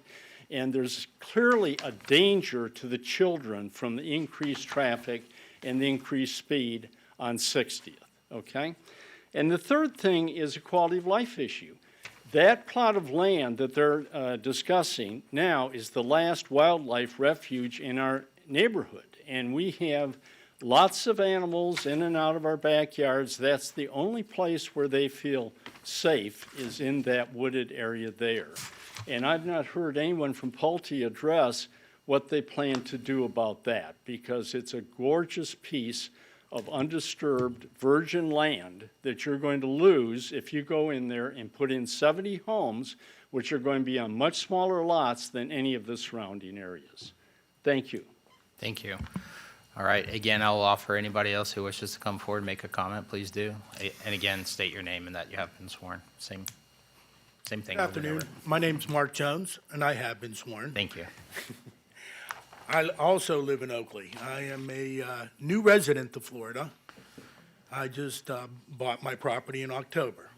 And but I didn't see anybody talk about the easement on the other side that Oakley has been responsible for since it was built. There's a 25-foot easement on the other side of 60 that allows the water flow from our plan to go over to the other side of the road. And we've been maintaining that easement, from what I understand from talking to the people on the board, since the plan was built. And I'm not sure what you're doing about the easement that we have over there. Like I said, it's a 25-foot on the other side of the road, and there's a little pond that we've been maintaining, and that's the runoff from between 30th and 31st. So I want to know what's going to happen to that, one. Two, and like John said, when I bought that property in October, I didn't expect this development. I didn't know anything about this development. I might not have bought the property if I would have known there was a development being planned across the street, because it's a quaint neighborhood. I mean, and like he said, there's already enough traffic on 60 as it is. And the environmental impact, I think, of this plan is greater than the board has been told. We have bobcats that live in that area. We have panthers that have been seen in that area. We have bald eagles that are in that area. We have otters, we have turtles, we have whatever. There's a lot of animals that live in that general area. And so what's going to happen to those when they start tearing up that property? Where they go? Where are they going to move? Are the panthers going to move into my backyard and just live there? I'm not sure. And the bobcats, I mean, when I bought that property, I looked at the end of the street and I said, that's perfect. Now I'm just wondering what's going on. But the biggest concern I have is the easement on the other side of the road. It's 25 feet that Oakley has been maintaining since it was built. That's all. Very good. And for clarification, the easement is simply a granting of rights. What's associated with that easement? Well, is it a conveyance? There's oak trees there, of course, and, Right. and we maintain it, and we mow the easement, and there's a runoff area right there that comes down between 30th and 31st, and it flows over into that area. And I didn't see that mentioned at all in the plans. Right, okay, all right. If the applicant has the information, they'll share it related to that, so If you go to the please, end of- you need to address your if you go to the end comments. of 30th and the end. Excuse me, sir. You need to he was- address the comments to the board. Okay, well, he was kind of commenting. You can do that out in the All right, lobby. very but- good, thank you. That's all I have to say, thank No, you. very good. Thank you. Thank you. All right, again, all right, yes, please come forward, state your name and that you have been sworn. Hello, thank you. My name is Mark Dubois. I have been sworn.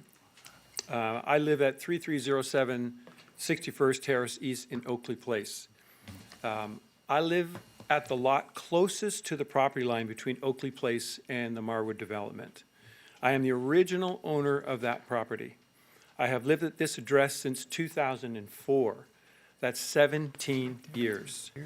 I have served on the Board of Directors of Oakley Place Homeowners Association with a mission to preserve and protect our community. I am also a registered voter in Manatee County. Oakley Place is a single-road community.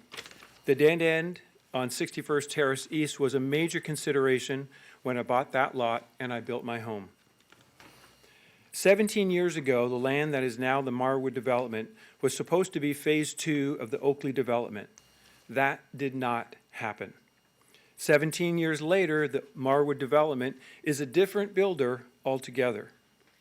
Oakley Place is an established community, and we have enjoyed this peaceful, quiet neighborhood we live in. The proposal to link the Marwood development to Oakley Place with a roadway tie is most certainly going to result in more traffic through our community.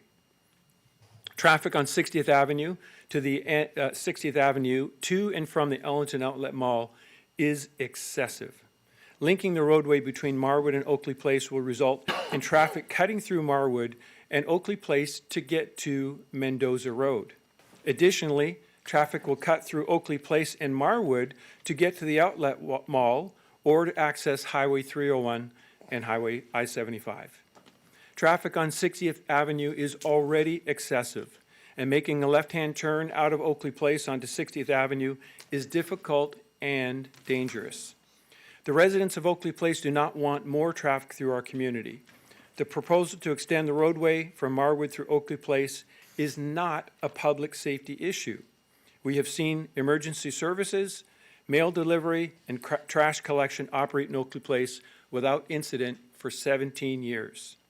I respectfully urge the members of this hearing and the county commissioners to turn down the plans to extend a roadway tie that links Marwood development with Oakley Place. Thank you for your time. Thank you very much. All right, others, please?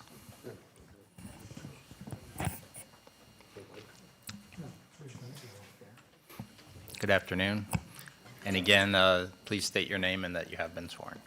My name is Renee Givens, and I have been sworn. Thank you. I live in Oakley Place. I'm the third house from the dead end, or the uncontinued road. 70 new homes.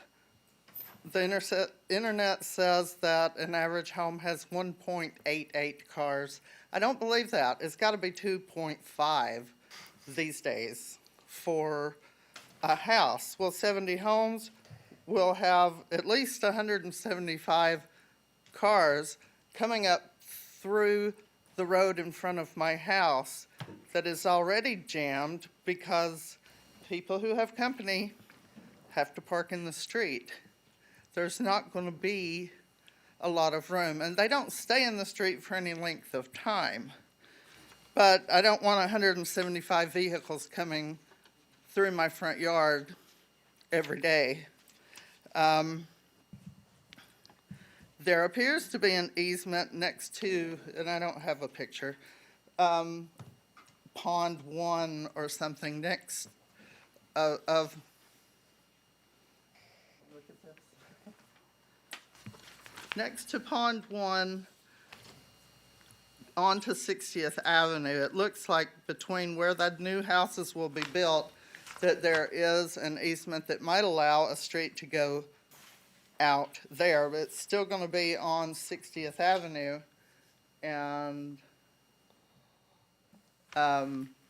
still going to cause that traffic problem, but it won't be going in front of my house. Oakley Place has short roads, and if there's ever any problems, it's easy to catch people leaving.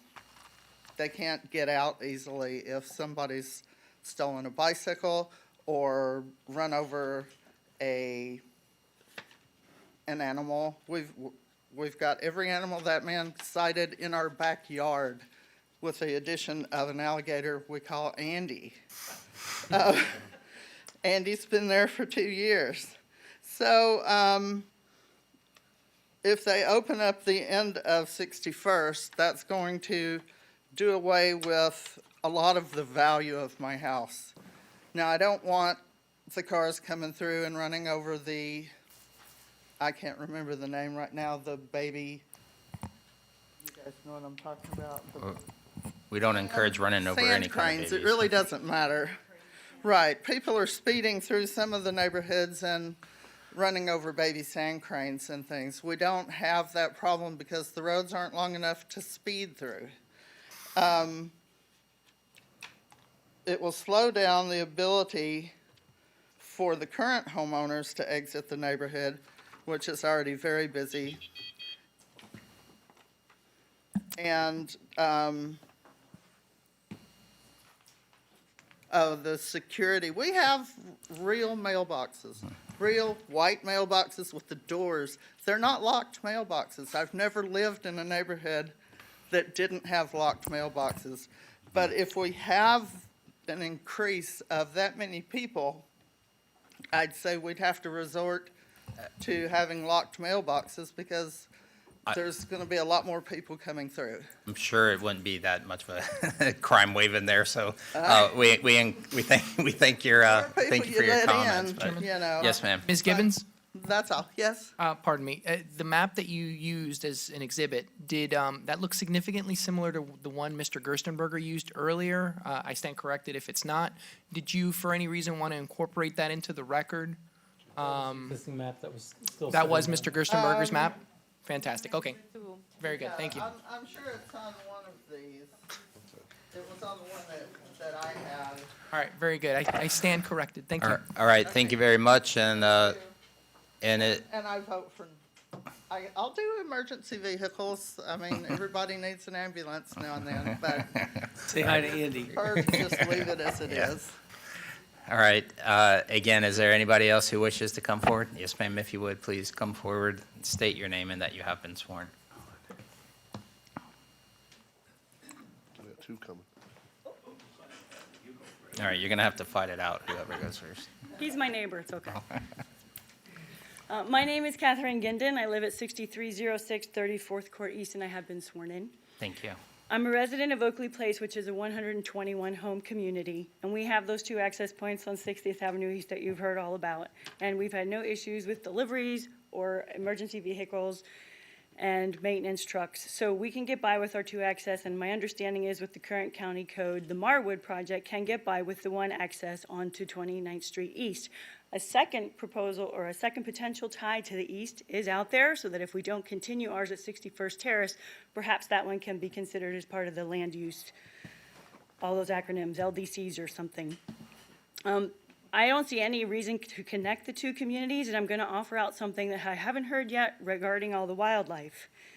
So by not connecting, let me start again. The Marwood project is going to be taking away one of the last old-growth, densely vegetated sub-agricultural plots in the area in this part of the county. I have identified myself more than 40 species of resident migratory birds in this area near this forested space. The birds, reptiles, amphibians, and all of those mammals, it's true. They are in our neighborhood, and we actually take pride in that. And by not connecting the road at 61st Terrace East, which Pulte Homes is okay not doing, why not have Manatee County choose to keep that as a buffer zone and to keep it as a wildlife corridor along those property boundaries and provide the terrestrial wildlife species safe access to and through those buffer zones and into the conservation easement properties already in the area of the county? Regarding that property line, I wanted to actually thank you guys for confirming the hedge was put in along the pond of the Oakley Place neighborhood on the north part of the Marwood property. I had one new thing to add in regarding the Pulte Home developers had talked about putting in the canopy trees at 30-foot centers. It would be nice if they could also be putting in some understory to help build up this habitat in this potential buffer zone for the neighborhoods, the residents being humans, and wildlife species. We take pretty good pride in our neighborhood over at Oakley Place. And I'm just suggesting that by not connecting that road at 61st Terrace East and requiring some of those simple additional landscapings, keeping that northern boundary as a wildlife buffer, that you, our Board of Commissioners, you can help us limit the effect of the urban sprawl that's going to affect our neighborhoods, reduce some of the habitat fragmentation happening in the county, and help keep the secure feel in my community and of my new neighbors' community over at Marwood, while offering all of us a sense of peace and seclusion amidst the bustle of this burgeoning Manatee County. So I hope that you consider my request favorably. Thank you for the chance to speak. And perhaps he has a really great last name, but perhaps wildlife and wetlands of this new watershed plans is something that we could all look into for something that might allow this possibility of not having the connection be a reality. Thank you. Very good, thank you. All right, next, please. Again, state your name and that you have been sworn. Hello, I am Catherine Nelson, and I have been sworn. Thank you very much. And I live in Oakley. We've been hearing a lot from Oakley Place. I live in Oakley, and Oakley is a 69 household community. It's older than Oakley Place. We're on the west side. We're close to the outlet mall. There is 30th and 30th and is a single street that goes out. 31st and 32nd are a U shape. I live on 3rd. And so we've got 3 streets that need to get out on 60th.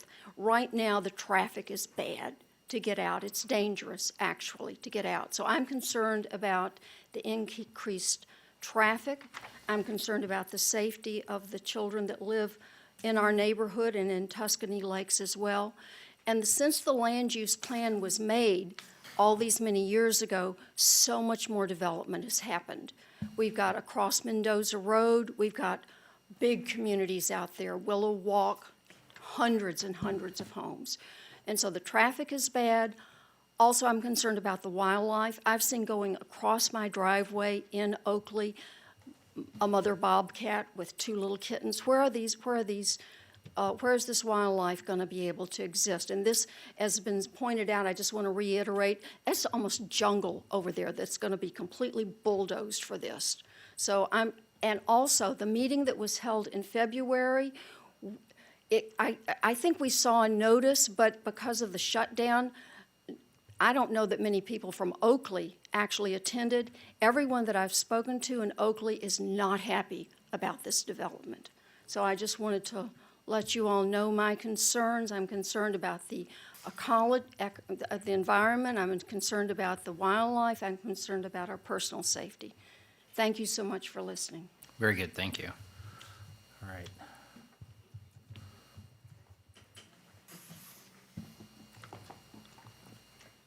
Good afternoon. Hi, good afternoon. My name's Henry Gauthier. I've been sworn in. Bought my home in Oakley Place 17 years ago. Beautiful place, become very quiet, peaceful, almost no traffic. Kids can ride around, very safe. I understand development is here, no problem. But for me, I don't see any positive in opening up this road between 2 communities. I mean, we've been fine all this time by ourselves. They'll be fine, they'll be safe. Why do we want to create a highway coming through 2 communities where everybody's going to drive fast? That's just the way it is. The longer the road is, that's how people drive. So why create a problem we don't have? You know, that's all I have to say, and I'd like the consideration in that. Very Okay, good, thanks. Thank you, thank you. Good afternoon. My name's Alan Adkins. I have been sworn. Thank you. Can you bring up the proposed map? I can't do anything, I have to rely on these folks. Okay, can somebody bring up the proposed map for the development? I don't think we can. Yep. The proposed, where, with the, it's the next slide that you guys had earlier.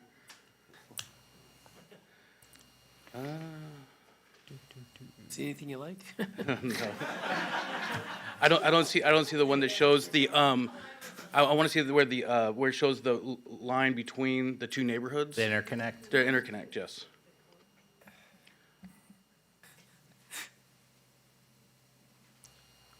There we go.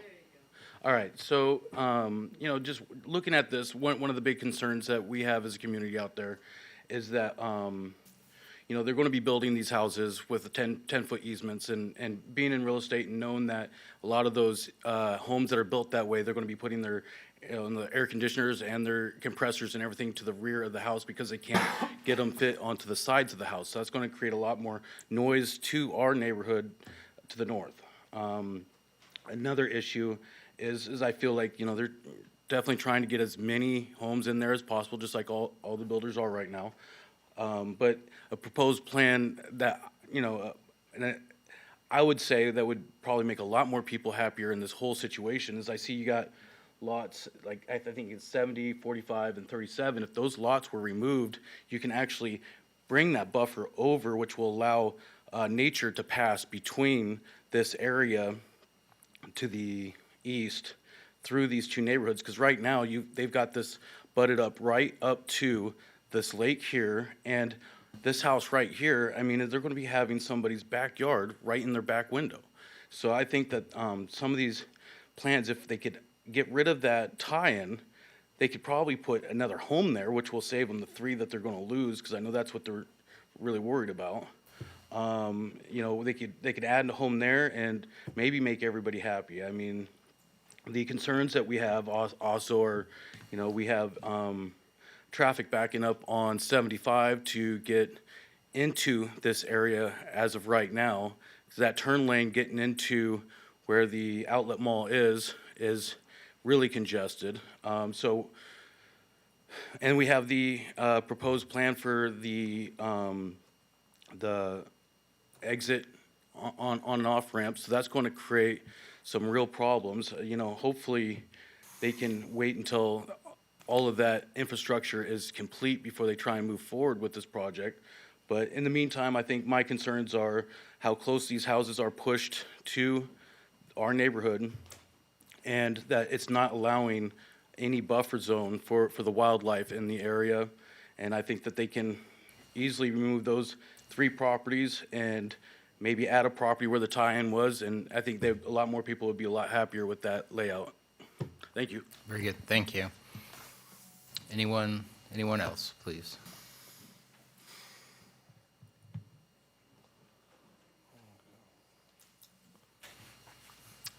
Hello, my name is Lisa Brave, and I've been sworn in. Thank you. I am a resident also of Oakley Place, and a lot of what I say may be reiteration. However, I do want to say that I am here representing at least 8 other people that I personally know that could not be here today because they are working.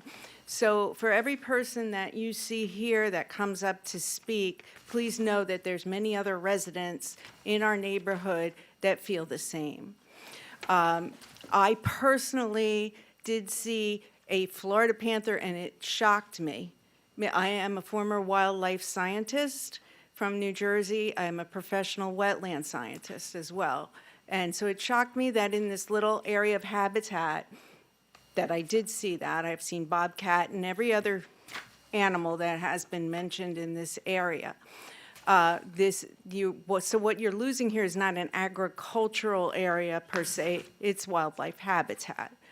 That being said, we know that development is something that goes forward. However, as far as the tie-in, rather than reiterate everything, I will just say that there must be a way, and it would be beneficial to both Marwood and to Oakley Place if that tie-in were not constructed. It would eliminate all the concerns that we have in Oakley Place, and it would eliminate probably a lot of problems for Marwood residents as well, with people cutting through that area to try to circumvent the traffic on 60th.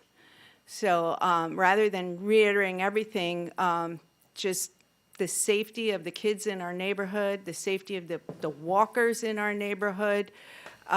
We just do not want to see a thoroughfare going through our neighborhood. It's sad enough to lose the wildlife habitat that exists, which is very rare at this point in this area. So that's all I have to say. Thank you. Very good, thank you.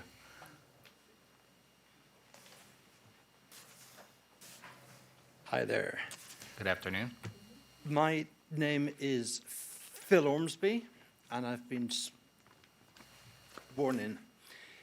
May I just ask for a slight accommodation? I have a 3-minute speech, but it'll probably take me about 4.5 minutes to No. say it, so. It's whatever time you need to get your statement on the record. Thank you. Firstly, I've got a couple of questions. One is, Ms. Brown stated that there would be like up to three story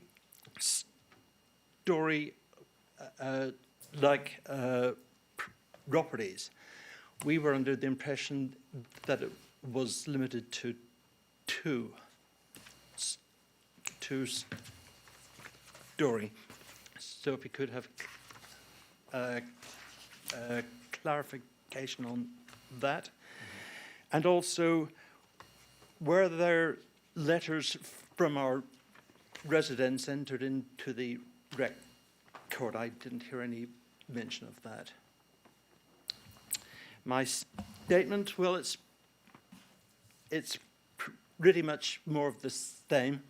Like I've been a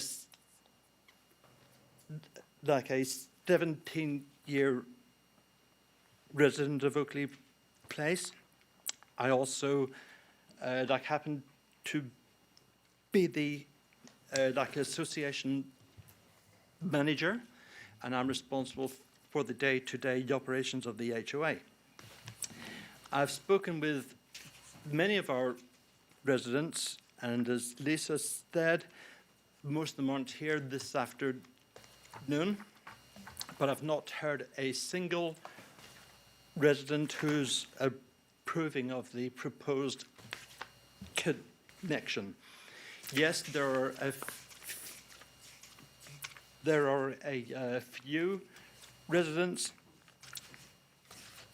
who are opposing the actual Marwood plan, but most aren't. They understand that this is the way things are. But the road, the connection is the issue. Back in '04, we were told that there would be a connection, and we accepted that, thinking that it would be the same neighborhood effectively. It would be an extension of Oakley Place.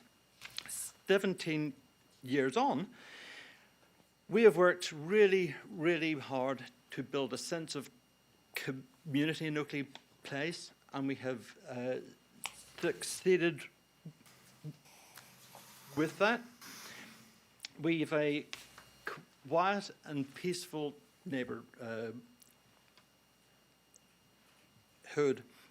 and most of that is to do with the fact that Oakley Place is no exit. You come in and there's no through traffic. And the very nature of that is that that tends to slow the traffic down. People aren't racing. People can walk. Kids can play in the street. I know that isn't perhaps what people want to hear, but that's what happens. And we also have a very low property crime rate. Part of that, I think, is the fact that when you're in there and you're doing something, let's say, a little bit suspicious, the residents immediately pick up on it. over that time that I have lived there, I can't think of a single incident where with an issue with an emergency vehicle gaining access to our neighborhood. Like as I said, the HOA is active, and we enforce our no on-street parking rules, and that gives the emergency and first responders access. One thing that's not been brought up is, I guess, an alternative, which would be to have an emergency access gate. So the road is there, but there's a gate which the first responders can use. It's a kind of a compromise. I would rather see there not being anything there, but if there needs to be, then the emergency access gate might be a way around it. That's it. Thank you. Very good, thank you. All right, anybody else? Good afternoon. Thank you for your attention. I'm Terry Couch. I live at 3319 61st Terrace East, there in Oakley Place. I have been sworn in. I've been sworn out, too. I'm president of the HOA, and as such, the first lines in our document is to protect and secure the safety and ensure the harmony of the community, basically. Not exactly those words. But that's what we've tried to instill over the years, and I've lived there for 17 years. We have, as Phil mentioned, we have never had an incident where a fire truck, an emergency vehicle, or someone could not get in, could not operate. We take great pains to make sure that we have a 16-foot clearance on all of our trees lining our streets so that any vehicles can get in and out like this. Every street that goes into Oakley Place ends in a cul-de-sac or a dead end. So we don't generate internal speed. Now, another thing that we have and don't have, we have one sidewalk on each side of the road. We don't have two. And the driveways are short. And you know the length of vehicles that we have, and most people have 3 or 4 vehicles in their driveways. Well, that creates a problem mobility-wise for the number of people that we have in the community who are reliant on their scooters being able to go down the sidewalks, and they come up to where they can neither see around nor get around vehicles that are extended across the sidewalk without putting themselves right in the line of traffic. The streets are 25-foot, 50-foot streets, so, you know, but by the time you get the vehicles stretched out there and a mobility scooter out, it's a real problem. Because we only have the one sidewalk, we have youngsters on bicycles learning to ride their bikes and do things like this. And we have the school bus that picks them up right at the front entrance. It's a wonderful community to live in. We really don't want the connectivity because it will ruin the peace, the quiety, and the integrity of our community. And that's what 100% of our constituents in the community, whether they're tenants or whether they're owners, that's what they want and why they moved there. Now, yes, we could have the alternative gate put up there, but I've spoken with Addison, and I'm sorry I don't remember his last name. He is our fire chief up the road. And he said, you guys are fine, you're meeting all the fire requirements the way it is right now. It can stay just fine. I do not know what the other planning codes are for safety, but I've been told in our prior conversations through our attorney that safety board, whoever it was okay with this. So if we can extinguish, please, please, please, the plans on the document that is a almost 20-year-old document, putting that cut through the road, Times change, things change, communities change. Let's make this one itty bitty change, and it will make the world of difference to all of our residents, 121 voters for you guys. Thank you again. For the record, we're volunteers. We're, Oh, we were If you'd like to sitting pay out us, here we'll take a wondering paycheck what from you were you. getting paid to enjoy our no, companionship. we're unpaid volunteers. My hat's off to you, sir. We will take a check today, though. And we will not take any checks, for the record.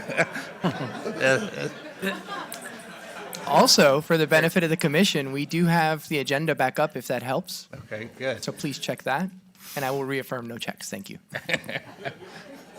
You say you collect the checks? Or I know nothing about checks. What about gift cards? Can we take gift cards? All right.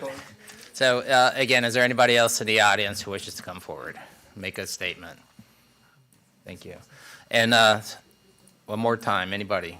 Okay, I'm going to go ahead and close the public comment portion of the hearing. And just for clarification, the opportunity to come up and speak, you voice your concerns, and that's gives both staff and the applicant an opportunity to make note of some of the things that have been brought up, but it also gives us an idea of the concerns. And even though we are volunteers, most of us have been doing this a long time, so we can see potential ways to navigate through some of the concerns. So we appreciate everybody coming up and making statements. So with that, just a couple follow-up questions.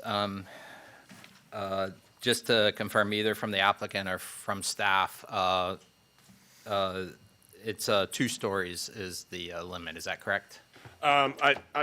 It may say 3 on there, but we're okay with 2. That's the only product type that our client has. So if it says 3 on there, we can change it to 2. Okay, all right. Yeah, I think that's generally the typical, so. Yeah, However, 3 stories are allowed with PDR. And probably Okay. if we put that like, So, I think that may have been a fallback provision, but we're only doing 2-story products, so we can change that. right, I did see in the application or the record that there was 5 floor plans, 2 stories and 3 single stories. So that Yes, was that- information previously presented.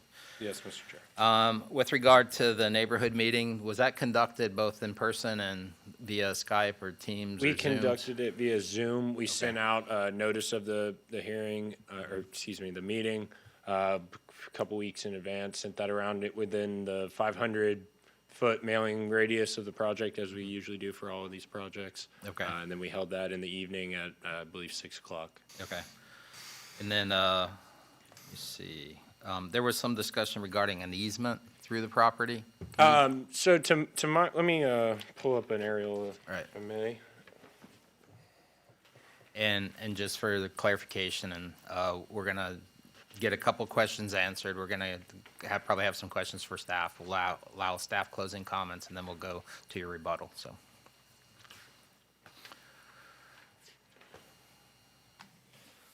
So the easement that was mentioned by Mr. Jones, I believe it was, it's actually, there's a piece of property here that is owned by the association for their drainage. That is off our site. We're not doing anything, touching it at all.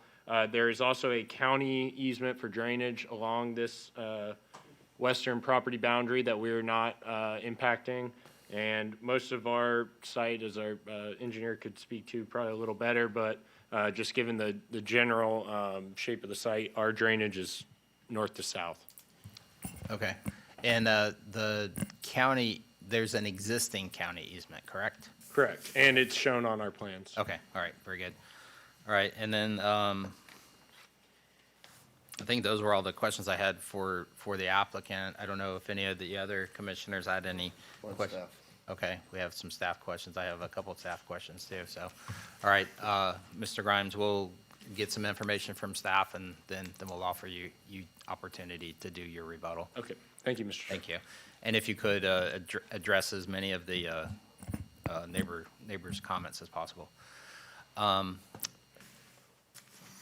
With regard, I'm not sure who could answer this best, but I didn't see any correspondence from the neighbors. I saw some information related to, but again, we're kind of hobbled here with the, So let the access. record reflect that there was an update memorandum. Oh, yeah, that's- And there was public comment that was referenced in said update memorandum. Right. And I believe that should address the letters received from members of the community that wanted to opine on this specific Marwood. oh, yes, very, item. very good. I appreciate that. I'm sorry. I forgot about that.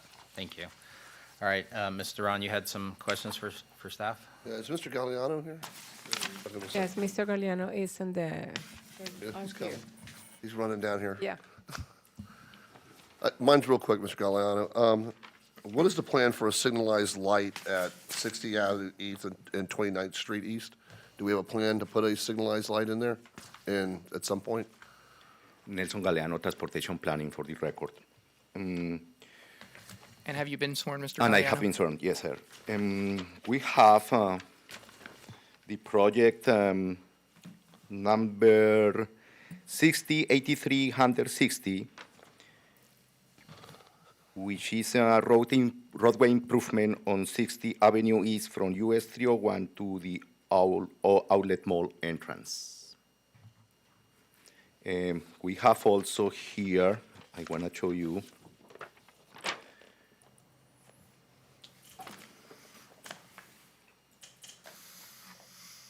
this is the design of the improvement on 60th Avenue. And you can see here the entrance to the mall. I specifically don't recall any study which relate to the intersection, a moment, to the intersection on 29th specifically. I wanna say something regarding 29, and I wanna take this opportunity to address some issues that I heard today.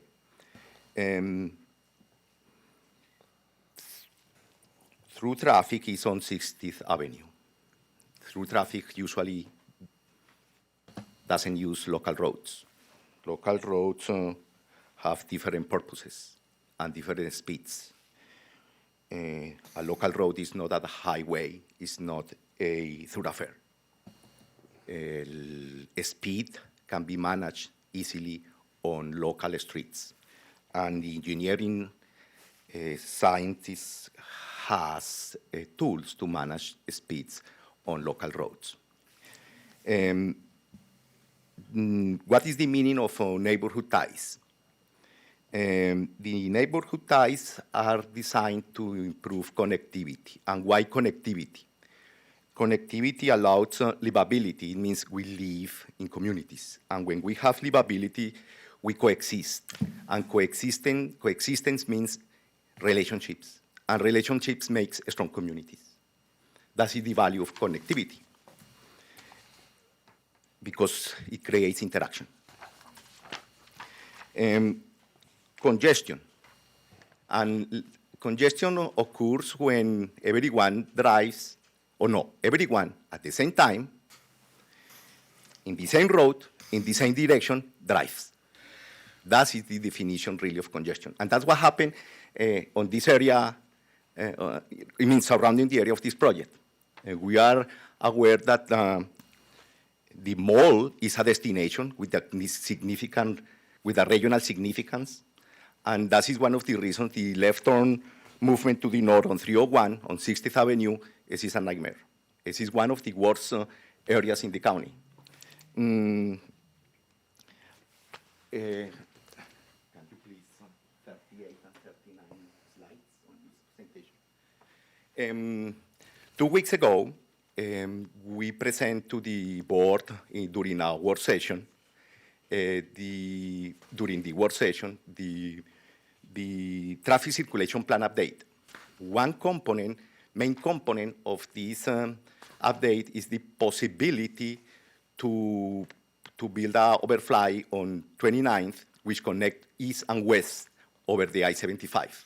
It released a lot of pressure on the intersection on 301 and 60th Avenue, and increase, of course, the connectivity in both sides of the I-75, and improve also the significance of 60th Avenue north-south on this area.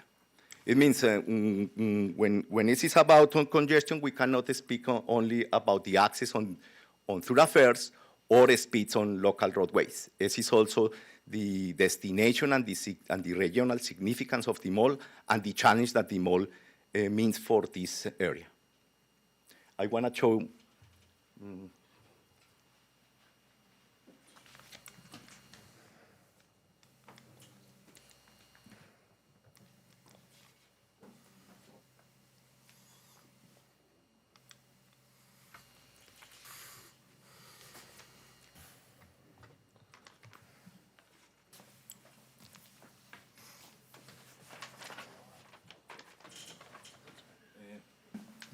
Unfortunately, I don't have the slide that shows the possibility to it means what is the meaning of building the overfly on 29th and the relief on the entire area, specifically on the intersection on 301 and 60th Avenue and the relief on the 60th Avenue north-south.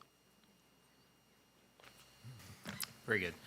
And Mr. Galeano, are you aware of any DOT projects that might? Yes, of course. One of the reasons of the FDOT project on I-75 and 301 is, of course, the congestion, but also the congestion on 301, but also the improvements and the need of more capacity along I-75. Yes, the plan is to add some lines north-south on I-75 and improve the operational conditions on 301 because this is also an FDOT facility. Mm-hmm. On 301 and at the intersection of 301 and 60th, are Yes, there sir. proposed improvements from the DOT work? Yes, there are some improvements along the intersection in conjunction with this design that you have here. It means there are more, it is in design right now. Mm-hmm. There are an alternative studies, the PD&I, and there are more than one alternative to find the better solution. It is in the analysis process. And the intent is to provide capacity improvements at that intersection, correct? Yes. Meaning more traffic can flow through. Yes. Yeah, okay, all right. And it's not yet been decided No, what it that's is going to not look decided like? what is the final alternative. Okay, all right, very good. All right, anything? Can I follow up? Yes, absolutely. Here's what I'll get back to, and thank you. If the inter-neighborhood ties removal is approved, and this new project gets approved, it's going to push traffic back onto 29th Street East. Those that want to head north up to Mendoza Road, it's going to push more people onto 60th. So would it not be optimal right now to put some type of signalized light or whatever, being that we know that future development's going to go on in this area at that intersection, or? No, it means this project is not the only one around this intersection. There are more projects on this intersection, and probably 29th will be signalized. It requires a detailed analysis. The name of this analysis is the traffic warrant signal analysis, and it determines the need or not of a signalization on this intersection. I believe, based on the information I have, and let me read here because the result of combined scope construct an additional lanes as required from US 301 to 29th with a new intersection at Factory Shop Boulevard. It means I believe we will need a 29 and 60th analysis, at least a detailed analysis to determine if an intersection is, a signalized intersection is required or not. Okay, thank you. And Mr. Galliano, isn't it true that the interconnected neighborhood access points, when a traffic light is delivered, becomes a safer access point onto 60? I mean, that's, I live in Brayton Woods, and I have to access kind of around through the neighborhood to get on to 70. And it's much safer to get out at the traffic light at 70 than accessing another point that's closer and taking my shot at getting on 70 and living to tell about it. So aren't these internet, as road access points to ultimately get to a traffic light as planned, a safety benefit at some point? That you can get from a neighborhood without having to go without the light constraint on 60?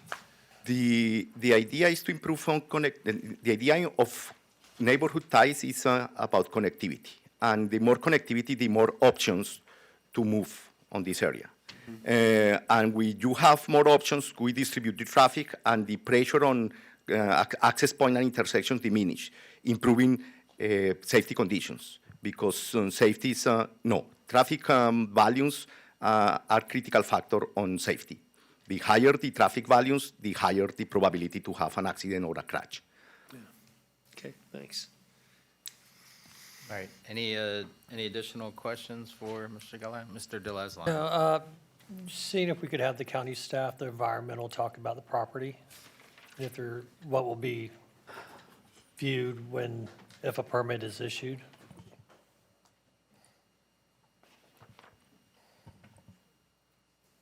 Or what's required, I guess.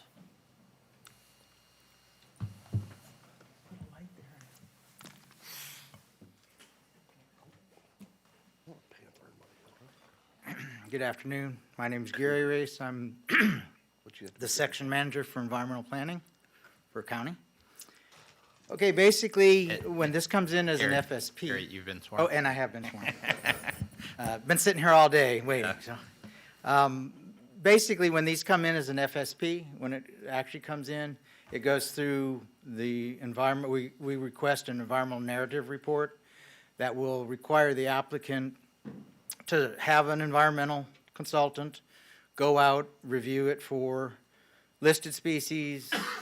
We do tree surveys, we get tree replacement, that's part of it. Unfortunately, a lot of the species that the people mentioned in their discussion, those are not protected species. What we end up looking for a lot of times when we say listed species, it's gopher tortoises, bald eagles, fox squirrels, scrub jays, indigo snakes, things like that. So they all live together, these more common animals as well as the listed ones if they're out there. And this sort of a situation is unfortunately real typical throughout the county. These last remnant little woods areas that end up being the harbor for everything that's been chased out of all the surrounding development. But the applicants only have to account for what's there, even gopher tortoises that are protected. That's managed by Florida Wildlife Conservation Service, then you can get permits to do just about anything. We've had situations where eagles' nests that were being used, you can get permits to move those. You have to do mitigation for some of that, but I can't say that just because some of the animals that they listed there would keep this site from being developed. And, The honest truth. in addition to the county reviewing the application related to listed species or protected habitat, are there other agencies that review this information? Well, you had the Water Management District would look at, the wetlands, but pretty much the species comes down to, Fish and Wildlife. And Florida Wildlife Commission Right. does the actual Yeah, issuance of they're the permits? ones that would actually issue any permits if any of the species in question were found on site. Okay. All right, very good, thank you. All right, any additional questions for staff? Okay, very good, thank you. All right, we're gonna go ahead and go to staff closing comments, and again, just for a preface of what we might get into, I'm leaning toward trying to find a way where we can eliminate the neighborhood tie. I'm not sure how we might be able to go about that, if it's something that would be proffered to be carried to the board with a special approval or what, but. Yeah, as I said before, This is a good segue. I did want to clarify that point, so thank you for bringing that up. With regard to the specific approval, Yes. that would only apply to land development code issues. It would not apply to comp plan policies. Okay. And so I think what we have is testimony that you do have Oakley Place, which has been planned with the tie-in, and you have various comp plan provisions that support the interconnectivity relating to that tie-in. So a specific approval would not work in this specific instance Okay. for what you might be cooking up hypothetically. Okay. So, related to that, and again, let me ask a question in a purely hypothetical situation, but if this community were to come in first and it were to be rezoned, there wouldn't be a requirement, of course, for an inter-neighborhood tie, because there's nothing to tie to if it were separate and apart, if there was some separation. It's not required because of the number of units or anything like that. It's just the proximity of an existing public right-of-way with regard to that. And it was previously presented in a PD, I guess it was preliminary site plan when it came through in '06. That is correct. Okay, all right. So I think it's appropriate, inter-neighborhood connectivity is appropriate with a community, but not necessarily in between, if both the applicant and the adjacent community don't want it. So that's kind of my point. Can I ask a question? What if the applicant proffered that the tie would stay, but it would only be used for emergency access between neighborhoods? Because it seems like we're stuck on this, the tie, to remove it, or we can't remove it, or we can't remove it in this approval, but could we, if the applicant were to proffer that, could that be considered a part of the approval? What I would like to say is, like I said before, we have to analyze deeply the comprehensive plan to see if there is any exception that could be applicable in order that we can write a specific approval that could be encompasses the regulation of the comprehensive plan. If there is any way, we can work with the applicant and analyze and send to all the other departments the specific approval. But first, we need to go further in the comprehensive plan in order to see if there is something that help us to work with that. Because we don't have any way, inclusive the board, to waive requirement for the comprehensive plan unless there is any other provisions that over there that we have to analyze. Well, what I'm trying to get away from is trying to come up, you know, the applicant seems to be willing to do it. I understand the comp plan's a comp plan, the way it is. I'm trying to get away from doing a denial on this because of a neighborhood tie, because it seems like the applicant wants to work out something, whatever we got to work out, but under what you're telling us right now, we either approve it as it sits and the neighborhood tie stays, or we deny it and they come back at some other point saying, you know, we found a way to get around this neighborhood tie. Yeah, but like I said, right now, in the way that the applicant is proposing the application comply with all the regulations of the comprehensive plan and the land development code. We don't have anything to say that we can recommend denial of this project.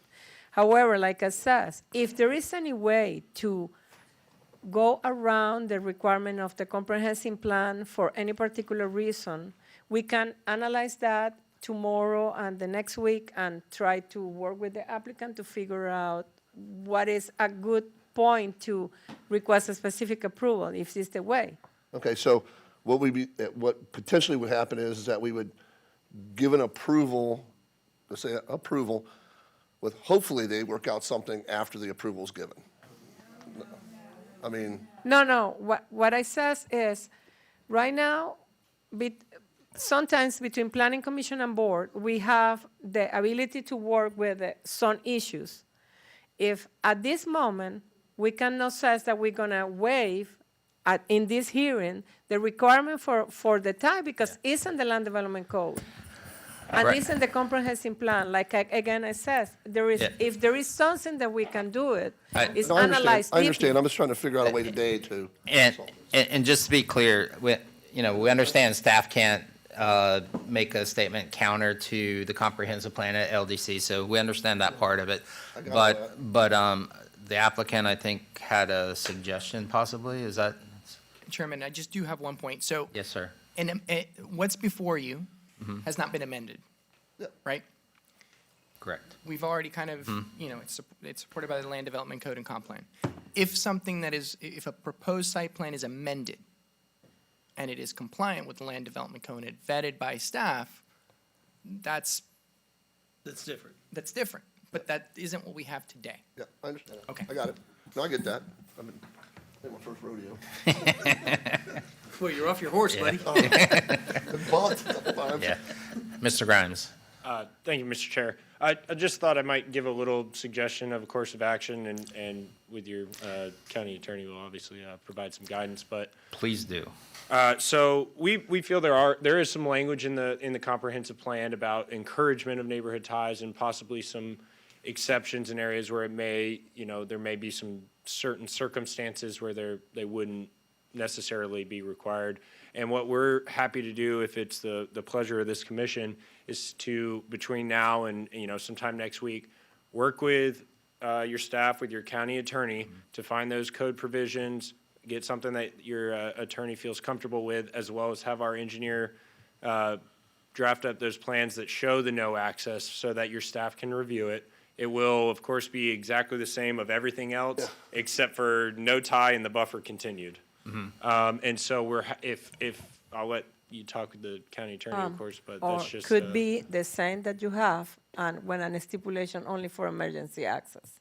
And we could do that without, so It I've depends said, of, because we need, if we found something, we need to send that to public safety, and public safety have to give us the feedback how they feel about that. and we did have an email from public safety, I believe, a while back, that they were okay without the neighborhood tie, or without the, Yeah, we need at least to, with we emergency need to access. work I out can't recall exactly with what that. it was, but I won't speak for them.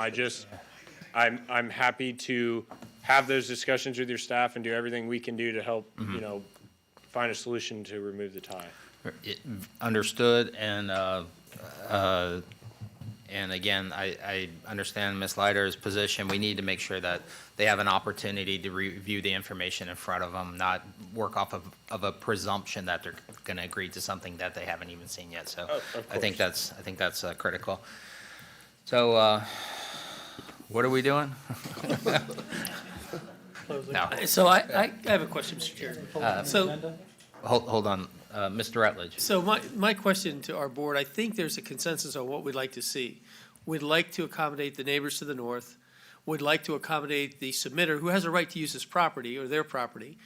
And we have a code or a standard which is not permissible of that solution. I think our question is, council, should we accept it as it is to move it forward with the assumption and the presumption that I know we're going to see this group again? If Mr. Grimes represents that they will work that out to do what we've talked about, I'm okay with passing it, moving it on to the commission with that expectation.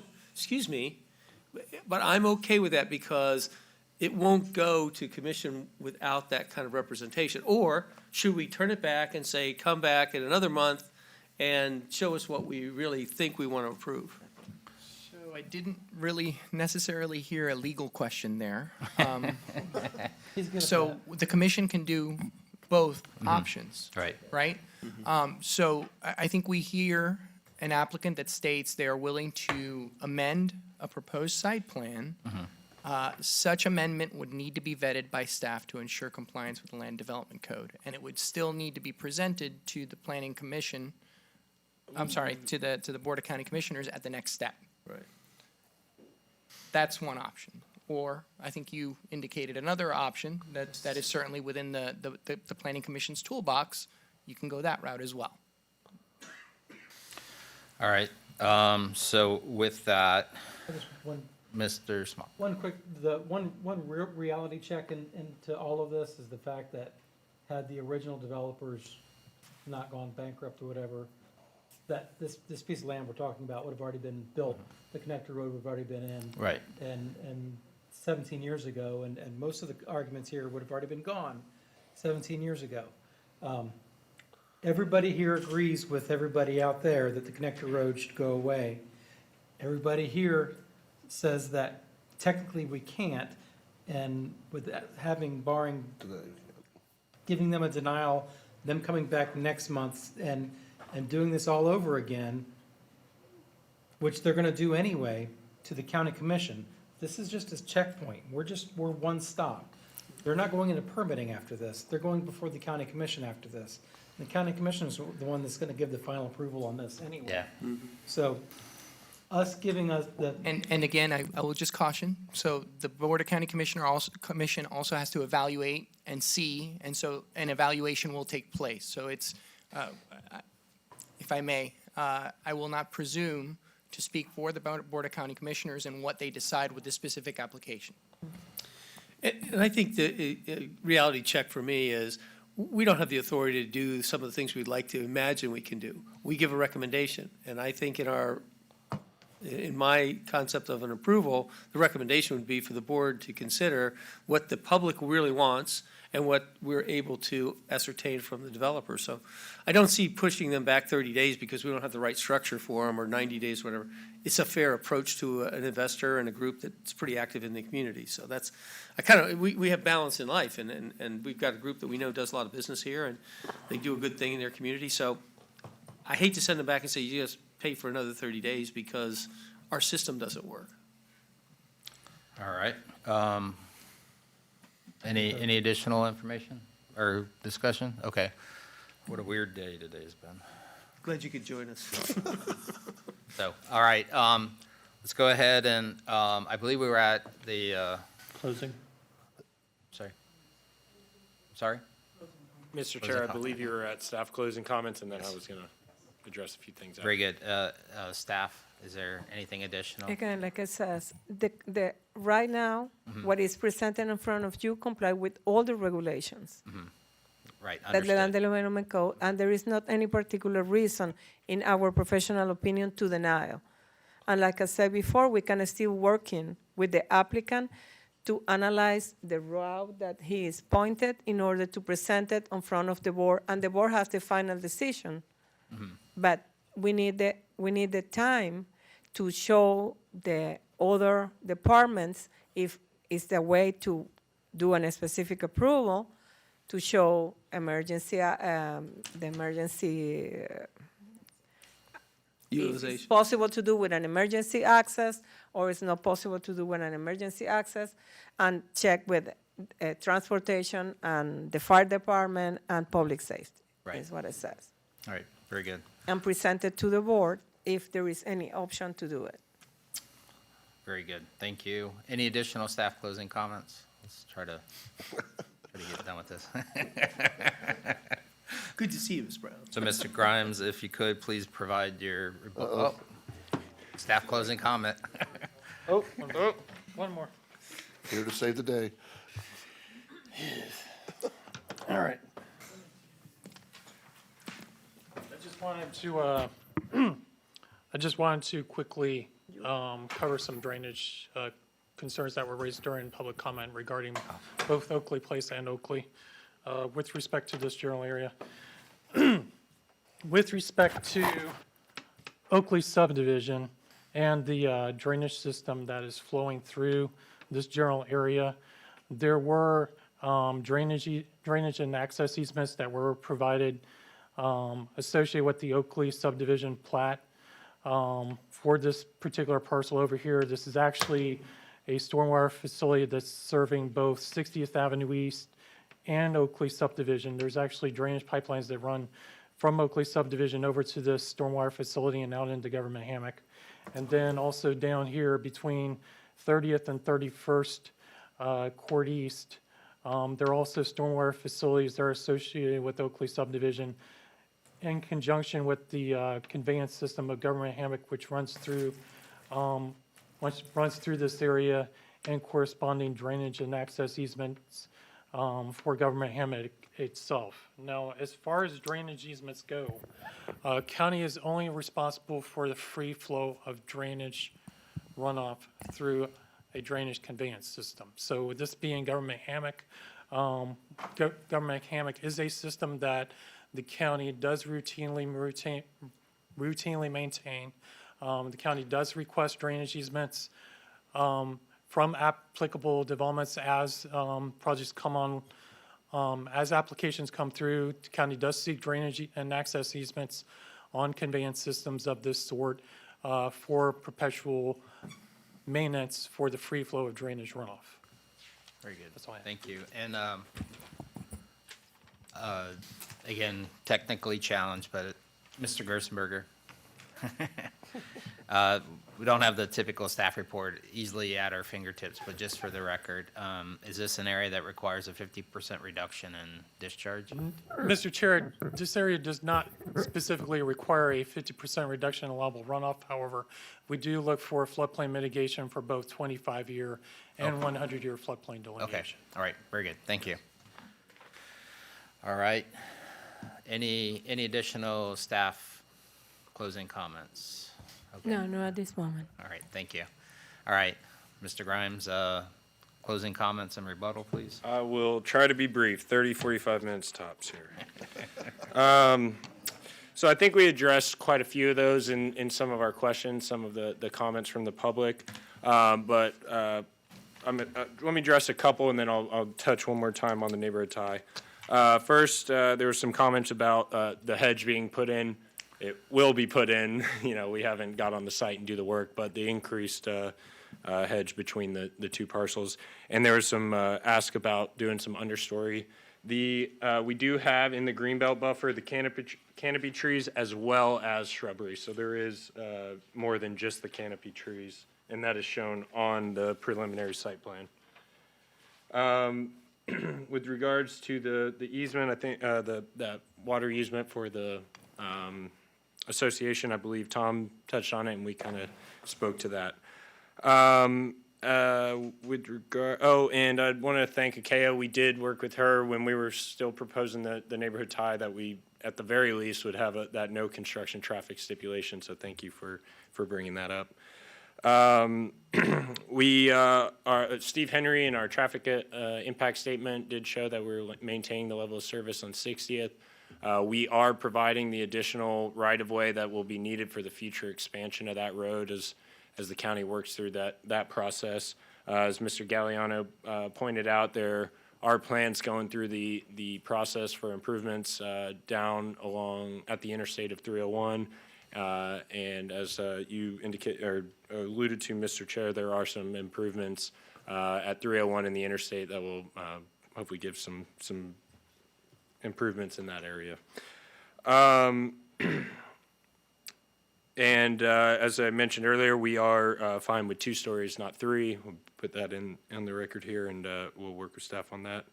And then lastly, again, I just want to reiterate, because our application, as is, showing the tie, we believe is fully consistent with the land development code and in accordance with the comp plan. But that's not to say that there aren't alternatives that would also be consistent in line with the comp plan. And so that was what I was saying, is we're happy to work with staff and your county attorney between now and the board to get something that everybody feels comfortable with regards to doing everything we can to remove that neighborhood tie.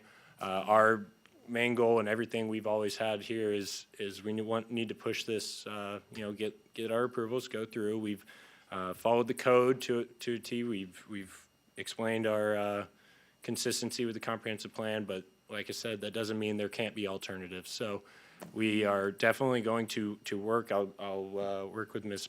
Petroff as well as your county attorney and staff. Should that be the election of this board, to move this forward to the Board of County Commissioners to do everything we can to remove that neighborhood tie. Very good. Thank you. Thank you very much. All right. Can I ask one question before you Nope, leave? we're at closing comments. All right, thank you very much. Thank you, Mr. Chair. Thank you. We're done with public testimony, so. All right, so, again, closing the public hearing and opening up for discussion and deliberation. What's the pleasure of the board? How do we want to get this done? And again, I've already made the statement that I think it's unnecessary. If this were a single community, it would be most appropriate. If it's 2 different communities, it would be something that I think either one or the other would embrace. And in this case, neither are embracing the idea. So I think there should be a solution that hopefully most could agree to. Mr. Chair, I'm going to make the motion. Very good. I move to recommend adoption of Manatee County zoning ordinance number DPR 2017 ZP and approval of the preliminary site plan with stipulations A1 through A6, B1 through B4, C1 through C5, and D1. Adoption of finding for specific approval and granting specific approval for the Alternative Land Development Code Sections 402, 7D1 to allow reduction in the road and roadway buffer from 20 feet to 15 feet, and 4027D7 to allow reduction to the front yard setbacks from 25 feet to 23 feet. Very good. We have a motion. Is there a second? Second. Mr. Rutledge, second. Any additional discussion? Although I think we've discussed it significantly, but anything further? Okay, hearing none, the chair's going to call the matter to the vote. All those in favor say aye. Aye. Aye. Opposed, like sign. Chair votes aye. Motion passes 5-0. All right, I'm going to go ahead and ask for a 10-minute break so everybody can stretch their legs and use the restroom, everybody's and looking we'll good right now, reconvene yeah. at 3:05.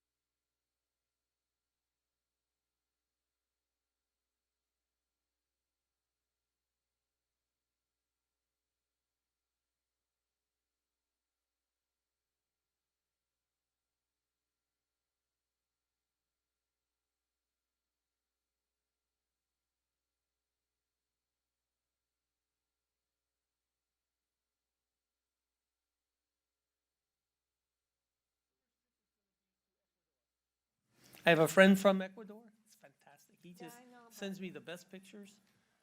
All right. All right. All right, we're gonna go ahead and call the meeting back to order, and we're up to items number 7, I'm sorry, Number 8. and 9.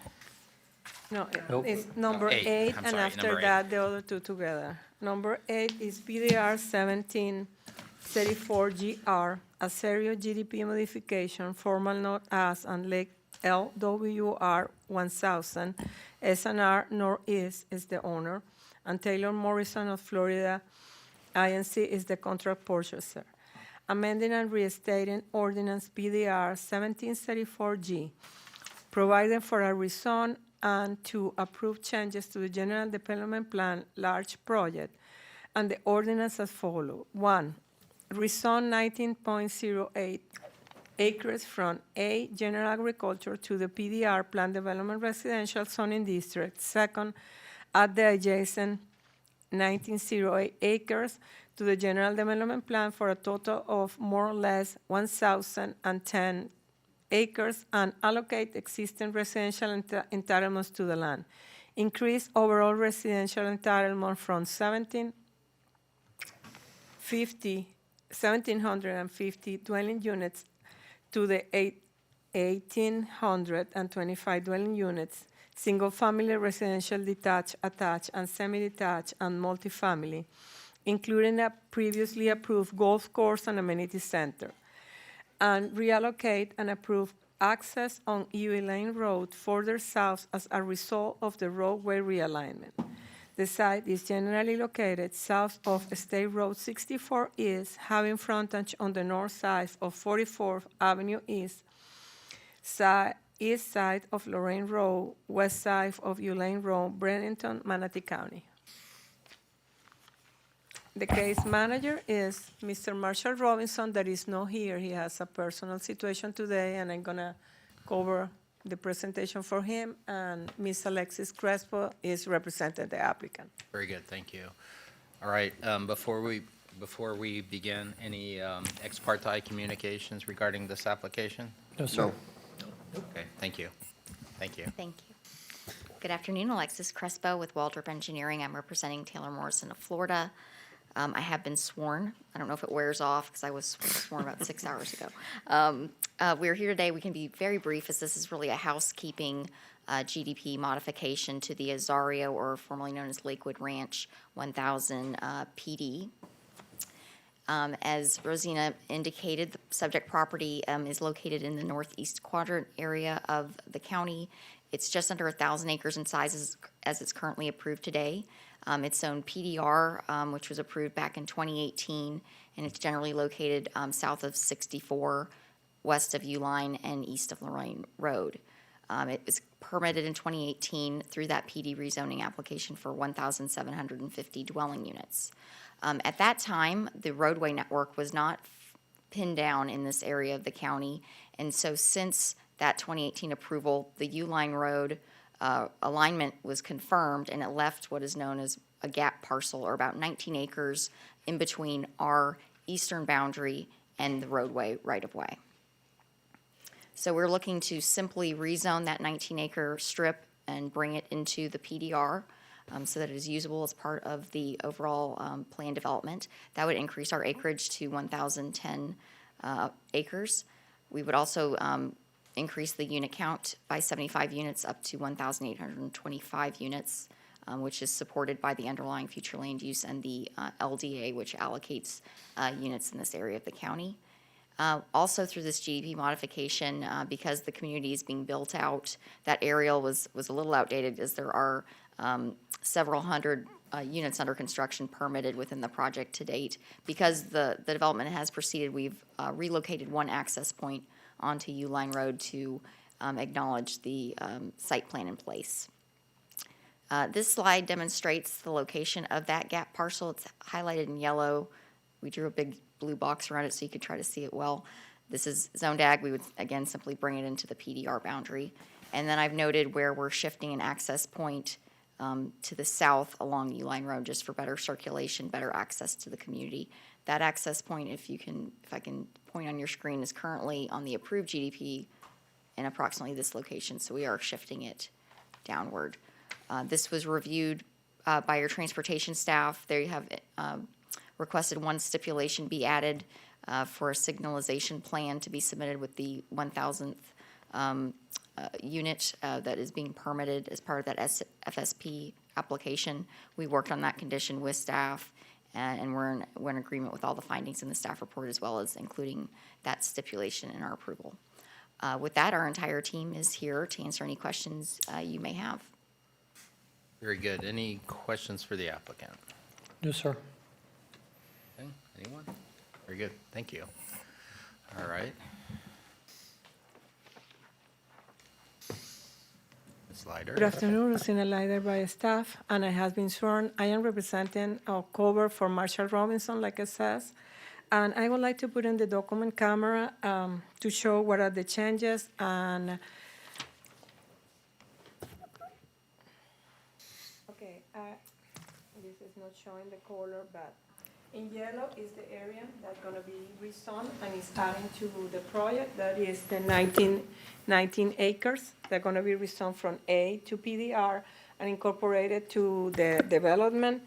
And I'm going to go with this. I don't know if it's working. How is working? Sorry. The technology, I am not a technological person. What are you going to do? Okay. Like this? Okay. In red, I marked the areas in the roadways that has been changed. Previously, the access point was here. Oh, okay, thank you. The access point was here to the north, and they're moving that to here, to the south. This is existing, and they're moving here to this area. They are replacing this road with this road, and this don't gonna be in place. They're gonna move this access point to here, and they're gonna reallocate the roads like this and this triangle here. Transportation approved. We don't have major concerns, and I did summarized table that shows the changes in density. And the actual approved acres are 991.1, and they are proposing to increase to 1,010. The units gonna have a 70 units increase from 1,750 to 1,825. The gross density is passing from 126 to 181, and the net density is reduced because they're adding more land. The open space is, they're increasing the open space to cover the 25% that they have before, and before was 247, and right now it's 252. The recreational area is the same. They don't have any changes. And the access points are the same number, 3 access points, that one is along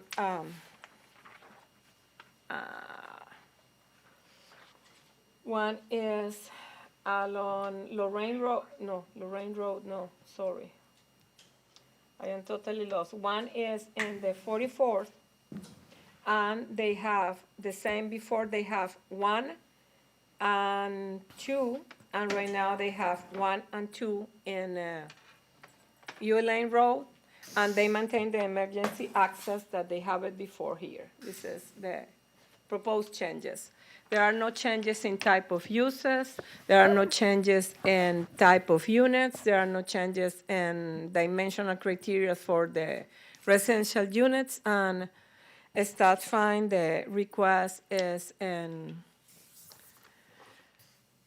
appears to be consistent with the Land Development Code and the Comprehensive Plan. And if you have any question, I'm willing to answer anything. Very good. Thank you. Any questions for staff? No, sir. No, sir. You're good. All right. All right. we're going to go ahead and go to the public comment portion of the hearing regarding this application. Is there anybody in the audience who wishes to come forward and make a statement, ask a question regarding this particular application? Anyone at all? Okay, seeing no one come forward regarding this application, we're going to close the public comment portion and ask, are there any additional comments from staff? No, we are All right. very happy, and we, There's no inter-neighborhood ties or anything? no, they are in compliance with, with the number of access points that were analyzed before, and the only they're switched to the south one. Very good. All right, applicant closing comments? Very good, thank you. All right, we're going to close the public hearing for this application, and the chair will entertain a motion. Mr. Chair, Yes, please. I move to recommend approval of Manatee County zoning ordinance PDR 1734GR and approval of a revised general development plan as stipulations 8.1 through A6, B1 through B6, C1 through C5, D1, E1, and F1. Very good, we have a motion. I'll second. Mr. Ron, second. Any discussion? All right, the chair's going to call the matter to vote. All those in favor say aye. Aye. Opposed, like sign. Chair votes aye, motion passes 5-0. Mr. Chairman? Yes, sir.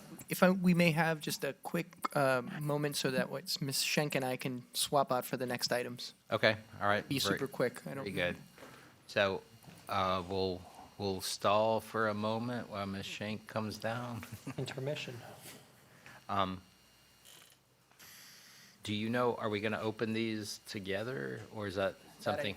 Usually, we open together the Okay. DRIs component Okay. because the applicant has only one presentation and the staff has only one presentation, and Okay. after that, you both separate for each one. Okay, and they're both quasi judicial, so Yes. will require This is 9 and 10, right? 9 and 10. I cannot use this foot massager. All right. Go barefoot next time. Yeah. All right, very good. Ms. Schenk, are we okay to proceed? Yes. Very good, thank you. All right, Ms. Slider, can you read item number 9 and number 10 into the record, please? Yes. Item number 9, ordinance 2106, Gateway North, DRI number 21, as known as Artisan Lakes.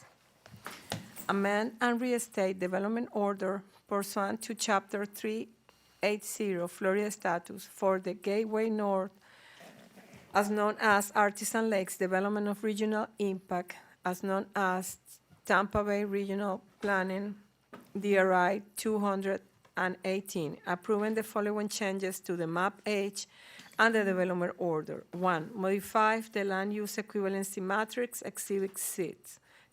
2, update table 1, land area and use. 3, remove approve access on Moccasin Wallow Road. 4, update table 2, land use and phasing schedule. And 5, reflect previously grant legislative extensions and make the necessary amendments to map H and the development order to reflect these changes and any other revision deemed necessary for appropriate during the public hearing process. This is a quasi-judicial case. The case manager is Marshall Robinson and Alexis Crespo. Ms. Alexis Crespo is here representing the applicant. And item number 10, PDMU 9101 GR7 Gateway North as not an Artisan Lakes. Amending and restating ordinance PDMU 9101 GR6 and amending the general development plan to provide 1, a modification to allowable uses within mixed-use parcel F and I. 2, modification to local design criteria. Number Q.1 in order to establish a standard for multifamily detached residential. 3, modification to the land use equivalency matrix, Exhibit 6, and reallocation of entitlement. 4, modification to Table 2, facing a schedule, and 5, remove approved access on Moccasin Wallow Road, and 6, reflects previously granted legislative extensions, modify condition to reflect new standard language, and delete language no longer applicable, and any other revisions deemed necessary or appropriate during the public hearing process. And again, this is a quasi-judicial case. The case manager is Marshall Robinson, and Ms. Alexis Crespo is here in her presentation. Very good, thank you. And again, have there been any ex parte communications regarding either of these applications? Yes, sir. So, Very good, thank you. Thank you. Thank you. Again, Alexis Crespo with Waldrop Engineering. I have been sworn, representing the applicant Taylor Morrison of Florida, and our entire team is here to assist in any questions you may have. I do have a brief presentation. This project is an older DRI mixed-use plan development. It was approved many years ago and most significantly modified in 2009, 2010. So there are a couple more changes we're making to this one than the item you just saw. Artisan Lakes is outlined in yellow on the screen. It's 1,039 acres of land located in the north portion of the county, north of Moccasin Wallow Road and immediately to the west of I-75. This is both a development of regional impact as well as a PDMU, and it's currently approved for 2,800 dwelling units and a significant amount of commercial office, warehouse type uses, as well as a 20-acre school site. Those non-residential uses total up to approximately 1.8 million square feet.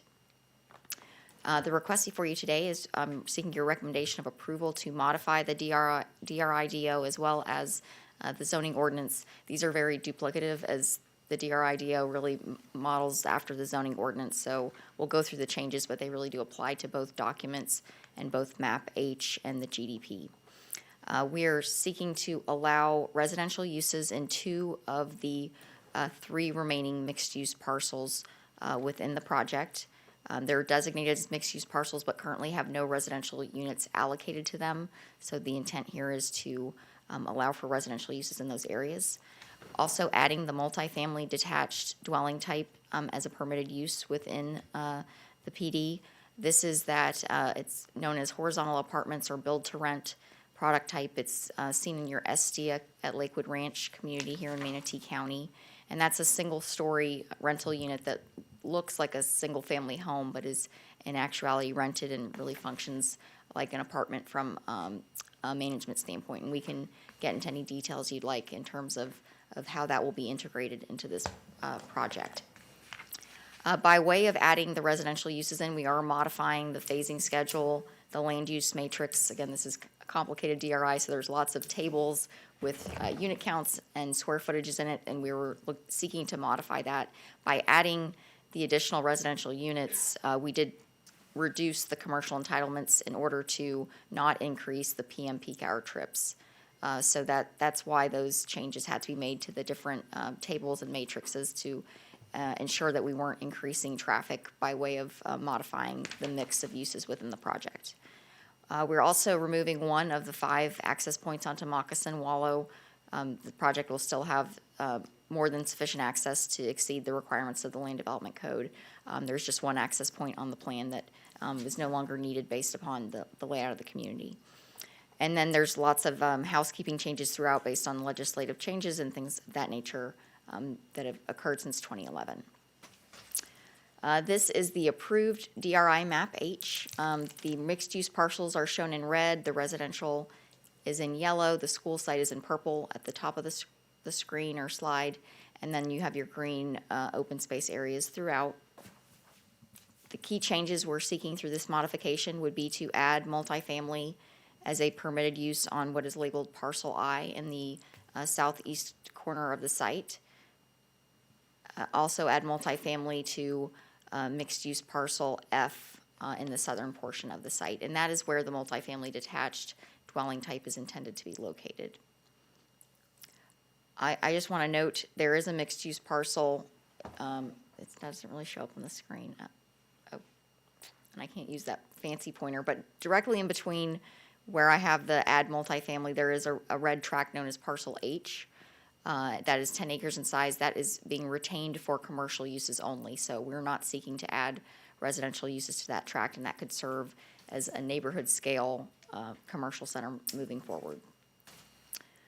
We've eliminated the connection to Moccasin Wallow as shown on that slide. And then also, similar to the last project, due to the build out of the community and the finalized site plans throughout, there has been some changes to the internal roadway network and different connection points onto Artisan Lakes Parkway that is now being reflected on the newly proposed Map H. The changes to the GTP are exactly the same as what I've outlined for you with Map H, so I won't belabor those changes. I just want to put that into the record that we're changing the labels to add multifamily to those two mixed-use tracts and refining connection points, both external and internally. So to summarize, 2 of the 3 remaining mixed-use tracts in the southern portion of the property would be allowed to be developed either as mixed use or with residential uses as well as commercial. This is due to changing market demands and the ability to add a new dwelling type with this multifamily detached product that is really emerging in the marketplace and providing a new housing type that's in very high demand. There will be a 10-acre parcel retained for non-residential uses to serve the community. The proposed change to dwelling units as well as square footages for commercial will decrease the PM peak hour trips by 3 trips. So really, it's consistent with what's there today, a nominal decrease overall.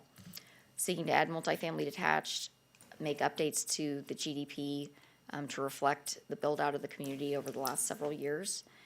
We are in agreement with staff that the changes are consistent with the Land Development Code and Comprehensive Plan.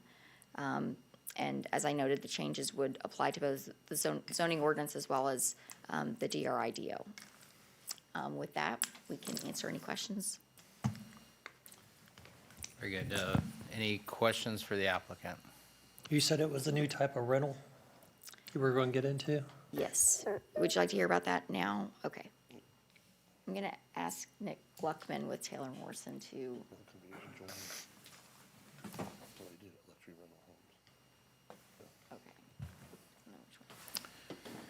Good afternoon. Good afternoon. Nick Luckman, Taylor Morrison. I have been sworn. Thank you. So what we're presenting is a single-family build-to-rent community, luxury community that's going to consist of 1-bedroom duplex and 2-bedroom detached villas. I think Alexis mentioned that's very similar to a project that was approved down in Lakewood Ranch called Estia. Again, it's 1 story. It's going to operate and function just like a apartment complex in the sense that you'll have one management company overseeing the entire community. From an architectural perspective, you know, we want to stay true to what's out there in Artisan Lake. So you're going to have this Mediterranean theme, very similar to that's out there. So not to detract or, you know, digress or from what's currently out there. I think we got a little site plan here. This will be fully amenitized site plan. Well, first off, it will be gated. It's fully amenitized, wellness center, spa, pool, event lawn, dog park for the residents. Each one of these units is actually going to operate and function very similar to a single-family home community or a single family. Each one will have its own backyard, so residents actually have the privacy of a backyard versus some of the traditional, you know, 3-story garden apartment, walk-up garden apartments where you have people above you and below you. So, you know, this is appealing to a demographic, primarily young professional and baby boomer. I'll tell you, it's approximately a 50-50 split between the two. And these are renters, you know, these are renters by choice. These are people that want to rent. So again, it's a unique, and I want to say it's unique right now. Obviously, I'm sure you've all heard the BTR, built to rent, SFR buzzwords that have been thrown around as of lately, especially over the past, you know, 6 months or so. So it's not it's not entirely new, but it's new to us. We did partner up with Christopher Todd Communities in Phoenix. They are one of the pioneering groups to BTR, and have a proven track record with their communities, and it's just a good partnership. And we feel that we can deliver and serve an underserved market with this luxury villa type product. Thank you.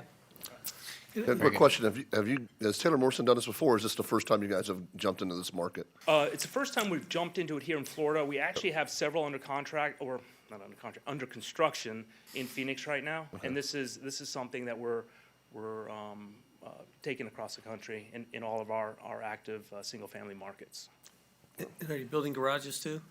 There are no garages, there will be detached garages for Right. people to rent, similar to an apartment facility. Any additional questions for the applicant? What's the square footage? We're going to range on a one-bedroom, about 750 square feet, up to a two-bedroom of 1,050 square feet. So what's the density on this when you end up? Just ballpark. Here, are we at 9? 10 an acre, 12 an acre, kind of? 9 to, let's call it 9 to 11 Yeah, I units mean, per just acre, kinda- right in there. It all depends on, obviously, retention requirements, and whatever other site constraints we might have. All right. Not to be too nosy, but any idea on pricing? Well, you looking? I'm just kidding. My wife's looking for me. All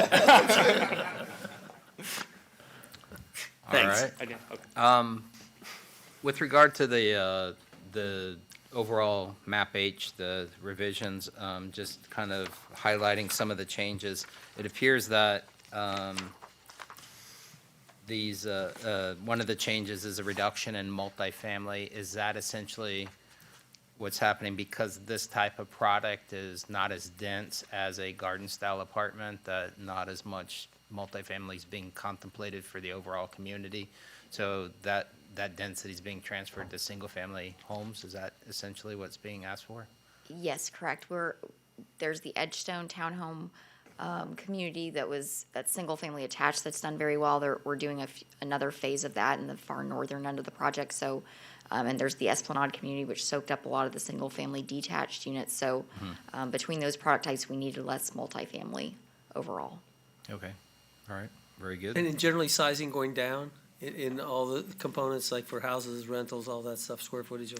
The square footage of the homes going down, I'm not sure.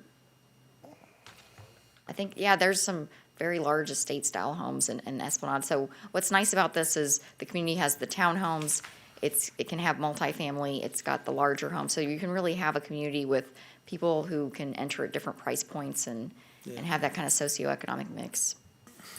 Very good, thank you. Thank you. All right, let's go ahead to staff's presentation.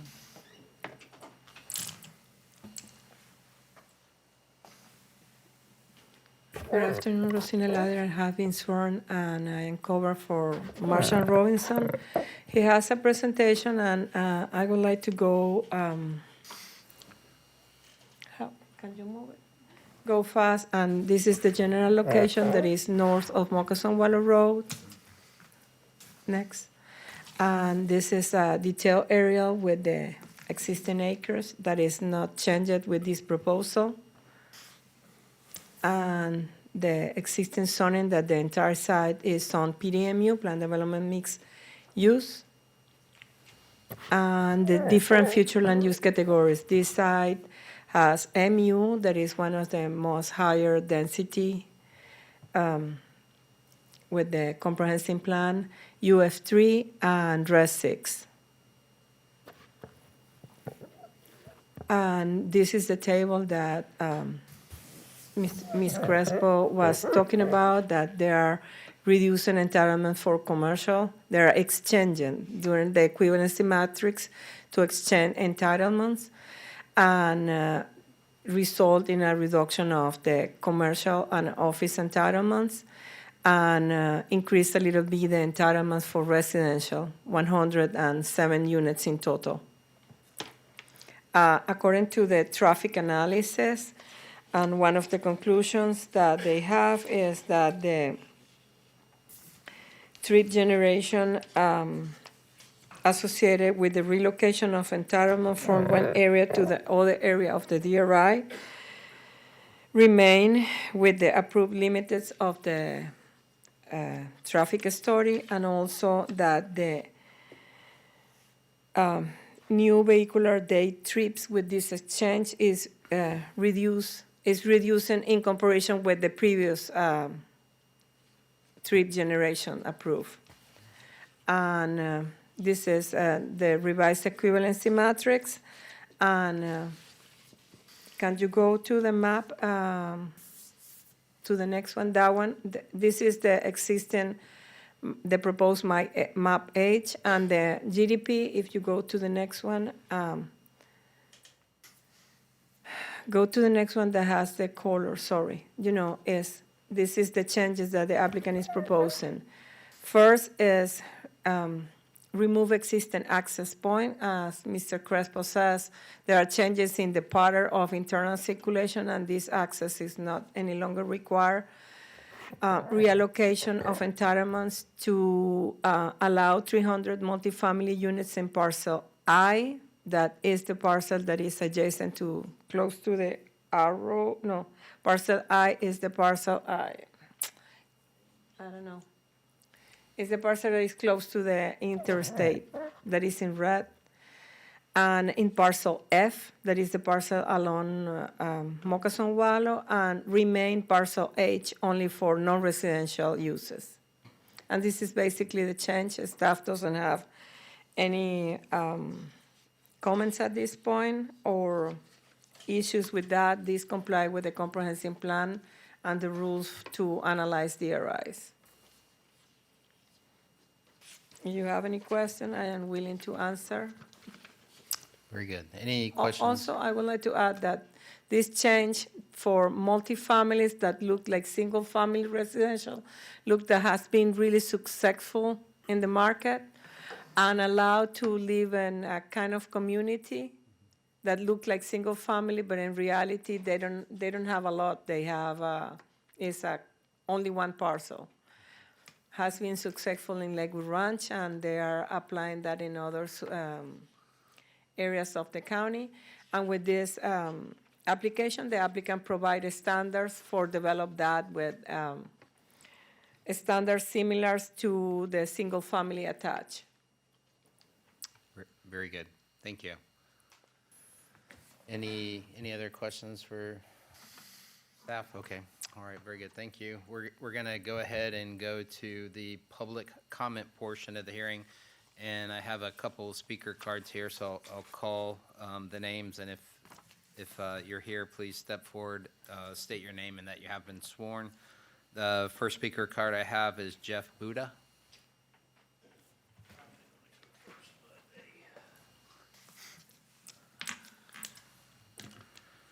A little unstable, been sitting for such a time. I hear you.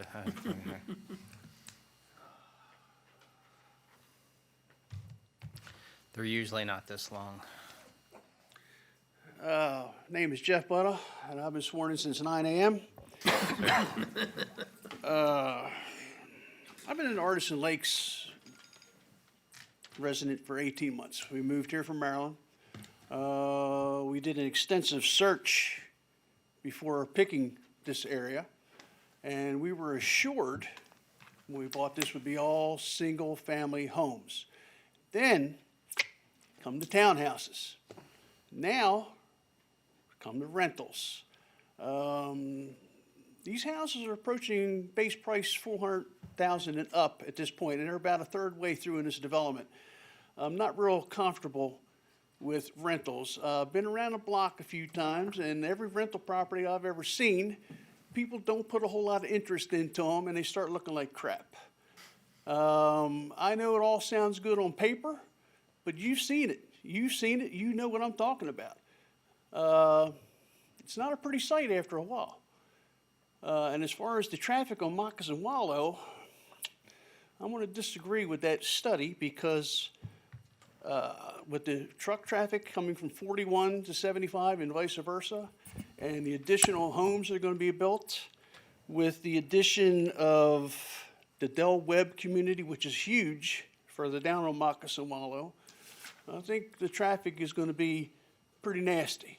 I mean, we already know of plans of widening Moccasin Wallow, which I'm cool with, and I'm cool with having development and, you know, things growing.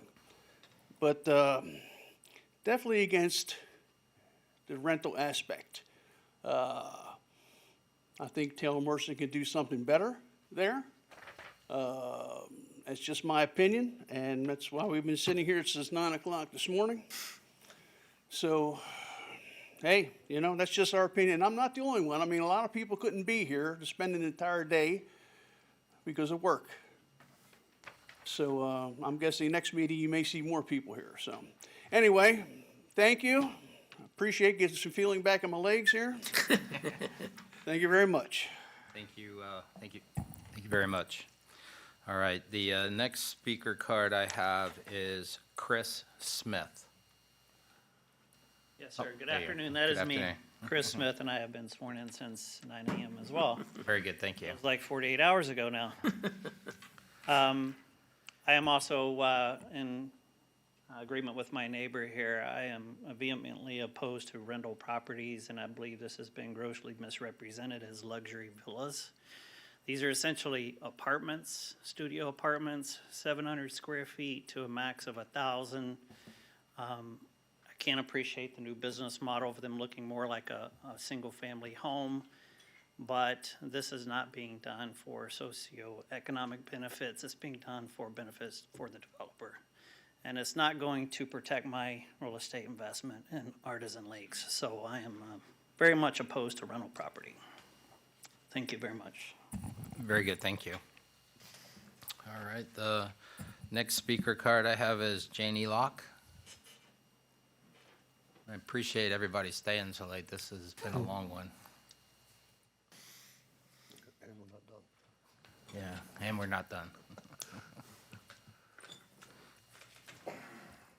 Hi, my name is Janie Locke, and I have been sworn in as well. Thank you.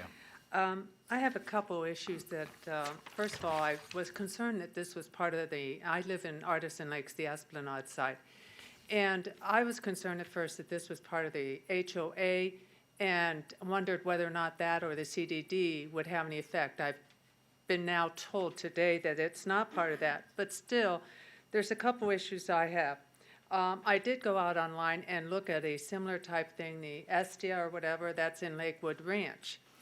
And my view of that, when I looked at it, especially without the garages, this is the first I've seen of the proposed Mediterranean view, which looks very nice. But when you put these side by side and stacked next to each other, other than their beautiful amenity center that it looked like they were going to have, it reminds me of barracks. And because there's no garages or anything, you just have two beside each other, some single family. Again, they look like barracks to me. So that concerns me in the fact of whether or not it would depreciate my property value. The other thing is, we all know, we don't know about the economy. And these are supposedly high-end rentals. And there's absolutely, I've been told, of course, that it's not going to be Section 8. But at what point may these end up being subsidized? Because the way the economy's going, inflation, et cetera, these people, the younger generation and that, are having difficulties as it is. Jobs don't pay much, and when they start to get into these high-end rentals, they're going to need subsidies of some sort. At that point, any proposed planning of high-end and that can go out the door, and I do agree. People do not necessarily take care of rental properties like they do their own properties. The other thing is, as far as the rental properties, if you pull out onto Moccasin Wallow, there's a huge sign across the street that says rentals are going in there. So at some point, how many rentals are we going to have in this area? And we already know that Moccasin Road supposedly is being widening, and I'm not sure when that's going to happen, but it's going to be a total nightmare. And as it is right now, the only thing you have there are a few stores, and you have one Publix, and we need more commercial real estate to support the amount of homes. As were mentioned, down the street, you have another huge community going in as well. I think that pretty much covers most of my thoughts about this community, and that I'm really not for rental units, even though they're not even exactly next to me. They're in the community, and I think there's going to be enough rentals. And again, the economy concerns me. Thank you. Well, the economy concerns me also. And it has nothing to do with multifamily. All right, the next speaker card I have is Linda Field. Ms. Field, if you could please come forward, state your name and that you have been sworn.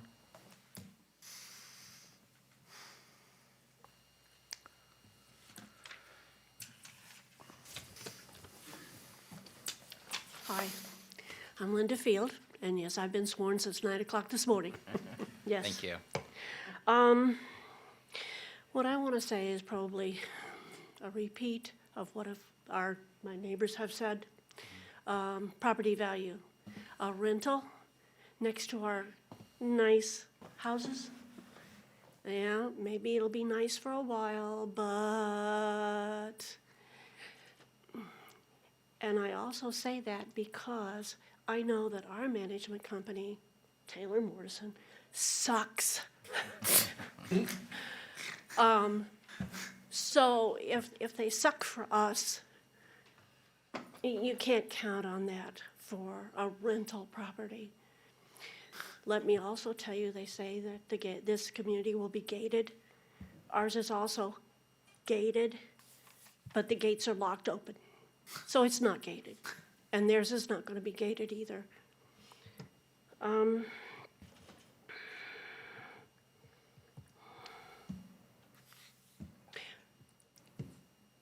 They're asking to change a commercial area into a residential area. We are already residential saturated, and it's going to get even worse. That's fine, but don't take away from our commercial possibilities. We don't have enough commercial possibilities now to support what we have now. If they take away commercial properties, it's just going to be worse. That's really all I had to say. Okay, thank you very much. Thank you. All right, those were all the speaker cards I had, but if there's anybody else in the audience who wishes to come forward and make a comment regarding this application, now would be the time.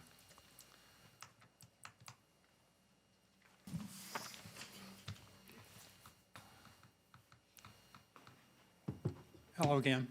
My name's Jeff Hoopman. I'm a resident of Artisan Lakes, and I have been sworn. Thank you, sir. Just to summarize a little bit, I'm concerned about the density in the new development. I would prefer the commercial, but if we're going to go to residential, I'm concerned about the density of what they're looking at. I believe with this property that they're talking about, the F&I properties were annexed into the community in like 2009, 2010 as commercial properties. Now they're using the less than built-out density of the rest of the property to allow higher density in this property. And that's where my concern fully lies. I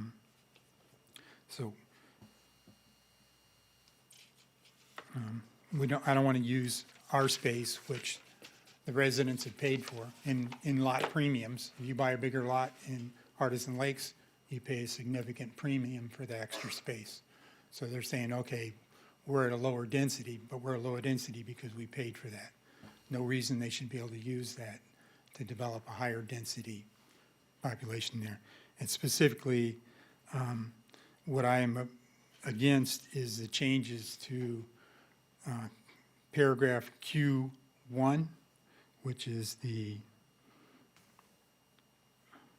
find the wording they call it here, local design criteria, where they're changing the setbacks to 15 foot for single-family detached where everything else is 20 foot.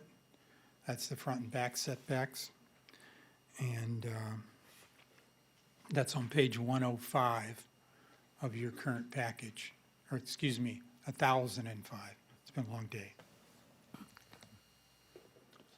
So, yeah, I'm against that multifamily detached, smaller, lower density that's there. I prefer to see commercial. That's it. Very good, thank you. All right, any additional comments or questions? Back. Jeff Hoopman, I have been sworn. I did want to mention, in one of the tables, they applied for a change, and it's actually on one of the larger tables that's in there. But what they presented in the presentation that they did to us, which was nice, they came and did a presentation in our Artisan Lakes neighborhood to talk about what was there, although they did not have any pictures of what they were going to build or the plat map that they were going to use. They talked about single-story residential rental community.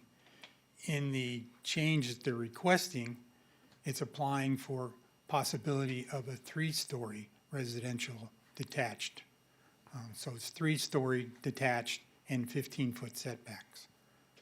That does not match what was presented to the neighborhood. If that was what was presented to the neighborhood, you'd have a lot more people here. That's it. Thank you. All right, again, anybody else in the audience wishes to come forward, make a comment regarding this application? All right, seeing no one come forward, we're going to go ahead and close the public comment portion of the hearing. And Ms. Crespo, if you would, please, a couple questions. Today, without any modification to map H or the general development plan, can they do multifamily? Can Artisan Lakes do multifamily? Yes, 722 multifamily units are approved today in Artisan. And what would the form of that multifamily be? That could be 3-story conventional apartments or condominiums. Like garden-style apartments? Correct. Again, what was the number, the unit count? It's currently 722. We would be reducing the number of multifamily units that could be developed via this modification. So this modification is reducing the number of multifamily that would be allowed? Correct. All right, so should this be denied, Taylor Morrison can build 720 units? Correct. Okay. Not Just want to make necessarily sure on that's the clear. parcels in 'Cause- question, but Yeah, Yeah. just want to make sure that's clear, because I get the impression that a lot of the residents or neighbors don't understand that, so. yes. So this isn't anything that we're adding to it, it's actually a reduction in the multifamily, increasing the number of single-family, is that right? Yes. Okay, all right, just want to make sure that's clear, because I thought that to be the case, but a lot of the questions or comments or concerns I heard seemed to be counter to that.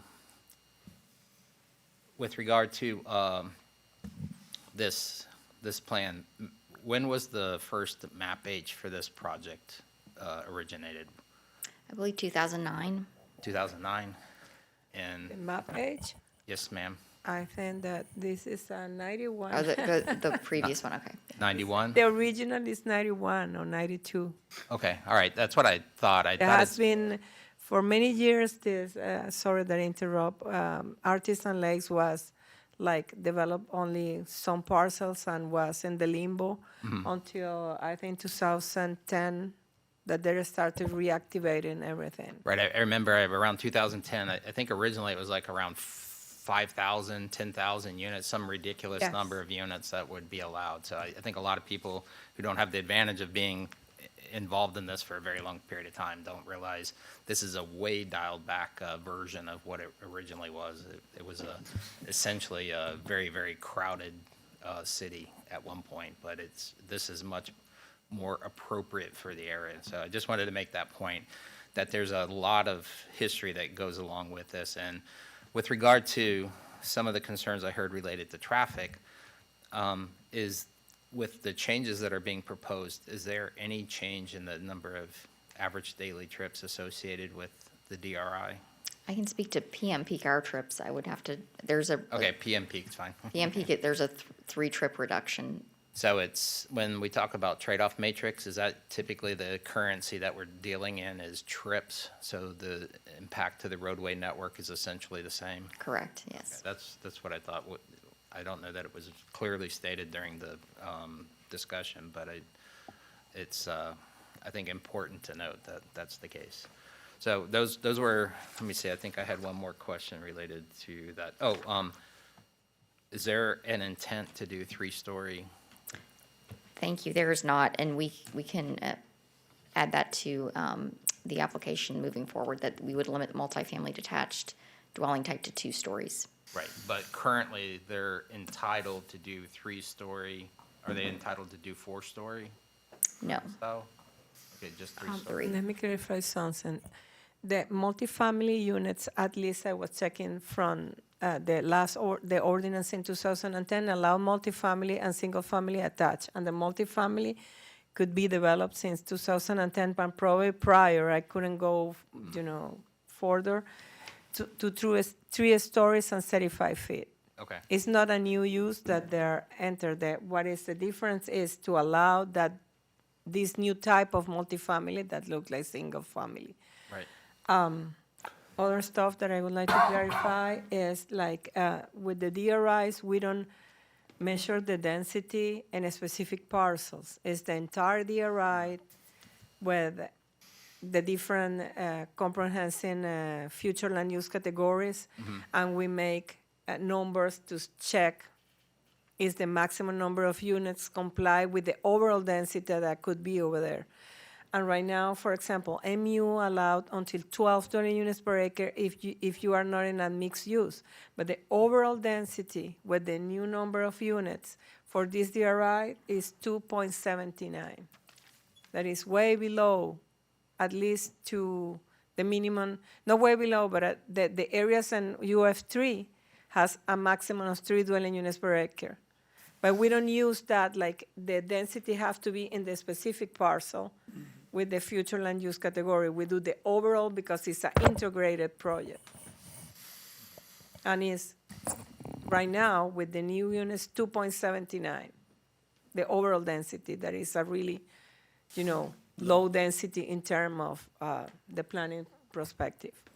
Okay, very good, thank you. All right, any additional questions for the applicant? Clarification, anything? No. You're all losing steam. Blew it all before lunch. Right. One additional clarification, there was a comment or a question related to a 15-foot reduction to 15-foot. I'm not sure if it was a front yard or a setback. The setback is from the perimeter of the overall project. It's 15 feet, but this is, again, a lower height product type, and we're committing to the 2 stories, so that would be appropriate. And this would also be buffered in accordance with the Land Development Code. Okay. All right, so again, for clarification, was the original setback calculated based on height?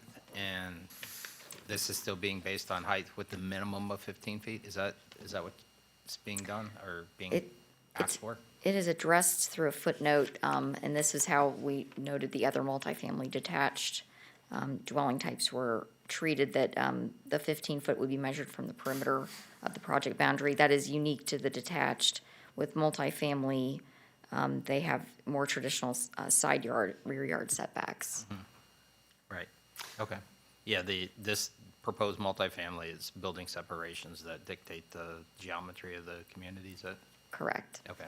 Can I just make one point? This product's pretty hot in the business right now, and one of the things we hear about is people that want to have a residence in Florida seasonally, and they'll rent them for the whole year and then come down for the seasonal part of it because it's a good size, it's independent, they can control their environment, but they're not there all year. And so this is one of the new products that they're looking at from, instead of just owning a home and paying taxes and all that, they rent a place, they leave it there all year, and they come down for their 3 months or they come down for the holidays. So this product's gotten a lot of traction, and I think it's actually, it's much different than a clustered 4-story kind of product. So I think it's an improvement over having what you might have there. So I'm kind of a fan of this. All right, any additional questions for the applicant? We're going to go to staff closing comments, and we'll go to applicant's closing comments and rebuttal. So, Ms. Lidar, anything additional with regard to? And I would like to clarify that the mixed-use parcels and with Artisan Lakes has been developed since many years ago that allow commercial and allows residential uses. It's not that these parcels are introducing, only Surprise. at this. It's not a surprise. It's just allow right now. Right. Not only that is the change to allow the multifamily this type of units. Right, and I heard one of the neighbors say that they were guaranteed, and those are famous words we hear all the time. My real estate agent told me, so that's one of the points I'm trying to make. Is this has been a topic of discussion. The DRI was a state authorization, wasn't it? Yes.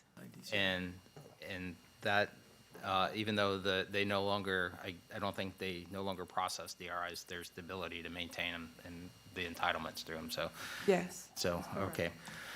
All right, very good. Any additional? I'm sorry, we can't take any additional. No, we can't have any. But you can talk to staff. So, Mr. Galliano, did you have an additional point? For the record, Nelson Galliano, Transportation Planning. I want to complete Rosina's statement regarding the multi-use and the land use exchange that is happening. When we speak about trips, we need to understand that any trip has a purpose. And when we speak about concurrency, we don't differentiate about the trip purpose. It means we put the trips in one bowl, and that's it. And it is true that the land use exchange reduced the number of trips. That is true. The challenge is the type of trips, because the relationship between residential trips to non-residential trips change. And that means when we have more residential trips than non-residential trips, the trips become longer because we cannot satisfy the purpose of the trip. In other words, if we have only residential areas, we need to travel longer in order to get milk or tomatoes. Be aware of this condition because the length of the trips is another factor to increase congestion. It means trips are longer, and the longer the trips, the higher the possibility to get congestions in other areas. That is the point. It means that is the purpose of this comment. Yes, in terms of concurrency and in terms of the traffic analysis, there are a reduction on trips. In terms of in the way we move, is not the best option, essentially because the trips will be longer, and this is a reason of, this is a reason of more congestion. Thank you. All right, very good. Again, any questions for staff? Okay. All right, thank you. All right, we're going to go to the applicant's closing comments and rebuttal. Thank you. And several of your questions led into some of the points I was going to make in rebuttal, so I'll be very brief. I want to assure the Planning Commission that this will still be a mixed-use project, as we are retaining Parcel H, which is just over 10 acres for commercial uses only. So we will have that component within the community. As was noted, we did submit the data and analysis to show a net reduction in trips through this modification. We're also reducing the number of multifamily that can be built within this project. In terms of this unique product type, I want to assure the public as well as the commission that they'll be maintained by a property owners association. This will be buffered. It will be gated. It will not be integrated into the different communities within Artisan Lakes, and it will live very separately and be done in a way that is very compatible and much more compatible and less intense than what could go on that parcel today. And we are also, for the record, limiting multifamily detached to 2 stories instead of 3 in response to the comments. We do respectfully request your recommendation of approval. Thank you. Very good, thank you. All right, I'm going to go ahead and close the public hearing portion of this meeting and at least these applications and open it up for discussion or deliberation. And again, I want to make the statement. I understand the neighbors' concerns, but I think there might be some lack of history, understanding of how many times this has been before us and how long the history is on it. And it's been contemplated for a very, very long time. It's nothing that's been done recently. It's something that's been in the works since, I think, around 1991. So that, and then in addition to that, I think if the concern is regarding obtrusiveness, I think a single family for rent or the villas or the single family homes that would be rented out are going to be less obtrusive. I think the sightlines and things like that might be more appropriate with regard to those type of units if that's a concern. But other thoughts, any considerations? I would say this, I managed and developed a condominium and apartment units that shared a parking deck, shared a grocery store, and shared amenities. And the assessment that they cannot be compatible is just not always a true statement. There are places it's not. But I would say this, that our communities are so desirous that the kind of people that are going to move into this location and be in the part of that community, I suspect you'll have a difficult time telling them from owners. And no offense to owners, I'm an owner, but there are good renters and there are bad renters. And I think that the assumption that these are going to be bad renters is something that happens a lot. I think this is a new product. I think it's great for the market. And I do think it's going to attract a mature group as much as a younger group. And I think that that's something we should accommodate. So I'm kind of a fan of the product. I don't think it's any big surprise, and so I'm going to recommend it. So, anything additional, anything that might be beneficial to in the discussion? Okay, all right. Chair's going to call for a motion. Somebody have an interest in providing that? Come on, John, you can do this. Mr. Chair, first we vote on the DRI development order. Okay. It's complicated. Mr. DeLezine, if you would, the DRI. I guess, I move to recommend approval of DRI number 21 with conditions and recommend adoption of Manatee County Ordinance 2106. Very good. We have a motion. Is there a second? Mr. Ron, second. Any discussion? All right. Call the matter to vote. All those in favor say aye. Aye. Aye. Chair votes aye. Opposed, like sign. Very good. Motion passes 5-0. Sorry, forgot what I was doing. Now the application number 10, I think it was, the GDP.